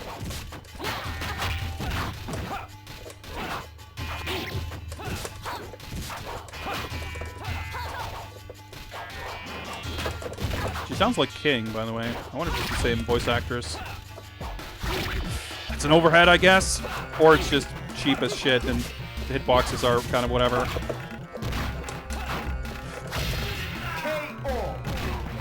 Okay, sure. I mean, she definitely has boss-like moves, that's for sure. I love these little animations for the wind post, though. Like, the windscreen is really cool.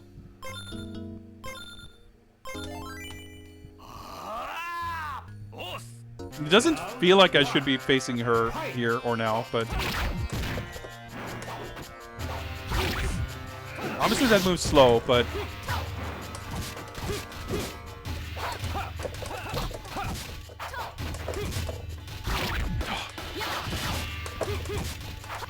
Like, everything she does seems to be like an overhead and or not punishable. Maybe I need to do the fucking weird parry thing.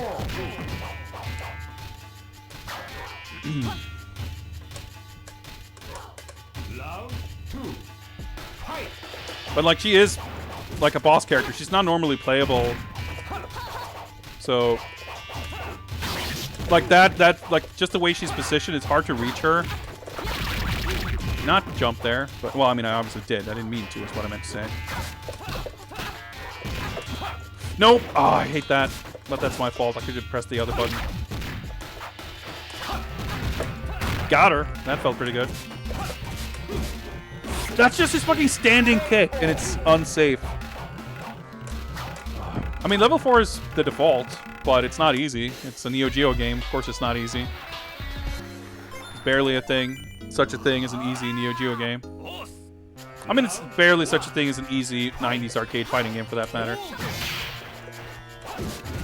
Yep, that's just his fucking stand beat. It fucks me up so bad. Dude! Thanks. Well, okay. Got a little lucky there. Stand up, please. I tried to throw, and I got hit out of it. That was meant to be a on its skin, but I got a dash. But I do like this game. It would be interesting to learn how to play this like in versus mode, because obviously, like many Neo Geo games, many arcade fighting games, the experience of playing versus other humans versus, the experience of playing the computer can be very different.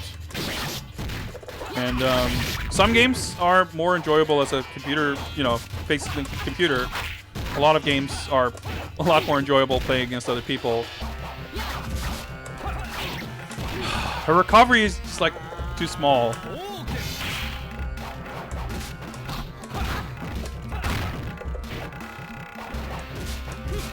That's so weird. That's an overhead. I keep forgetting. Whew. She's kind of. I mean, everyone is kind of bland in this game. That's the and I think her design is fine. Her animations are good, but it's just like the whole game has that kind of sort of look to it that there's just not a lot of flair to it. Overhead. Oh. Just got fucking Kim's dive kick from Fatal Fury 2. I tried to throw, but maybe she was in block stun.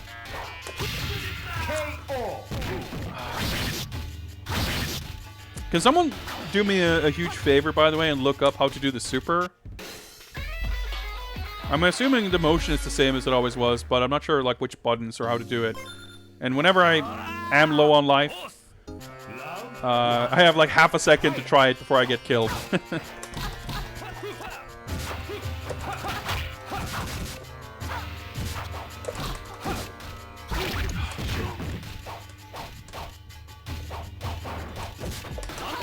Oh, that's not the... Okay. I will say, the in theory, like, I do stand by what I said about the idea, the concept of, like, fucking tiny hurt box. Like, a game that is less focused on special attacks works pretty well with the idea of the spirit meter and everything.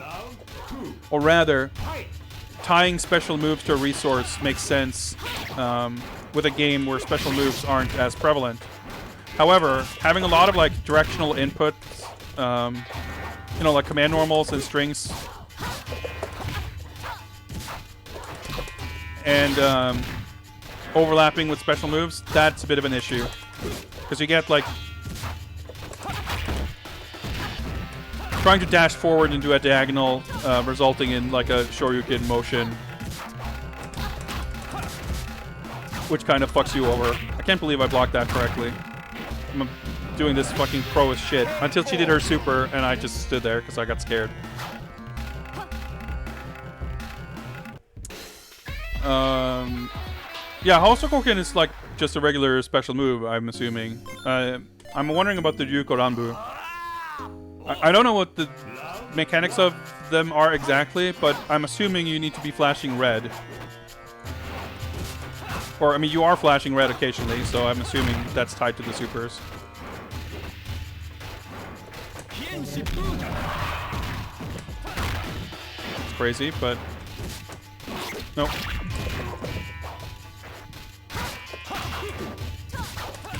Like... Crazy how that worked out, but... That's unblockable. Okay, cool. That's not the move I meant to do. Oh, chipped me out. When I was full screen there, we wanted to do the Hosokoken, but I pressed the wrong button. But I did press forward half circle B, which, according to that, yeah. Good chip.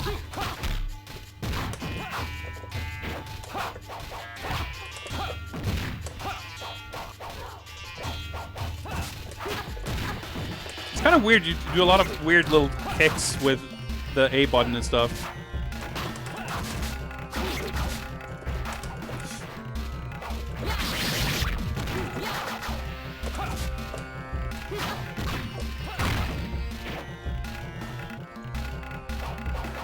Gotta keep a neutral in there. Alright, that might make the difference.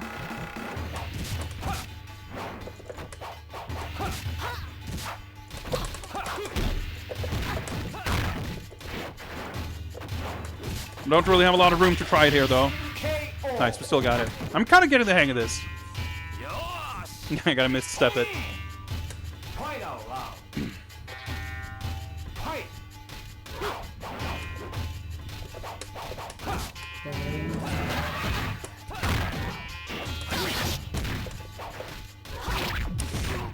Like, she's got a lot of ambiguous, weird, like, overheads and lows.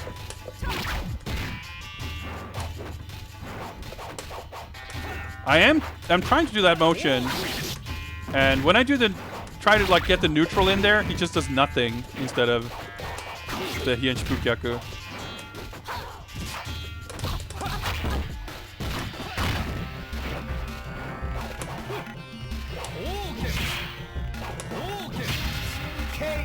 Just chip her out.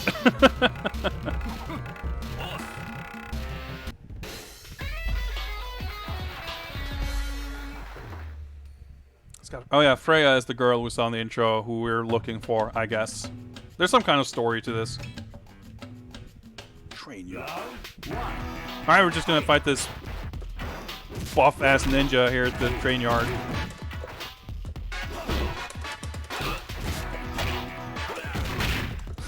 Like, he looks so ridiculous. He's not cool at all.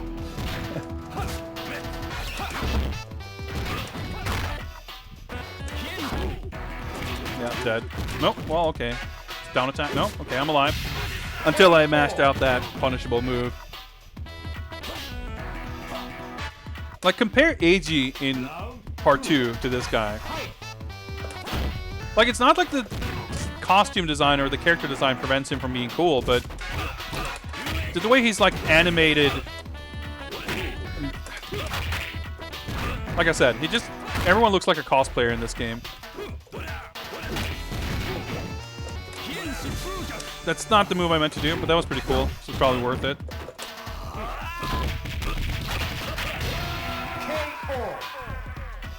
So that was the Ryuko Rambu. Not an ultimate KO though. I guess I don't know how you get those.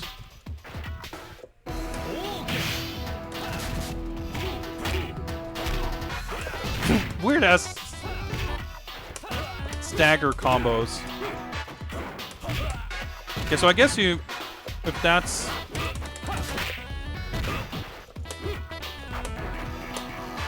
Yeah, that might win. Yeah, nice, okay. So you gotta have be flashing to be able to do that, which makes sense. I just don't understand why that's the motion. And I guess the C version is... Because that was with the B button. If I do it with the C button, do I get the ultimate KO maybe? But it requires more spirit? That might be a thing. This song is in KOF. I guess I didn't realize it came from here. Sounds pretty different, but... Alright, I could probably have comboed her there somehow, but... Unless I'm having a brain fart and this is like a remix of an older song, which could be the case. She threw my parry attempt.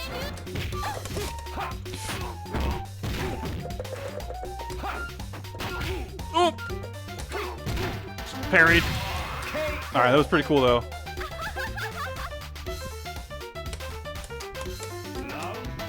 Did we just fucking 1cc Jin? I think we did. Got a little lucky with the supers. Oh, dude, that was kind of sick. It didn't do jack shit for damage, but it was sick. Oh, her long-ass normals. Oh, yeah, footsies are interesting in this game, for sure.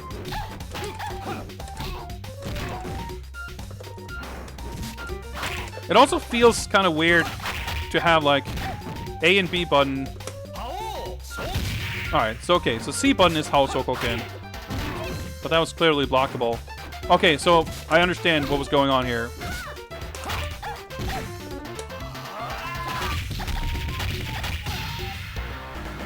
We got it.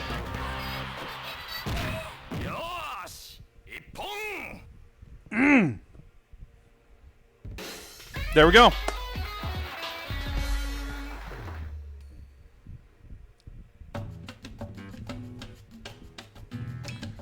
Alright, back to train yard. Daytime this time to fight Carmen Cole. It was like, could be a cool fucking secret hitman assassin guy or whatever. But it just like looks like a stiff accountant dad trying to look like he knows how to do martial arts or whatever.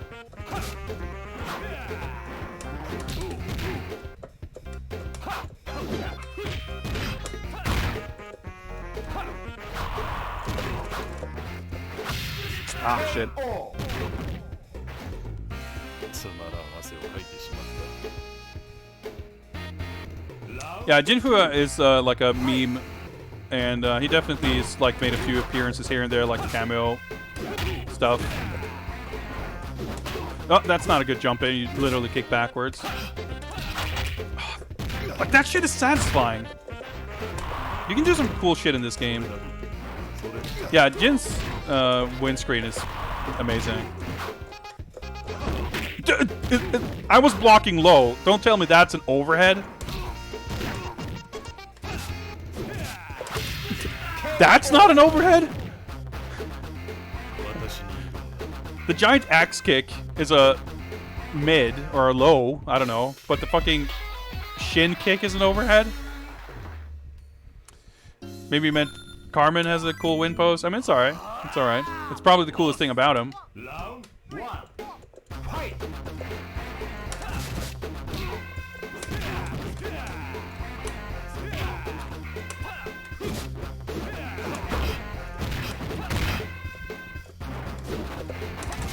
Nope. I thought I could maybe punish that, but nope. I'm trying to figure out like what's a good...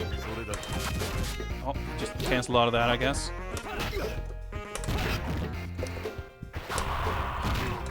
It feels like you do different strings or normals with the same inputs. Maybe you do... Maybe like different strings are triggered when they're airborne. I'm not sure.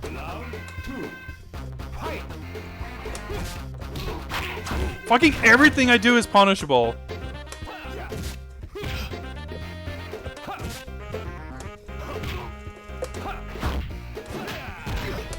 I do love those little counter hit animations. That's just unblockable, I guess, because it sure as hell hit me when I blocked low before.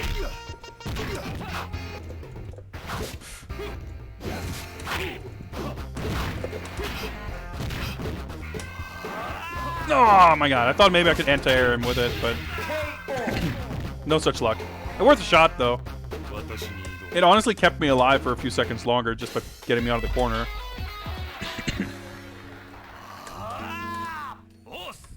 Round 1. Fight!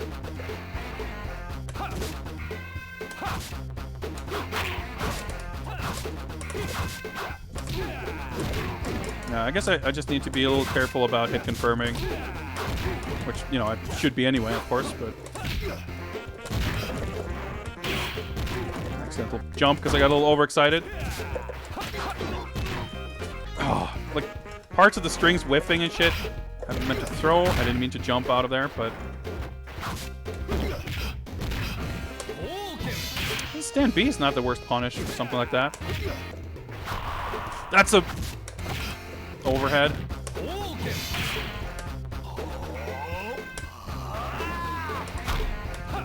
Makes sense if they would know how to deal with that. Dude, that overhead is so fucking cheap. He fucking dashes in crouching, hits like your fucking knee, and it's an overhead. He caught me in the recovery. I didn't mean to do that. Like, accidentally doing special moves when you're trying to do, like, quick jabs is pretty rough. Thanks for the follow, Wesley. Appreciate it.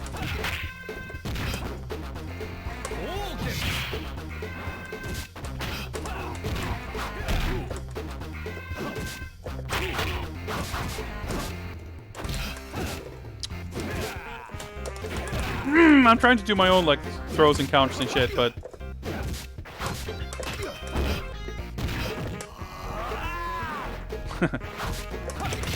Nice! That felt pretty fucking satisfying. Whew.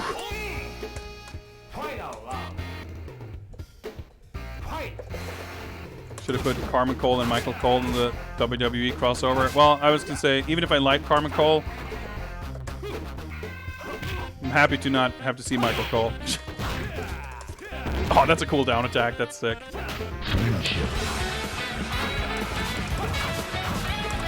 Nope. Shit. Ah. All right. Thanks for the friendship. We got the Jaxophone. That's bad. Nice.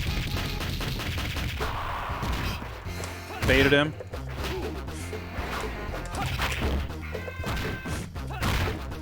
My inputs are so fucking sloppy. Got him. Didn't catch me blocking low that time.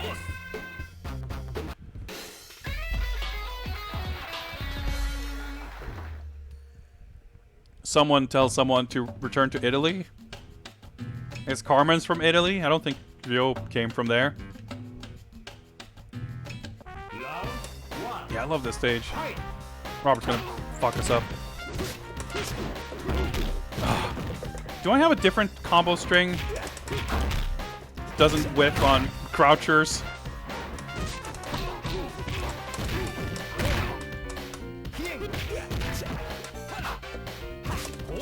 No, I meant to do my uppercut. God damn it. That's pretty cheap.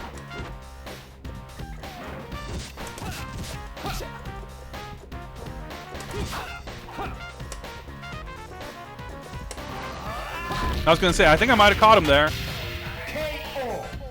Oh yeah, I think you have to be down around to do the ultimate KO, maybe? I want to say that's a thing, but I could be misremembering. I'm not sure if that was a guard cancel or punish or what, but... Oh, that string seems a bit shit, doesn't it?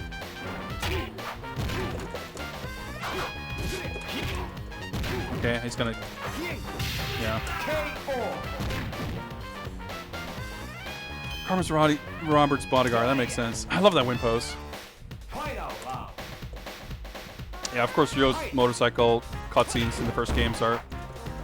the first game are iconic, is what I meant to say. How did his move come out there?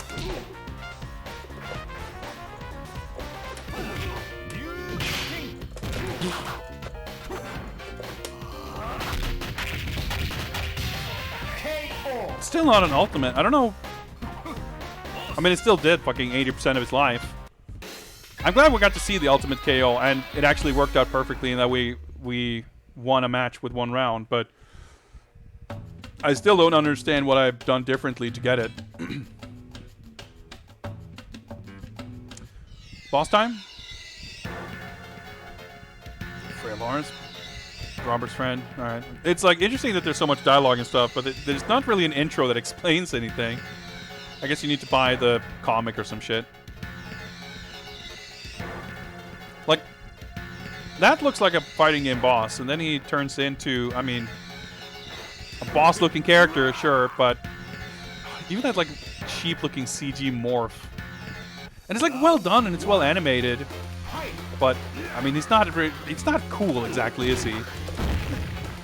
And yeah, that sick-ass wake-up animation. It's interesting because I imagine he's probably not, well, he might be rotoscoped, but like he wasn't like traced, obviously, with the, you know, I'm sure they didn't get an actor that looked like this. Alright, you can't throw him, I guess.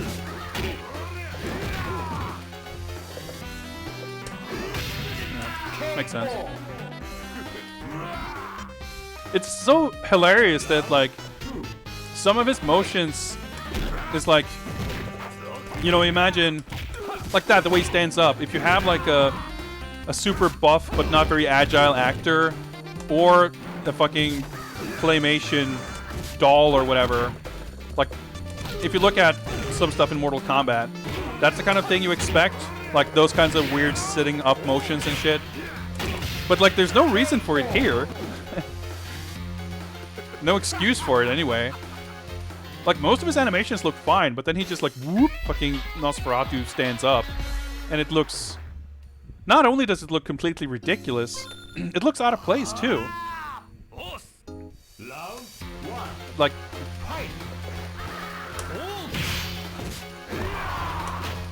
Yeah, and he like flicks his little fingers and it hits harder than our heavy attacks, of course.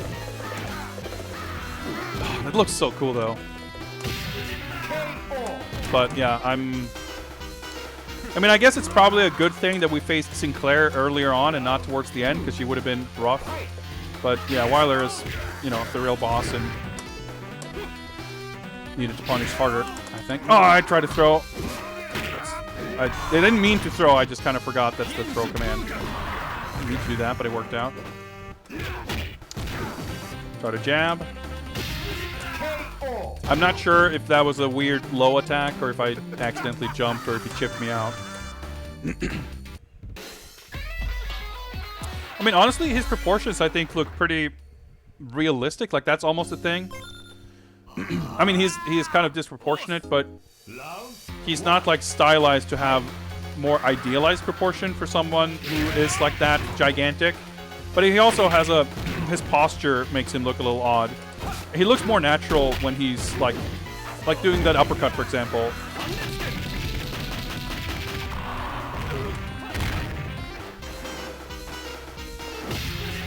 That fucking uppercut is like, it covers so much space in front of him. And he like, the way he sort of leans forward like this, it's hard to reach his body past his giant arms.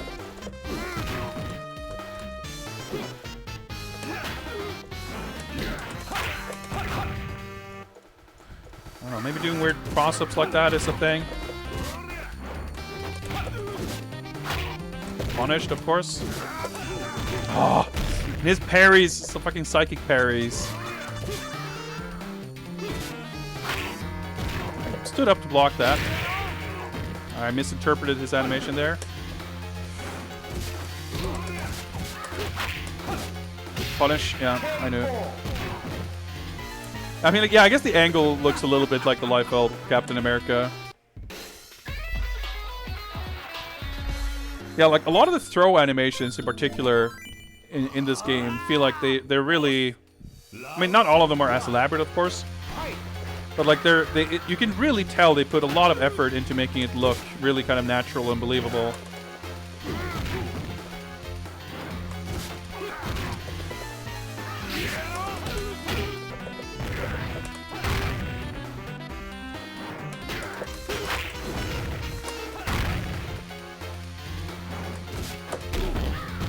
Try to do my little uppercut.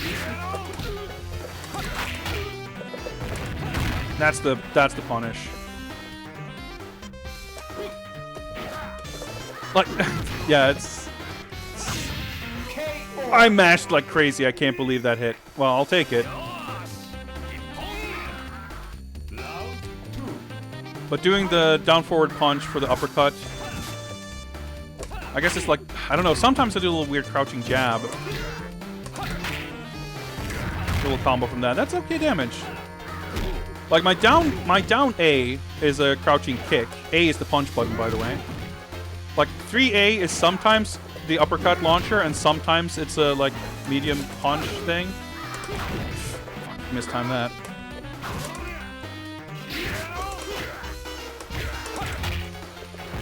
Yeah, extra little jab and then the combo. Yeah. I just remembered, right as I did that input, like, right, he just reacts with that projectile when I try to do the super. Hey, what's up, Spyro?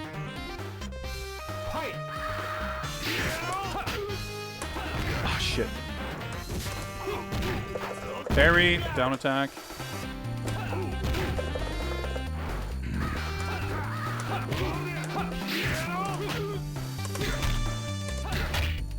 That's probably a decent punish. I try to dash and I just do fucking neutral jumps. How are my inputs this terrible? That's a punish, by the way. I guess maybe hold down forward and tap down forward are like different motions. That would kind of make sense. If I get a hit. Ah! You gotta be shitting me. I dropped the combo. I had that. I didn't even have to go for the fancy combo. Oh, we got this now. I mean, it might take more than one additional try, but I feel confident that we can do it. I have an okay punish for when he does the tackle, which is like the most important thing.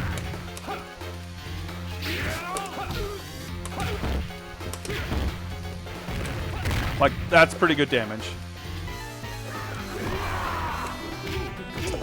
Try to do the crouching kick and I get the fucking... I get that shit. Wow, the damage. But I'm having fun. With punish. No. Dude, I'm not getting the moves I want. And I don't understand why.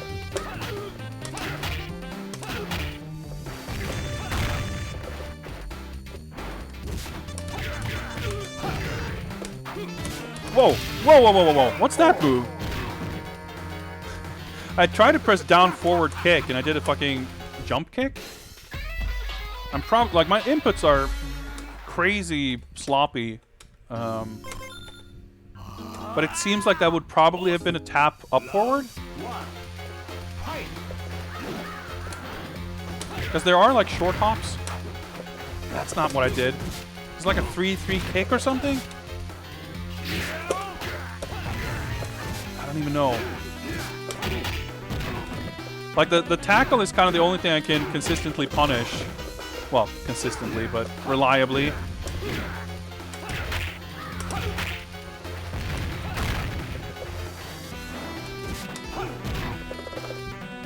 Oh, fuck. Man grab.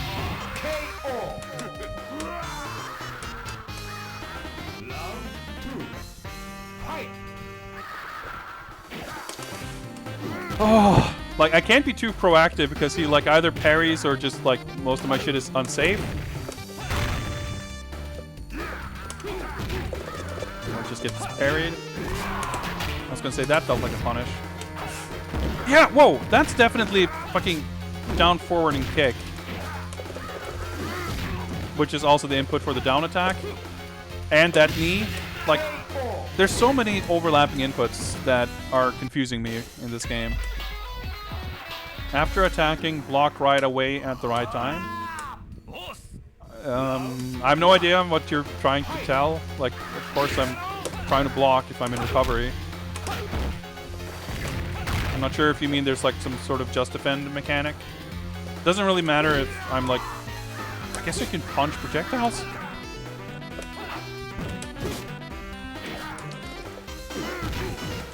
For the most part, I'm like punished. I didn't mean to do a little neutral hop, but it's fine. That was... I got so worked up about punishing it. I started thinking about it too much. Yo, that tick throw, though. That's a pretty sick tick throw. But I screwed up in that round. I did some bad stuff that I didn't really mean to do. Yeah, hitting projectiles seemed familiar. It just kind of... I didn't realize it. I didn't think about it until I did it by accident. Okay. Input reading shit is a little bit annoying. Of course. I was just starting to think, like, I wonder if he's going to projectile out of my house cooking, but he didn't need to. He could just dash up and hit me. Oh yeah, credits. But we can do this. We can do this. We've taken rounds here and there. And it's all about kind of having the luck of getting that opening. I can probably do the 3-hit combo the second time. That still is like 50% anyway, so... Punished on hit. That's great. Shit, he was doing the tackle, actually.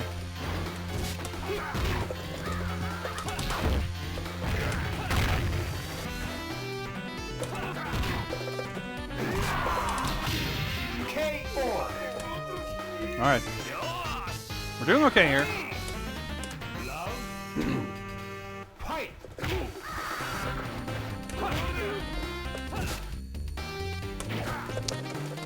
Threw me out of my jab. I'm gonna try to jump out at least. Trade's okay. The input reads are just fucking out of this world. That didn't really help all that much. But I was gonna say.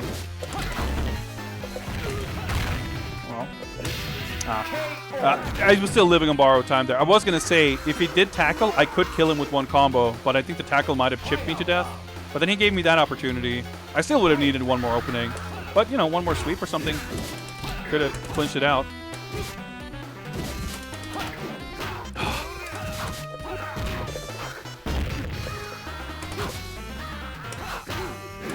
I wonder if the stand C has like, yeah, I never fucking block low, I guess.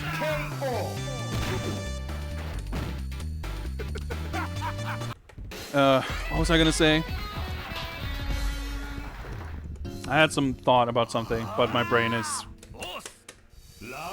not functional at its full capacity right now. Yeah, I think I was going on about the C attacks having like better frame advantage or like less recovery. Yeah, they seem complete brain fart there. That's not how I should punish that. Occasional useful 6B. Getting cornered kind of sucks. Got him. Kick. Felt punishable. Yeah, this is not the best music, I think.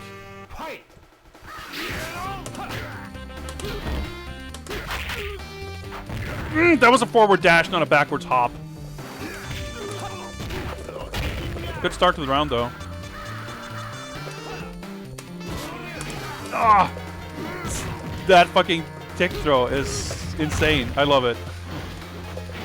I try to backdash, but at least I'm out of the corner. No! What the fuck am I doing? I like panicked, even though I knew that was the start up to the tackle. Oh my god, I don't feel stressed. I don't have like a high pulse or anything, but I keep making these terrible, like not even bad reads. I just like am reacting in the incorrect way. I'm like throwing this away for like completely. The range on that though. Take that. I actually could probably kill him. Yo. I see more lively. Well, I'm pretty lively now because the sun is finally setting and temperatures are starting to drop to humane levels. That's probably part of it. But certainly my recovery is also progressing well. It's hard to gauge. I wouldn't say I'm 100% recovered, but I'm feeling well.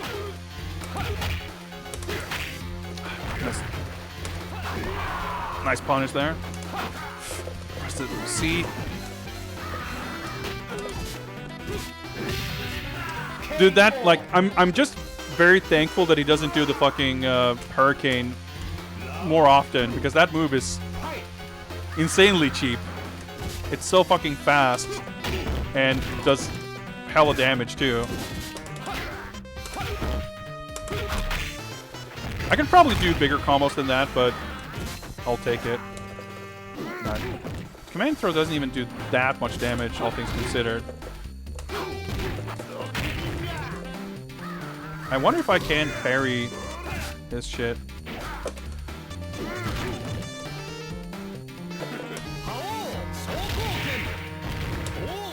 I was gonna say that's not gonna have range. Parry. Okay, I thought he would tackle me or something. So, I mean, it still comes down to having the luck to get 2 decent rounds. Or really, I've definitely had matches that I could have won if I didn't choke and fuck up the punish. Because that's kind of what it comes down to. That's so fucking punishable. Oh, that's weird, but I'll take it. That's not the move I did, but sure. That was a bizarre round, but alright, alright.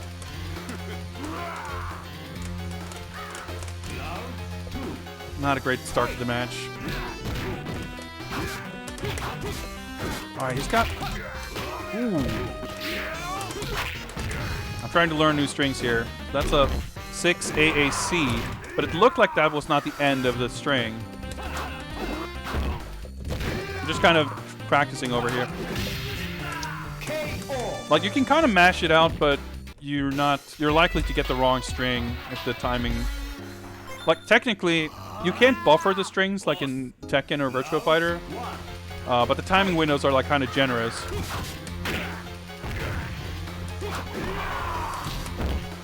But it's easy to get the wrong one if you do the frame drops.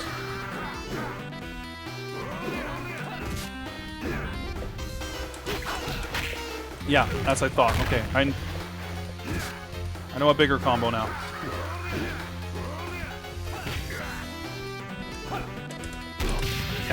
I was just ready for him to throw me, but that was good research.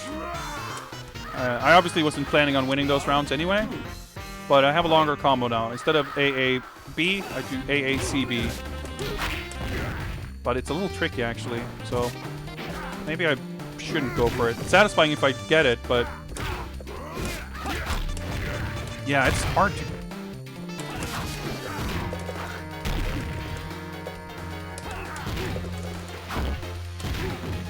I'm not sure what the tech is to get up quickly and safely.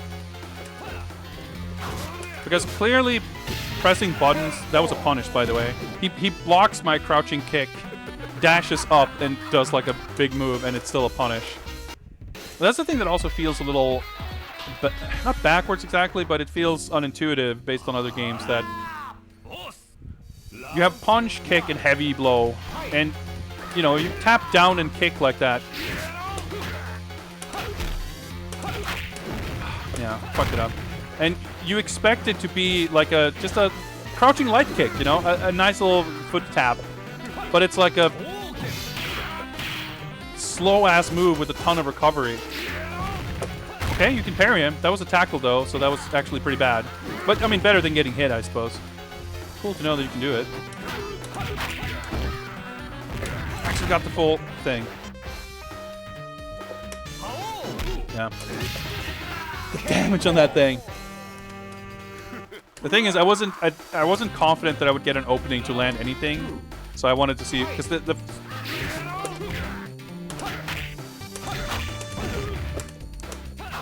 because the Holzkoken is actually hit, not consistently exactly, but I've had it work. Felt like it was worth a shot.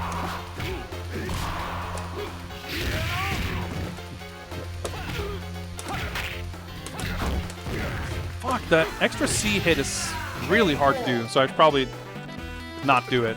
Feels so good, though. Man, I'm losing my voice.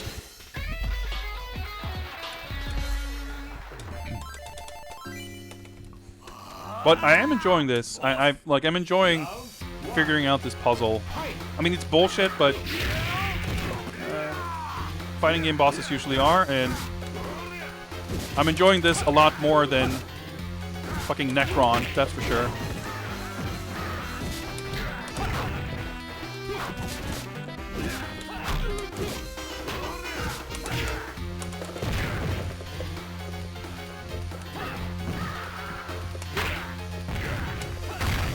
That was a down C? Yeah, the down C, like, normals are fucking weird in this game. Like, you press down and punch, and you do a kick. You press down and heavy, and you don't do a sweep, you do a standing punch. Round 2. Fight.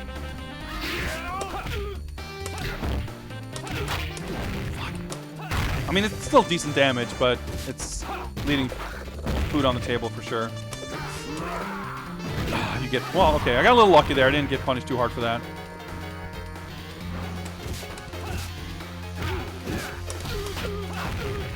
I'll take it.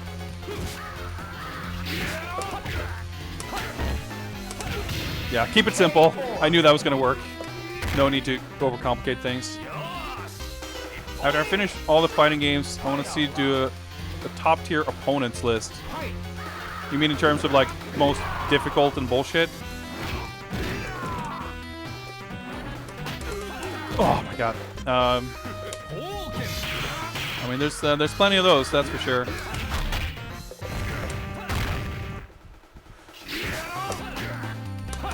Oh my god, that was bad.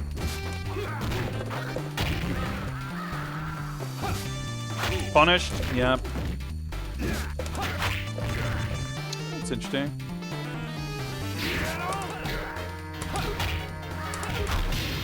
There we go, fucking finally. I get the correct punish. That's a good feeling combo. You know, I actually kind of want to just start the game over now that I know a little bit more how to do shit with this character. This is an enjoyable game. And frankly, for all the bullshit you might see here, this is a lot easier and less bullshit than the previous games, I think. But we got it. We got it. Thank you very much for the pick. This was fun. I have not played this game in such a long time. I love these like actual sprites. Casual Ryo looks so cool. Little animations and shit. A little bit different than your typical fighting game arcade ending, but it feels almost more like a big old cutscene. Animations and shit. Are back to fight again. Fucking run animation.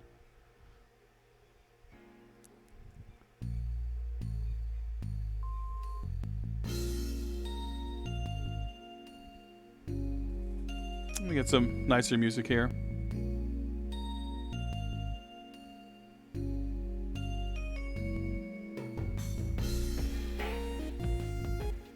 All these sick pixel artists. Man, there's a lot of people working on the art for this game. So object designer refers to the sprites. Those are the character artists, and the back designers, of course, the backgrounds. Like, dude, for a game at this point, like having, what was that, like 16 people or something working on the art. That's, I mean, especially like with, it's not a huge roster of characters. It's a lot of animations and big sprites and everything. Like, there's obviously a shit ton of work goes into it, and you wouldn't expect that to be done by like 4 people, but I mean, it goes to show like the games, like these fighting games were really like art driven. I mean, they're super well designed and everything. That's really important, but they were really pushing boundaries with the art at this time. Not SNK specifically, or I mean, they did, but you know, this was kind of the biggest genre, and it was the most visually impressive a lot of the time. And companies like Capcom and SNK and others, like, man, they really pull out all the stops. Anyway, that was fun. I'm gonna need to take a bathroom break, but we'll keep going. We'll do at least one more game. Is it gonna be the last game, or we're gonna do more? We'll see. I'm not sure, but at the very least, one more game. So I'm gonna set up a raffle, and you'll have the opportunity to sign up for that while I go on a very short break. So give me a sec here, and we'll set up a new raffle for the next game.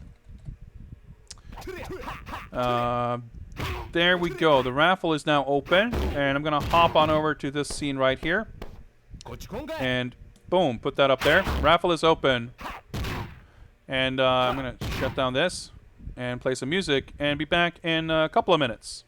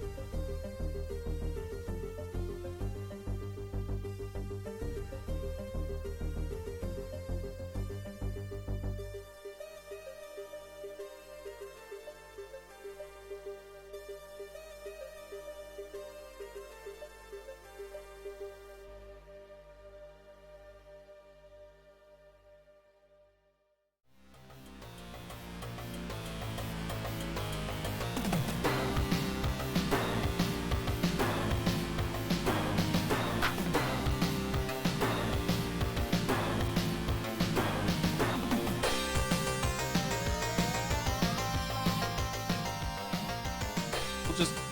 There we go. And Mike's unmuted too. Or just go back to the scene. All right. Got a few signups for the raffle. Let me just pick a winner, and we'll see who will pick the next game. Boom. There we go. Atomic Runner. Congrats. Sorry, Sword Fam. Better luck next time.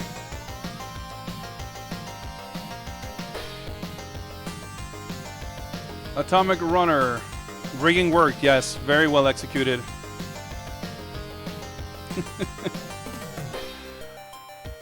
Yeah, can only congratulate you on a rigging job well executed.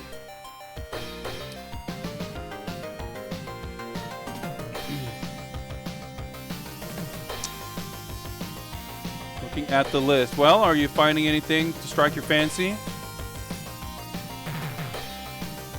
Guilty Gear Xrd. Okay, sure. I think I have that on the PS4, right? I guess we're about to find out. This is going to be a shit show. Probably most people in chat know this game better than me, but that's fine. I don't know which version I even have, but I'm pretty sure I have some version of it. Oh yeah, if I put this in the right way, that might help. If it says PS4 on the list, it would be on the PS4.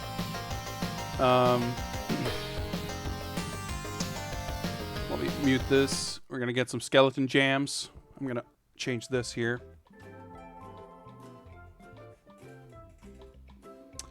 So I'm pretty sure I have...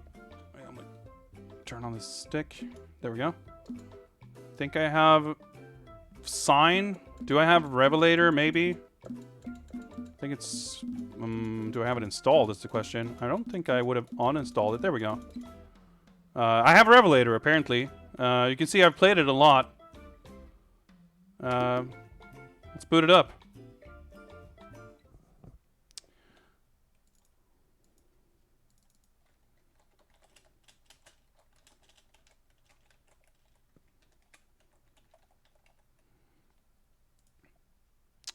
Do I even have, like, fucking artwork? I have... Probably, the one time I played this was probably on my old PS4, so no save data. Makes sense. Sure, sure. Sure, whatever.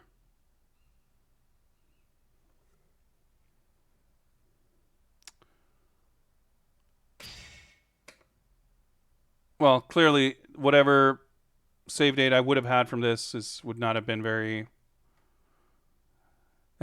If I had anything on there, we're not losing much. So that's fine.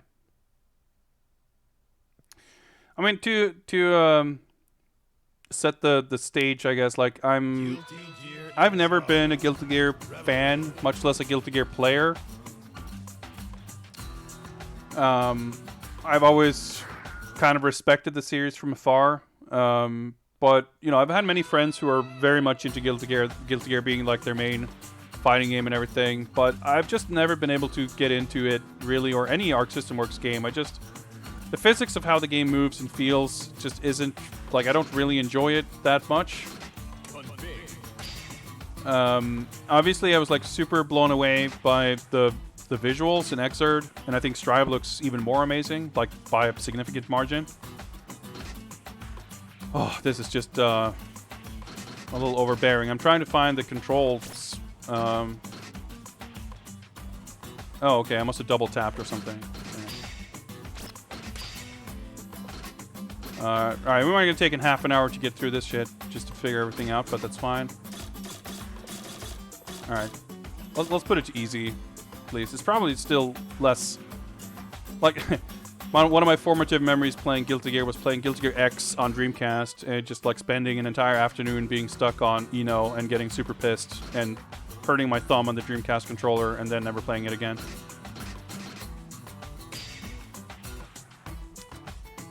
Okay, sure.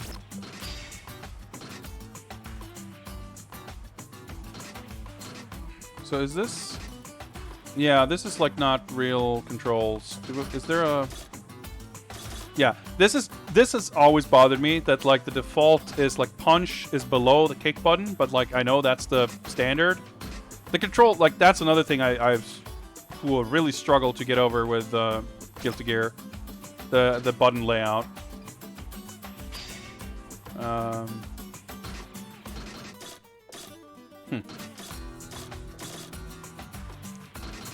right, we don't have any disastrous English voices we have to turn off at least.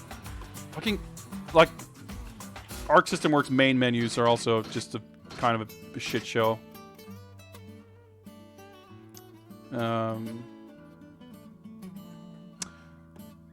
So yeah, but like I had a lot of. I mean, the first time I was kind of introduced to Guilty Gear competitively was. It was before Accent Core, but it was probably during Reload. And I you know, on a few occasions I've tried to. Which one is canceled? Right. I've tried to play these games and get into them a little bit at some like fighting game events and stuff, and I've just never like. I don't like the way the combos feel exactly. I don't like whenever I watch these games. I also kind of fall out of it. Like it's unfortunate. I like I said, I admire and respect the games greatly, but I'm just not into them really. I'm vaguely curious about Strive. Like a lot of the things that longtime Guilty Gear fans kind of hate about it. Make it a little more appealing to me, but there's still never been. I mean, the only Arc System Works game I'm like legitimately into is Hokuto no Ken because I'm a big fan of that series. But it's also like I've never found a character that gets me into the game, and that's like I think the common thread of any fighting game that I've really enjoyed. There's also always been characters that I enjoy playing or watching or just that I just connect with. Not to say I dislike the character design in Guilty Gear. It's far from my favorite, but there's some cool looking designs. But the character designs don't exist in a vacuum. And the character designs, like the characters, the visual design of what the character looks like is just part of it. How the character expresses themselves and what they can do in the game is also really important. And by nature of how the systems work in these games, how movement and physics and combos and everything work, there's just something there that's never been able to click with me in terms of seeing a character do stuff that I think looks cool. The aesthetics overall, like the graphics, yeah, it's an amazing like craft put into this. It's super well executed. I love the way it looks, and I think Arc System Works is making every other fighting game developer look like, it's embarrassing for everyone else. But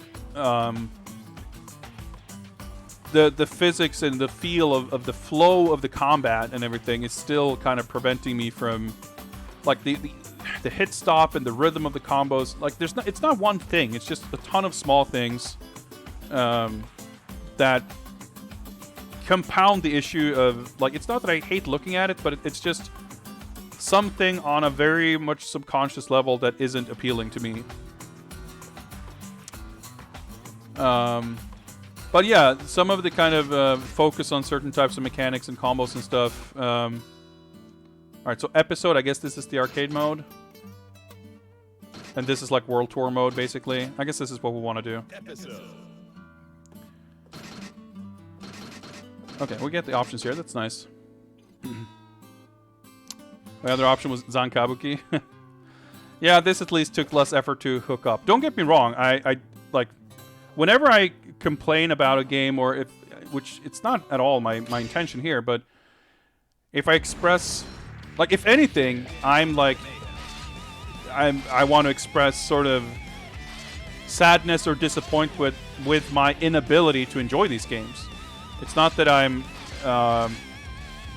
want to dislike any game, and it's I absolutely don't want to give the impression that I'm upset with the choice someone makes. Like, if anything on that list would make me upset that it was picked, I would not have put it on the list. In fact, because I'm not really into Guilty Gear, I've had this on my hard drive for years and I never really played it. So by getting this game chosen, I have an excuse to actually interact with the game for a little bit, which is great. So I'm really appreciative of that. So I just want to make that clear. It's just, you know, I never want to dislike a game, so I'm just kind of, I wish I liked it. It's more like that. But yeah, the visual design of everything, like, I like what I've seen of Strive 2, but I haven't really kept up with it.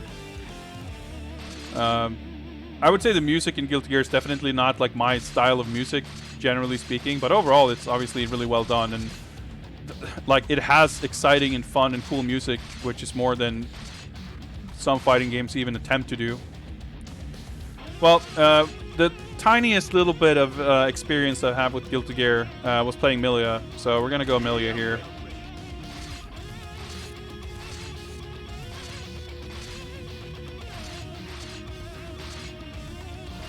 Kind of like the blue color, but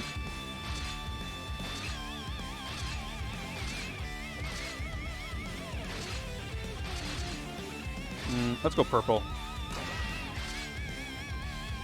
So technical is like the real, more difficult conventional control type, right? It's kind of cool that we get all these options here. That's like good UI design. But yeah, like the button layout, not only like the punch and kick being in the weird order, but it makes it very unintuitive for me not to have like a grid with like levels of punches and kicks. I'm fine with having like the Sam Show, you got light, medium, heavy, and then like an extra button or something, or like Marvel where you have light, medium, heavy, special, tag 1, tag 2. Like there's at least kind of a rhyme and reason to it.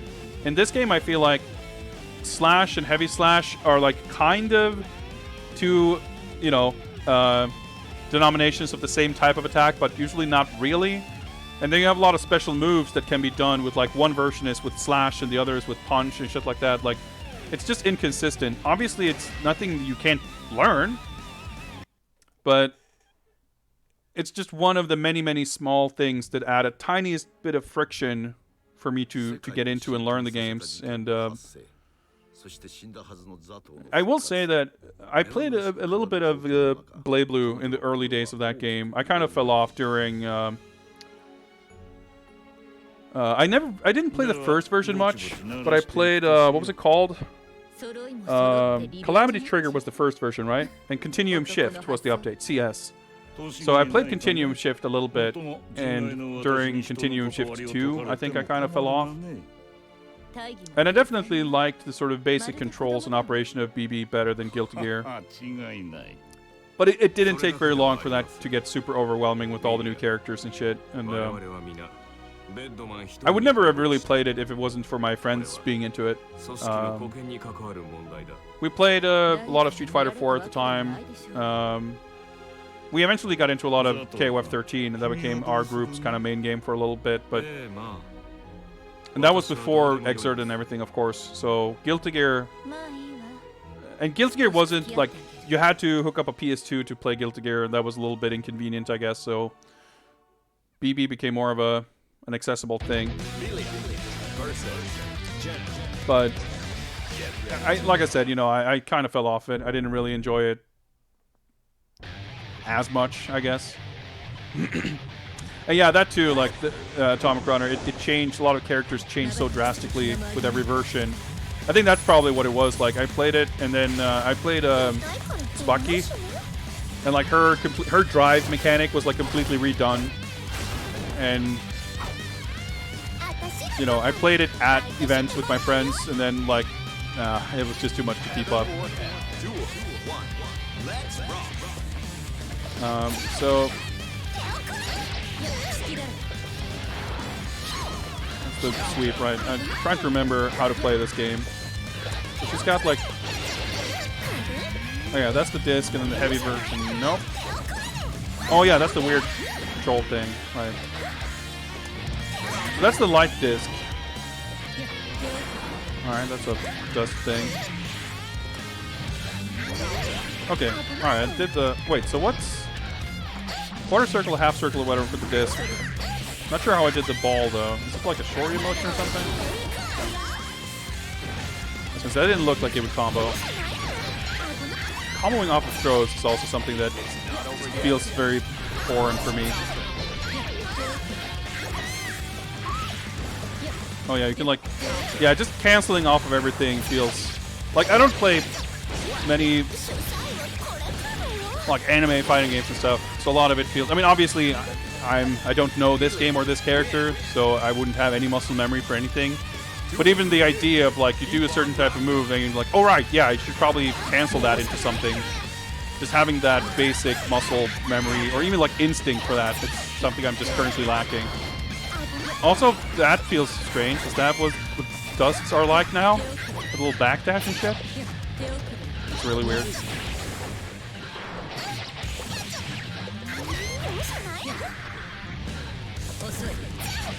Alright, her moves seem different from what I remember, or maybe I'm just forgetting most of it.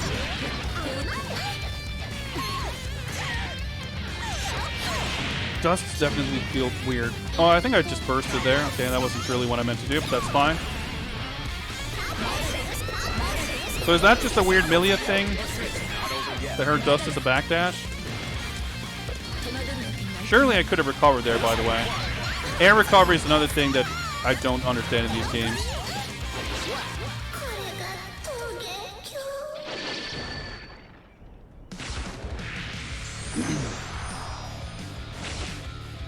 But absolutely, the game is very much a delight to look and listen to. So, look at and listen to, I guess. Cool windscreens.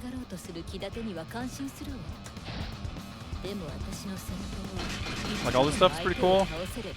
I will say that Guilty Gear does have a lot of kind of cool single-player stuff. It's, you know, it always seemed from a distance anyway, because I never really interacted with it. You know, I've heard a lot of people swear by a lot of the survival and challenge kind of stuff in like the XX games. The figure collecting stuff in this I know was very well liked. So that's really cool. Like, unfortunately, like it's hard for me to get into it when I'm, you know, if I don't really enjoy playing the game. Maybe I could enjoy this. I don't know. I just haven't really played it. Can I not dash cancel that?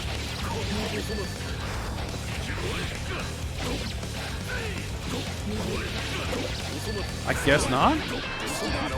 Like only some normals. Like, I guess that's another thing. The way the chain combos work. Like, only certain things are. Oh yeah, Roman cancels are a thing. I forgot that. I don't know how I did it, but I mashed some buttons. Alright, well, we're winning anyway. Yeah, I'm not like the biggest fan of a lot of the new characters. I definitely don't like Leo. I can agree that he feels like a BB character for sure. Alright, I think I've got like a very, very slight muscle memory from some combos I learned in Accent Core. But I think I'm supposed to be able to like combo into her air dust. Yeah, that move, right, the spike. And dash cancel that. No range on that. But I can't do that here, clearly. So I want to see if I can combo into the super. That should hit, right? If you do like shit damage when you're at the end of the life bar. That's how you do the faultless defense. That's... Alright, there we go. Well, we got a bunch of trinkets, I guess.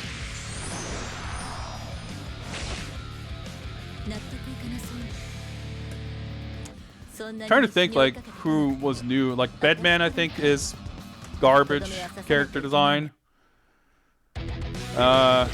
Ramlethal, I'm not a fan of. I hate those kind of characters who fill everything. Like, I think Dizzy looks cool, but that style of character... One of the friends I used to play with, like, always played those characters. He played Dizzy in XX, and he played Lambda or New or whatever, whoever one it was that was the same kind of character in BB who just fills the screen with swords and fish and whatever bullshit. So annoying to deal with. And I had the impression anyway that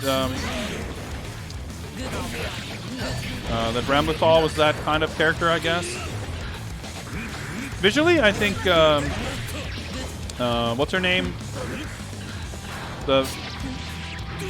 the wedding dress girl that everyone hates. I think she's a cool, like, I like her design. She's probably one of the designs I like the better, but I understand that everyone hates her more for what she's like to fight against. And she's one of those weird, like, how did they make a character this fucked up without realizing sort of characters. That hit? Nope. So what's her other super? I totally forget. I mean, I guess I could probably look it up. But that works.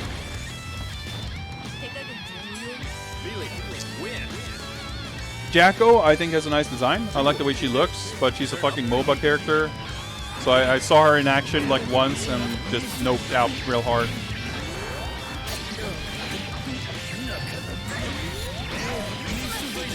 Yeah, so, but I do know that Millie is like meant to be, like, she doesn't do a lot of combo damage. She has low health, but she's like this setup kind of character. But like I said, the sort of one time. Okay, I did that by mistake, but that's fine. I played this and even entered a tournament. I like, well, she looks kind of neat. I guess I'll try her. And I didn't want to think too hard about finding a character style that worked. I just basically went into training mode, I think, and learned a combo and thought she looked cool, which is more than I've managed with any other character. So I don't think she's really my playstyle. I guess I don't know who would be my playstyle. Like, I could probably do just fine with Kai. I think I played him a little bit too. I actually like the way Kai looks in this game. His design with the ponytail or whatever. But honestly, many of the characters seem kind of intimidatingly either complex or just specific in what they do and how they do it. Like, especially given that I'm so unfamiliar with the flow of the game itself.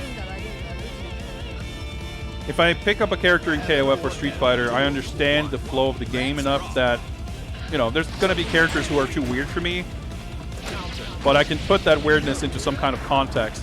And I just can't really do that the same way here, I suppose. Like, even the characters who would be considered simple are probably feel a little intimidating to me just on account of the game itself being pretty foreign.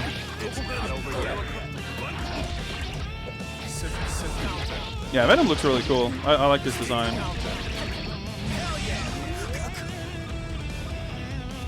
Like I said, I don't dislike the character design. I think it's not really my aesthetic, but many of the characters I like. I really like how expressive they are. I like their kind of exaggeration in physique, and I think a lot of the animation was actually really improved in this game over XX. Like, a lot of it is still kind of janky and weird, like a lot of the key poses and how they sort of move in between them.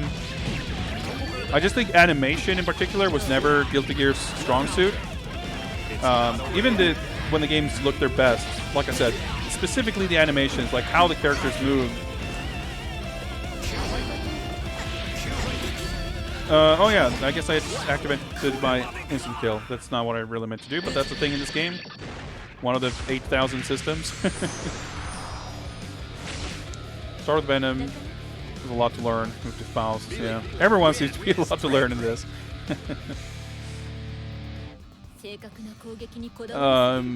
But even as the characters, like, enjoying aspects of their designs or aspects of how, they've been realized. Okay, I guess the adaptive difficulty here is stepping up. Well, we'll see if we can handle it.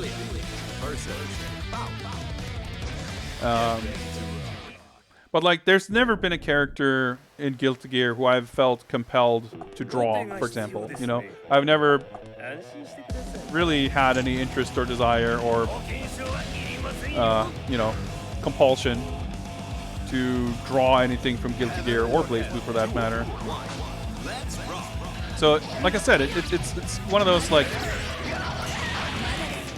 I can't really put it in words. I can't say really what it is or how to.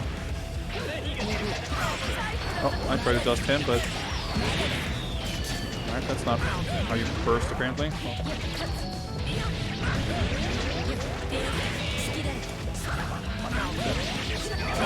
Ah! And it's like frustrating because I kind of wish I could.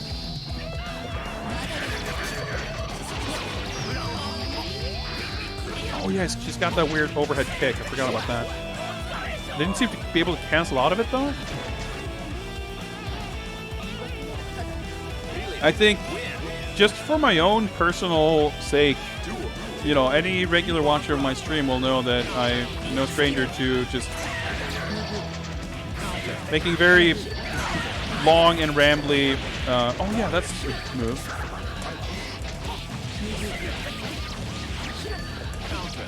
How do I do that? Four circle punch. Okay. Alright. Anyway. Alright, this is. I don't know what that is, I just know that everyone hates it.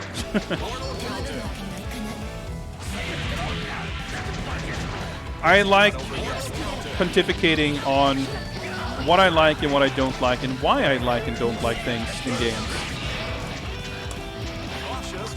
So when I can't put the words, like when I can't put my thoughts into words, it's a pretty unsatisfying feeling.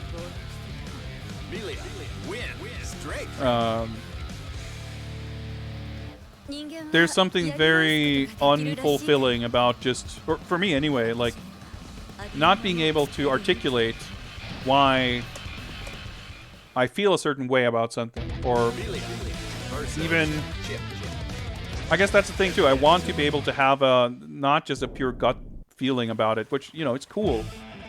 Art and, you know, stuff you like, I don't think anyone is obliged to explain why they like something. I just find it interesting. I get some kind of satisfaction. This is a really gorgeous stage, by the way. I get some degree of satisfaction, I suppose, out of being able to articulate, put some... Oh, that's the needle thing. Put some words to my feelings to kind of... Not to convince anyone else of anything, but for my own sake, to kind of feel more confident about how I'm feeling about some things, but also to some degree... Alright, that's unblockable. It's not over yet. Ah, nope, that does damage. Ah, alright.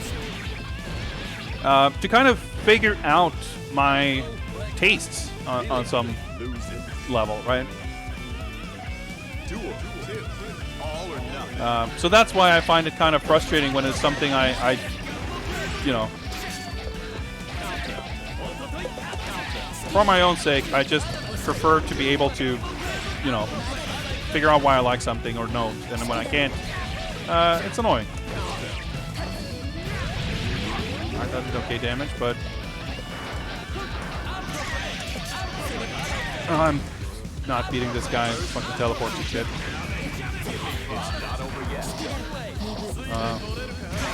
Not sure why I got a little sword gear down there.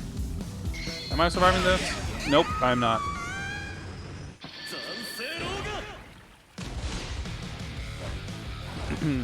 Yeah, back in the day, we'd just learn every move. Yeah, things have changed for sure. And I would say, like, I've had periods of being... Alright, lowered my difficulty level. That's fine. It's probably...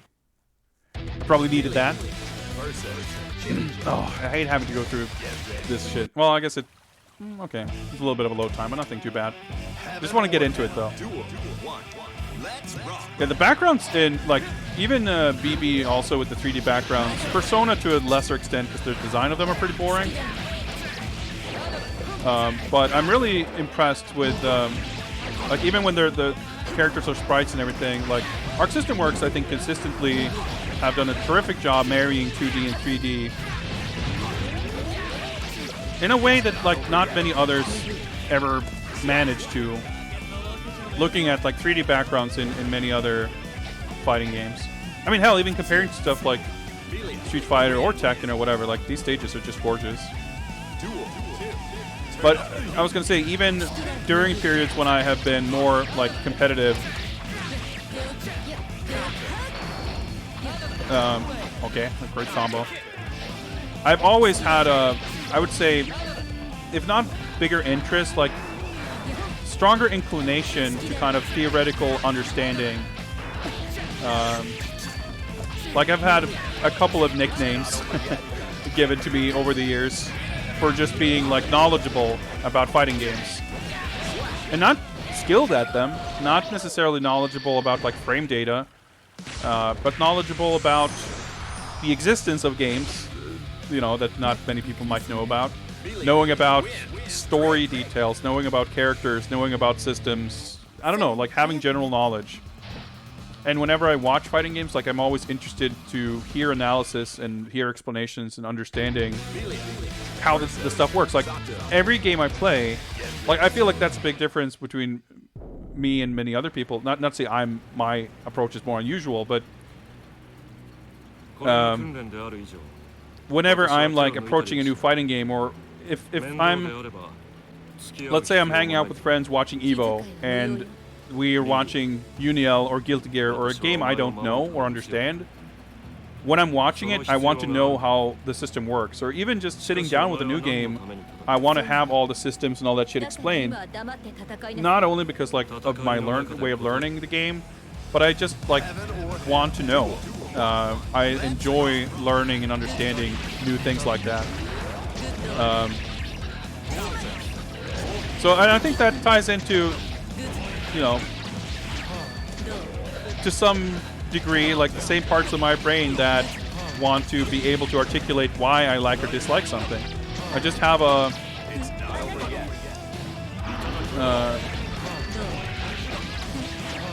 desire to like understand things and learn things, and I have kind of an analytical mind, I suppose. I'm trying to figure out if any of what I'm talking about is meant to lead up to some kind of point. I'm unsure.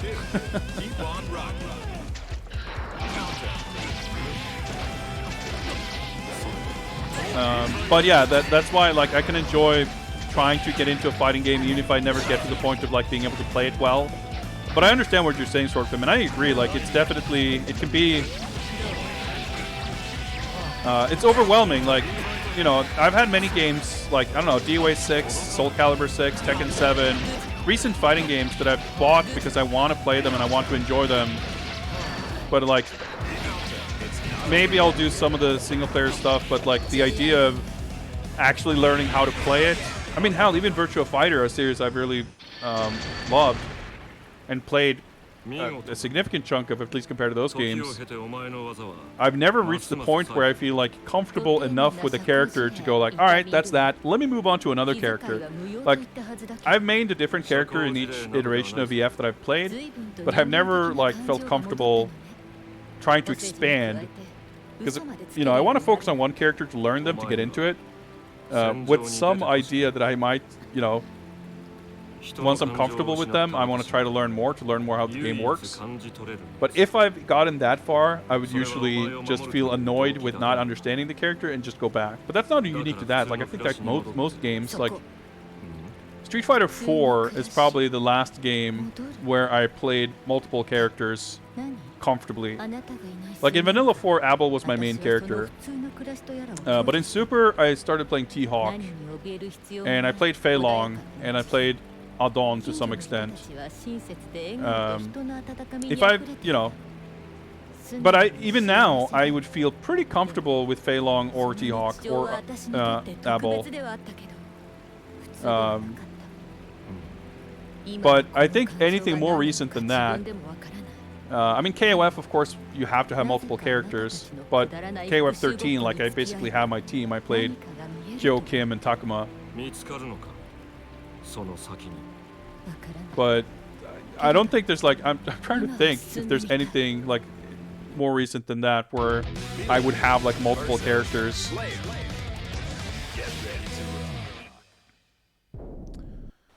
can play anyone in VF if you have solid fundamentals. Well, you gotta know their moves, and I don't like. I never even gotten that far. Like I've never. I mean, yeah, sure, I've gone through the command training once, but you know, I've never like played to understand how they work. And I mean, what you're saying isn't untrue, Simonosuke, but at the same time, like, I feel every character has like stuff that you need to understand, or at least I've always felt that way, because the characters are so different. But I mean, it depends on how. I mean, obviously, I'm not talking about like high-level competition, but even feeling comfortable playing against the computer or whatever. You know, with Shun, you have to have an understanding of how to deal with drink points. Other characters have like stances, but sure, like characters like I would say probably Wolf, Jackie, Lao, like they're definitely straightforward.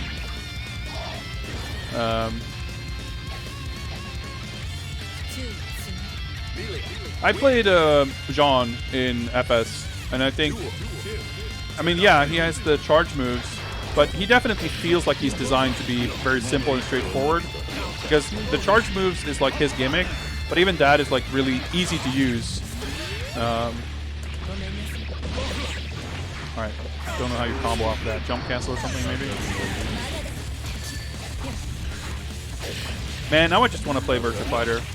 Like, even if we're never going to get Virtua Fighter 6, man, imagine a modern, like, available port of Final Showdown with rollback netcode. I would fucking play that. I mean, I played Final Showdown on 360 a bit. Like, that actually had good online. You know, as far as I remembered anyway.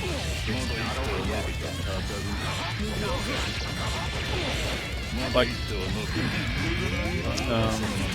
Virtua Fighter, I think, is a game that lends itself... Oh, that's a boss. Well, I guess there's no real boss character in this game. That makes sense. VF, I think, is a game that lends itself super well to rollback because of the generous input buffer and stuff like that. I mean, rollback is better than anything else for every game. But you can make it work pretty seamless, I think.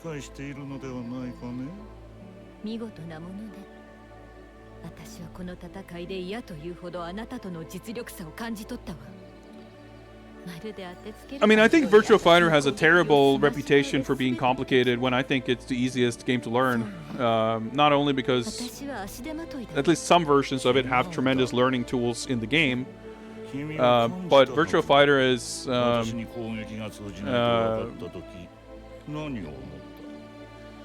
if I liken learning fighting games to learning languages,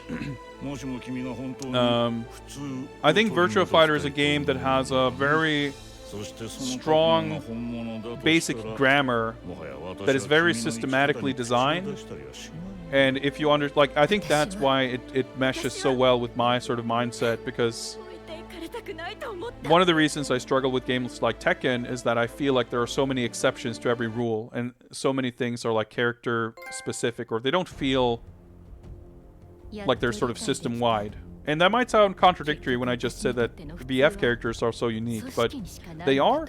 But all of the unique gimmicks are built on a very strong universal foundation of rules that apply to everything. I feel like Virtua Fighter, more so than almost any other fighting game, is governed by rules that are logical. I mean, you're not going to intuit all of the rules yourself, of course. I'm not going to pretend like I'm an expert either, but I've always felt Virtua Fighter easy to approach as long as you're kind of introduced to those rules, and those rules all kind of make sense.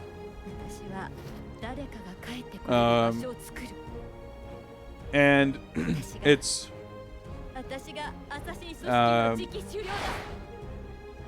I just think there's a logic to how movesets are constructed, to how different types of moves interact with each other, different states. Like, there's just a lot of logic behind that kind of grammar that everything is built on that I really, really like. I mean, I like the way it feels, and I like the way that it flows and everything. But I think a big reason why I also really like MK11 is because I think of all the games I've played in recent memory, it's definitely a game that feels more like VF than many others. Like, it has very much the same feel of trading turns. Like most of what you do is minus on block. Like very few moves are plus. And it's a lot about the strike throw mix up.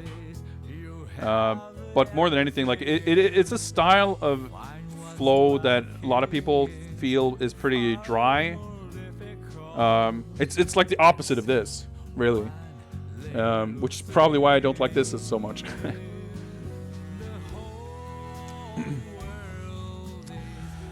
But anyway, VF is awesome. I really forgot what I was, whether I was trying to make any point and whatever that point might have been. But yeah, there's definitely VF has had a reputation which has definitely been spurred on by Virtua Fighter players of being so amazingly in-depth and hard to play and super deep and whatever, which is like unfortunate because I think that scared off a lot of people when in reality that's not really the case. I mean, yes, it has a lot of depth. There's like a bazillion types of option selects and shit like that. But in terms of understanding the core of the game system and learning to interact with it, I think it's so much more approachable than almost any other fighting game. And man, I fucking want a VF6. But it's hard to picture how that would happen. Like, Virtua Fighter was always like the flagship title for Sega's newest generation of arcade hardware. The most recent new version of Virtua Fighter, VF5, is currently 14 years old, which is crazy to think, but it is. And it's,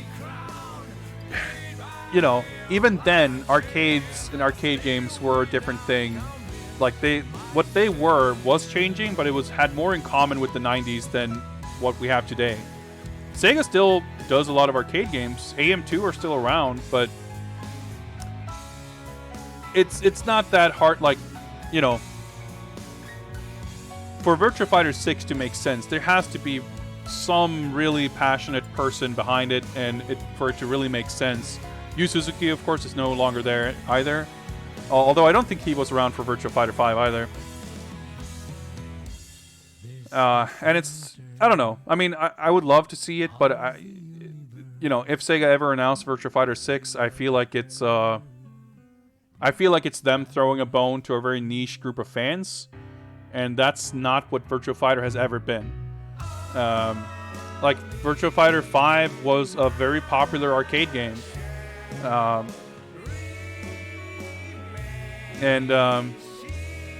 It's like I said, the landscape is just so different, and like fighting games are so, even if in some ways they're more global and more popular than, like, in terms of sheer numbers, maybe some of them are like more popular now than ever, but obviously in terms of mindshare, in terms of like the relevance to the industry at large, and in terms of economic viability of betting on fighting games, things are very different now from in the 90s. Like, fighting games are not lucrative. Do I think it would make sense if the Virtua Fighter games was remade with better storytelling? I think that would be completely irrelevant. I think characters and to an extent, story can be something that isn't can have an appeal. Like, you can look at stuff like BlazBlue, which definitely built a lot of its fan base on story stuff. Like, I'm not sure how many people came to it for the story, but certainly the story aspect is something that made a lot of fans, a lot of curious people really engaged with it. And I think that's a better comparison than something like Mortal Kombat, which was, it has like that huge audience kind of grandfathered in, and they've put more focus on that, but it's like, I mean, that would be a simple comparison. But for something like Virtua Fighter, which has its own fan base and which has never put any importance in the narrative aspects of it, I think it would be a strange direction to take, because it's certainly something that Virtua Fighter fans would feel Not that it would ruin anything, but it's like, this isn't what we care about.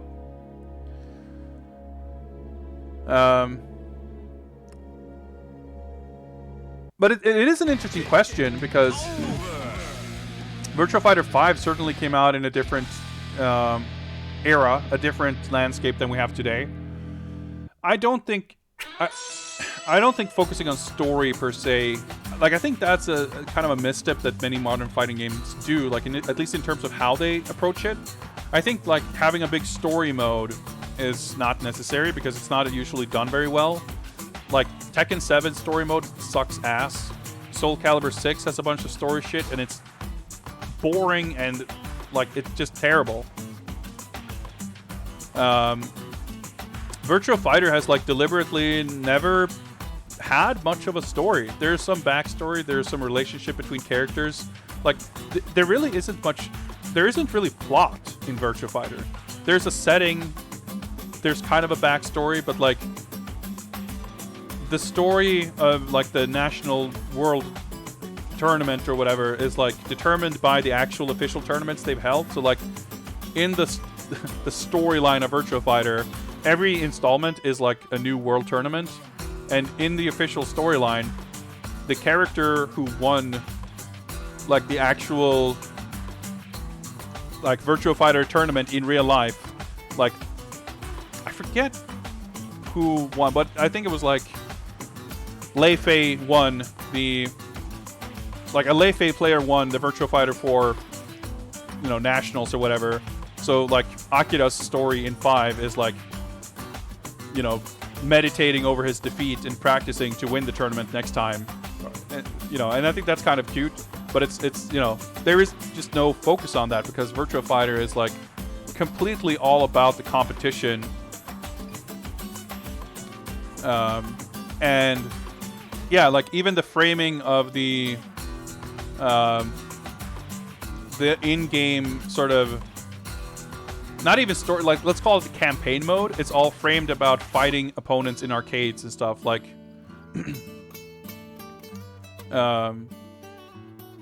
so I think like Virtua Fighter has always put more effort in many other places. But what I was gonna say real quick about the story, like the Mortal Kombat style story mode, MK does it well. Most other companies that have tried similar things have not done it very well.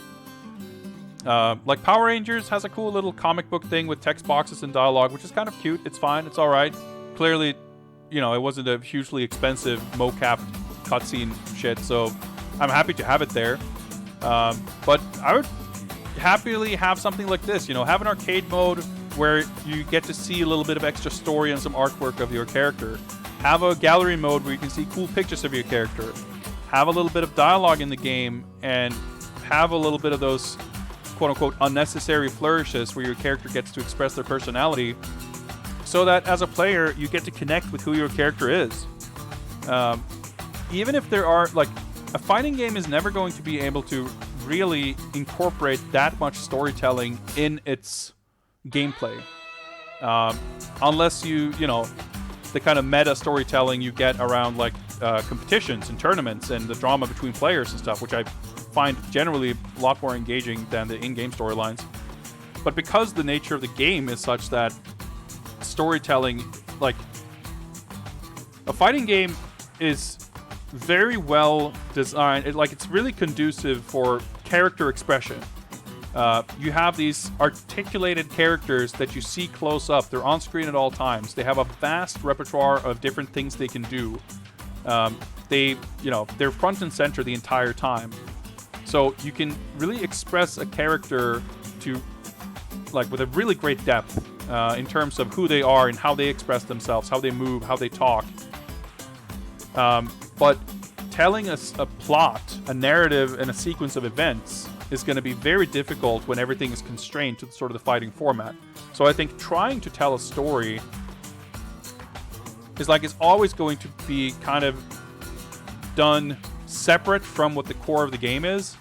Therefore, I think it's just difficult to do it in a meaningful way.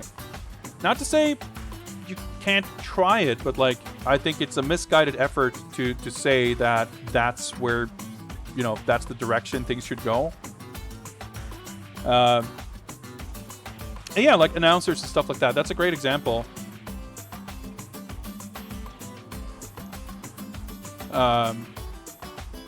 I love having backstory and plot details and character details, but I think I've yet to see examples really of it being done so well, at least where I've been engrossed by it.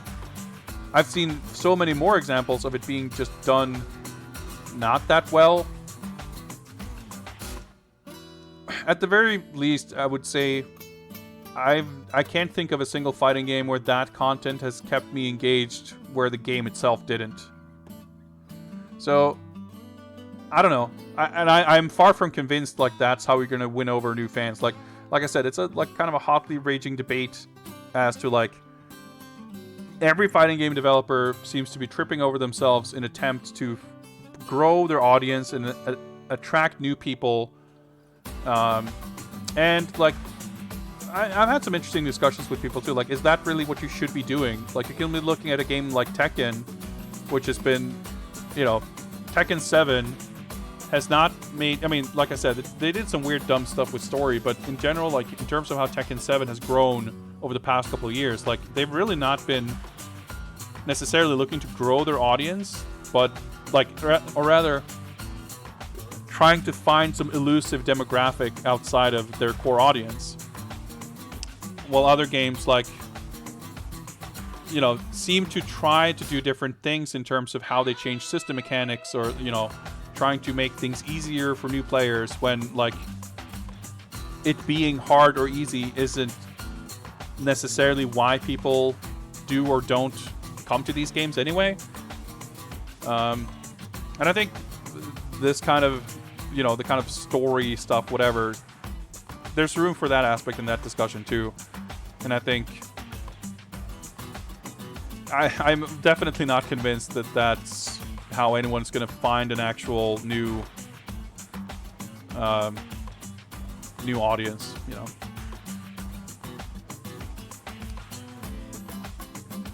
What complaints do players of Virtua Fighter 5 have with that game? That it's not on PC, basically. That it's not on a current system. Like, I don't know that people are unhappy with 5. Like, I think most VF fans are, like, more, you know, interested in having an available version with good online than necessarily having a new game. But I think there's definitely a feeling of, you know, if there is a new game, obviously that brings with it a particular, like, you know, it's gonna be hard to convince anyone to play a 10-year-old game, even with like a new port or whatever. So I think there's you know, there's definitely that. It's true, Semenuski, like Final Showdown streamlined a few things, like the throw escape system is different. I know the offensive move and some of the movement changed a little bit with each version of 5. But I think that's still. I don't think there are like people clamoring for a Virtua Fighter 6 to like fix the missteps of Final Showdown. I mean, there might be a contingent that have that opinion, but it's not something I hear very loudly. So, I mean, I think it's not necessarily that Virtua Fighter fans are like crying for a new game because they don't like the current game. It's just that the current game is 10 years old. And they would want an opportunity for VF to sort of come back into the limelight to some degree. You can take a look at, I guess we've got some stuff here. I don't know. Oh yeah, there's the fishing thing. I remember hearing about that.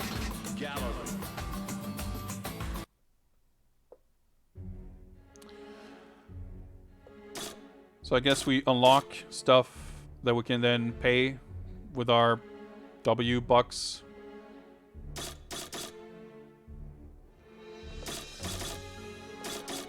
Alright. This is... Okay, there's not a lot here, honestly. It's like cover arts and avatars. So, opening and ending. Okay. Trailers, arcade intros and stuff. Alright, alright. Arcade version location test specific voices. Okay, sure. Alright, old music. Color palettes or whatever. Oh, okay, he's... Oh, interesting. I forgot. But I guess he's probably unlockable by doing the story mode or some shit. That's usually how it works, right? Oh, cool. Yeah, she's changed her costume. I forgot about that. Also. Yeah, not a particularly impressive selection of stuff to unlock, honestly. But I guess more of it is for the figure mode, maybe? Digital figure. Oh, yeah, this is stuff down.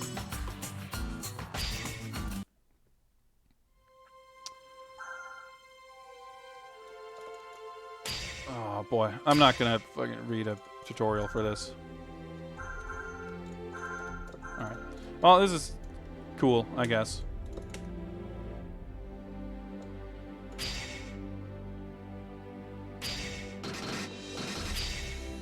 Alright, so we gotta like unlock all this stuff. Yeah. This is cool though. I love any kind of like model viewer mode. I think every game should have stuff like this, and this seems to be a really elaborate one, which I think is awesome.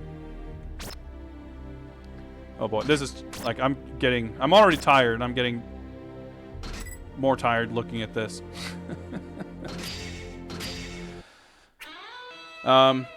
Anyway.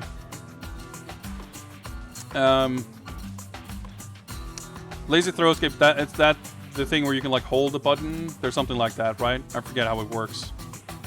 It's been a while since I played VF. But anyway, yeah, a new VF or like something that would, you know, get a reason for people to host it at a tournament, for example. Something that can actually have a chance of bringing an audience to it. But it's like, it's just crazy to think that last time Virtua Fighter had a chance to like catch on. Like Virtua Fighter 5 was not a launch game technically, but very close to launch on PS3. It didn't have online play at all. Final Showdown came out like 4 years later, and it has good online, but it was like a download title. It was you know, it didn't really have. It's a great port. I love that version of the game, but it's, you know, it didn't really have the best circumstances to even have a chance of like catching on, really. Yeah, it shows up in some like mini games in Yakuza and stuff like that, but it would just be nice to have like an opportunity, like as far as our current era of like Twitch streams and tournaments and that kind of thing. Like even that was almost in its infancy back in like 2012 when the console port of FS came out. So it's. Yeah, we've just not really had a chance to see what a Virtua Fighter launched in this current era like would look like and how it would be able to be received. And that's the dream. Getting excited for a new Virtua Fighter. That hasn't happened in a long time. Oh man, I'm getting sad. Anyway, I've been streaming for 6 hours and it's getting really late, and I'm getting really tired. I don't really have it in me to play another game after this, I think. But thank you very much for picking this game. I'm loving seeing all these different modes and stuff, and it definitely makes me want to just like fuck around with this to unlock more stuff and mess with it. But at the same time, it's like so daunting. There's so much of it, and this is like 5 versions old anyway, and I have other games that I would want to play. But I'm glad to. I always have an amazing time doing these streams because I end up playing games I haven't played in years and years. And in case of this, like I end up playing something I would not have picked up to play otherwise. Open up a lobby, we'll all jump in and play badly together. I'm not sure if you're talking about this or Virtua Fighter, but I'm definitely not doing either right now. I mean, I'm not against the idea of playing Virtua Fighter online in theory, but like it's just I don't really play online, and it's a hassle, and doubly so with like fucking around with my Xbox and everything. I'm just not great at like jumping through all the hoops to set up stuff like that to get it to happen. But not, you know, never say never. But it'd have to be fairly local matches, though. I'm not sure. Even if FS has decent online, I wouldn't try playing too crazy a distance. In any case, I'm gonna wrap up the stream for tonight. I feel like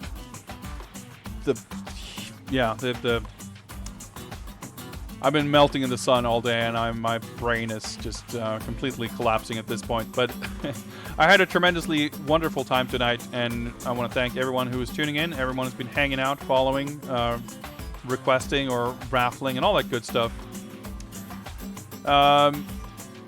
The art requests are kind of piling up. I would like to do an art request stream in the not-too-distant future. We'll see if we'll maybe get to do that this weekend. Maybe I'll come back and play something else tomorrow or Sunday. Or maybe I'll just take the weekend off streaming because it's going to be 40,000 degrees and I need to rest. We'll see how things work out. But as always, keep an eye on my Twitter or Discord for the latest updates on upcoming streams. Take care, everyone. Stick around for a minute. I'll find someone else streaming and raid them. But take care, and until next time, bye.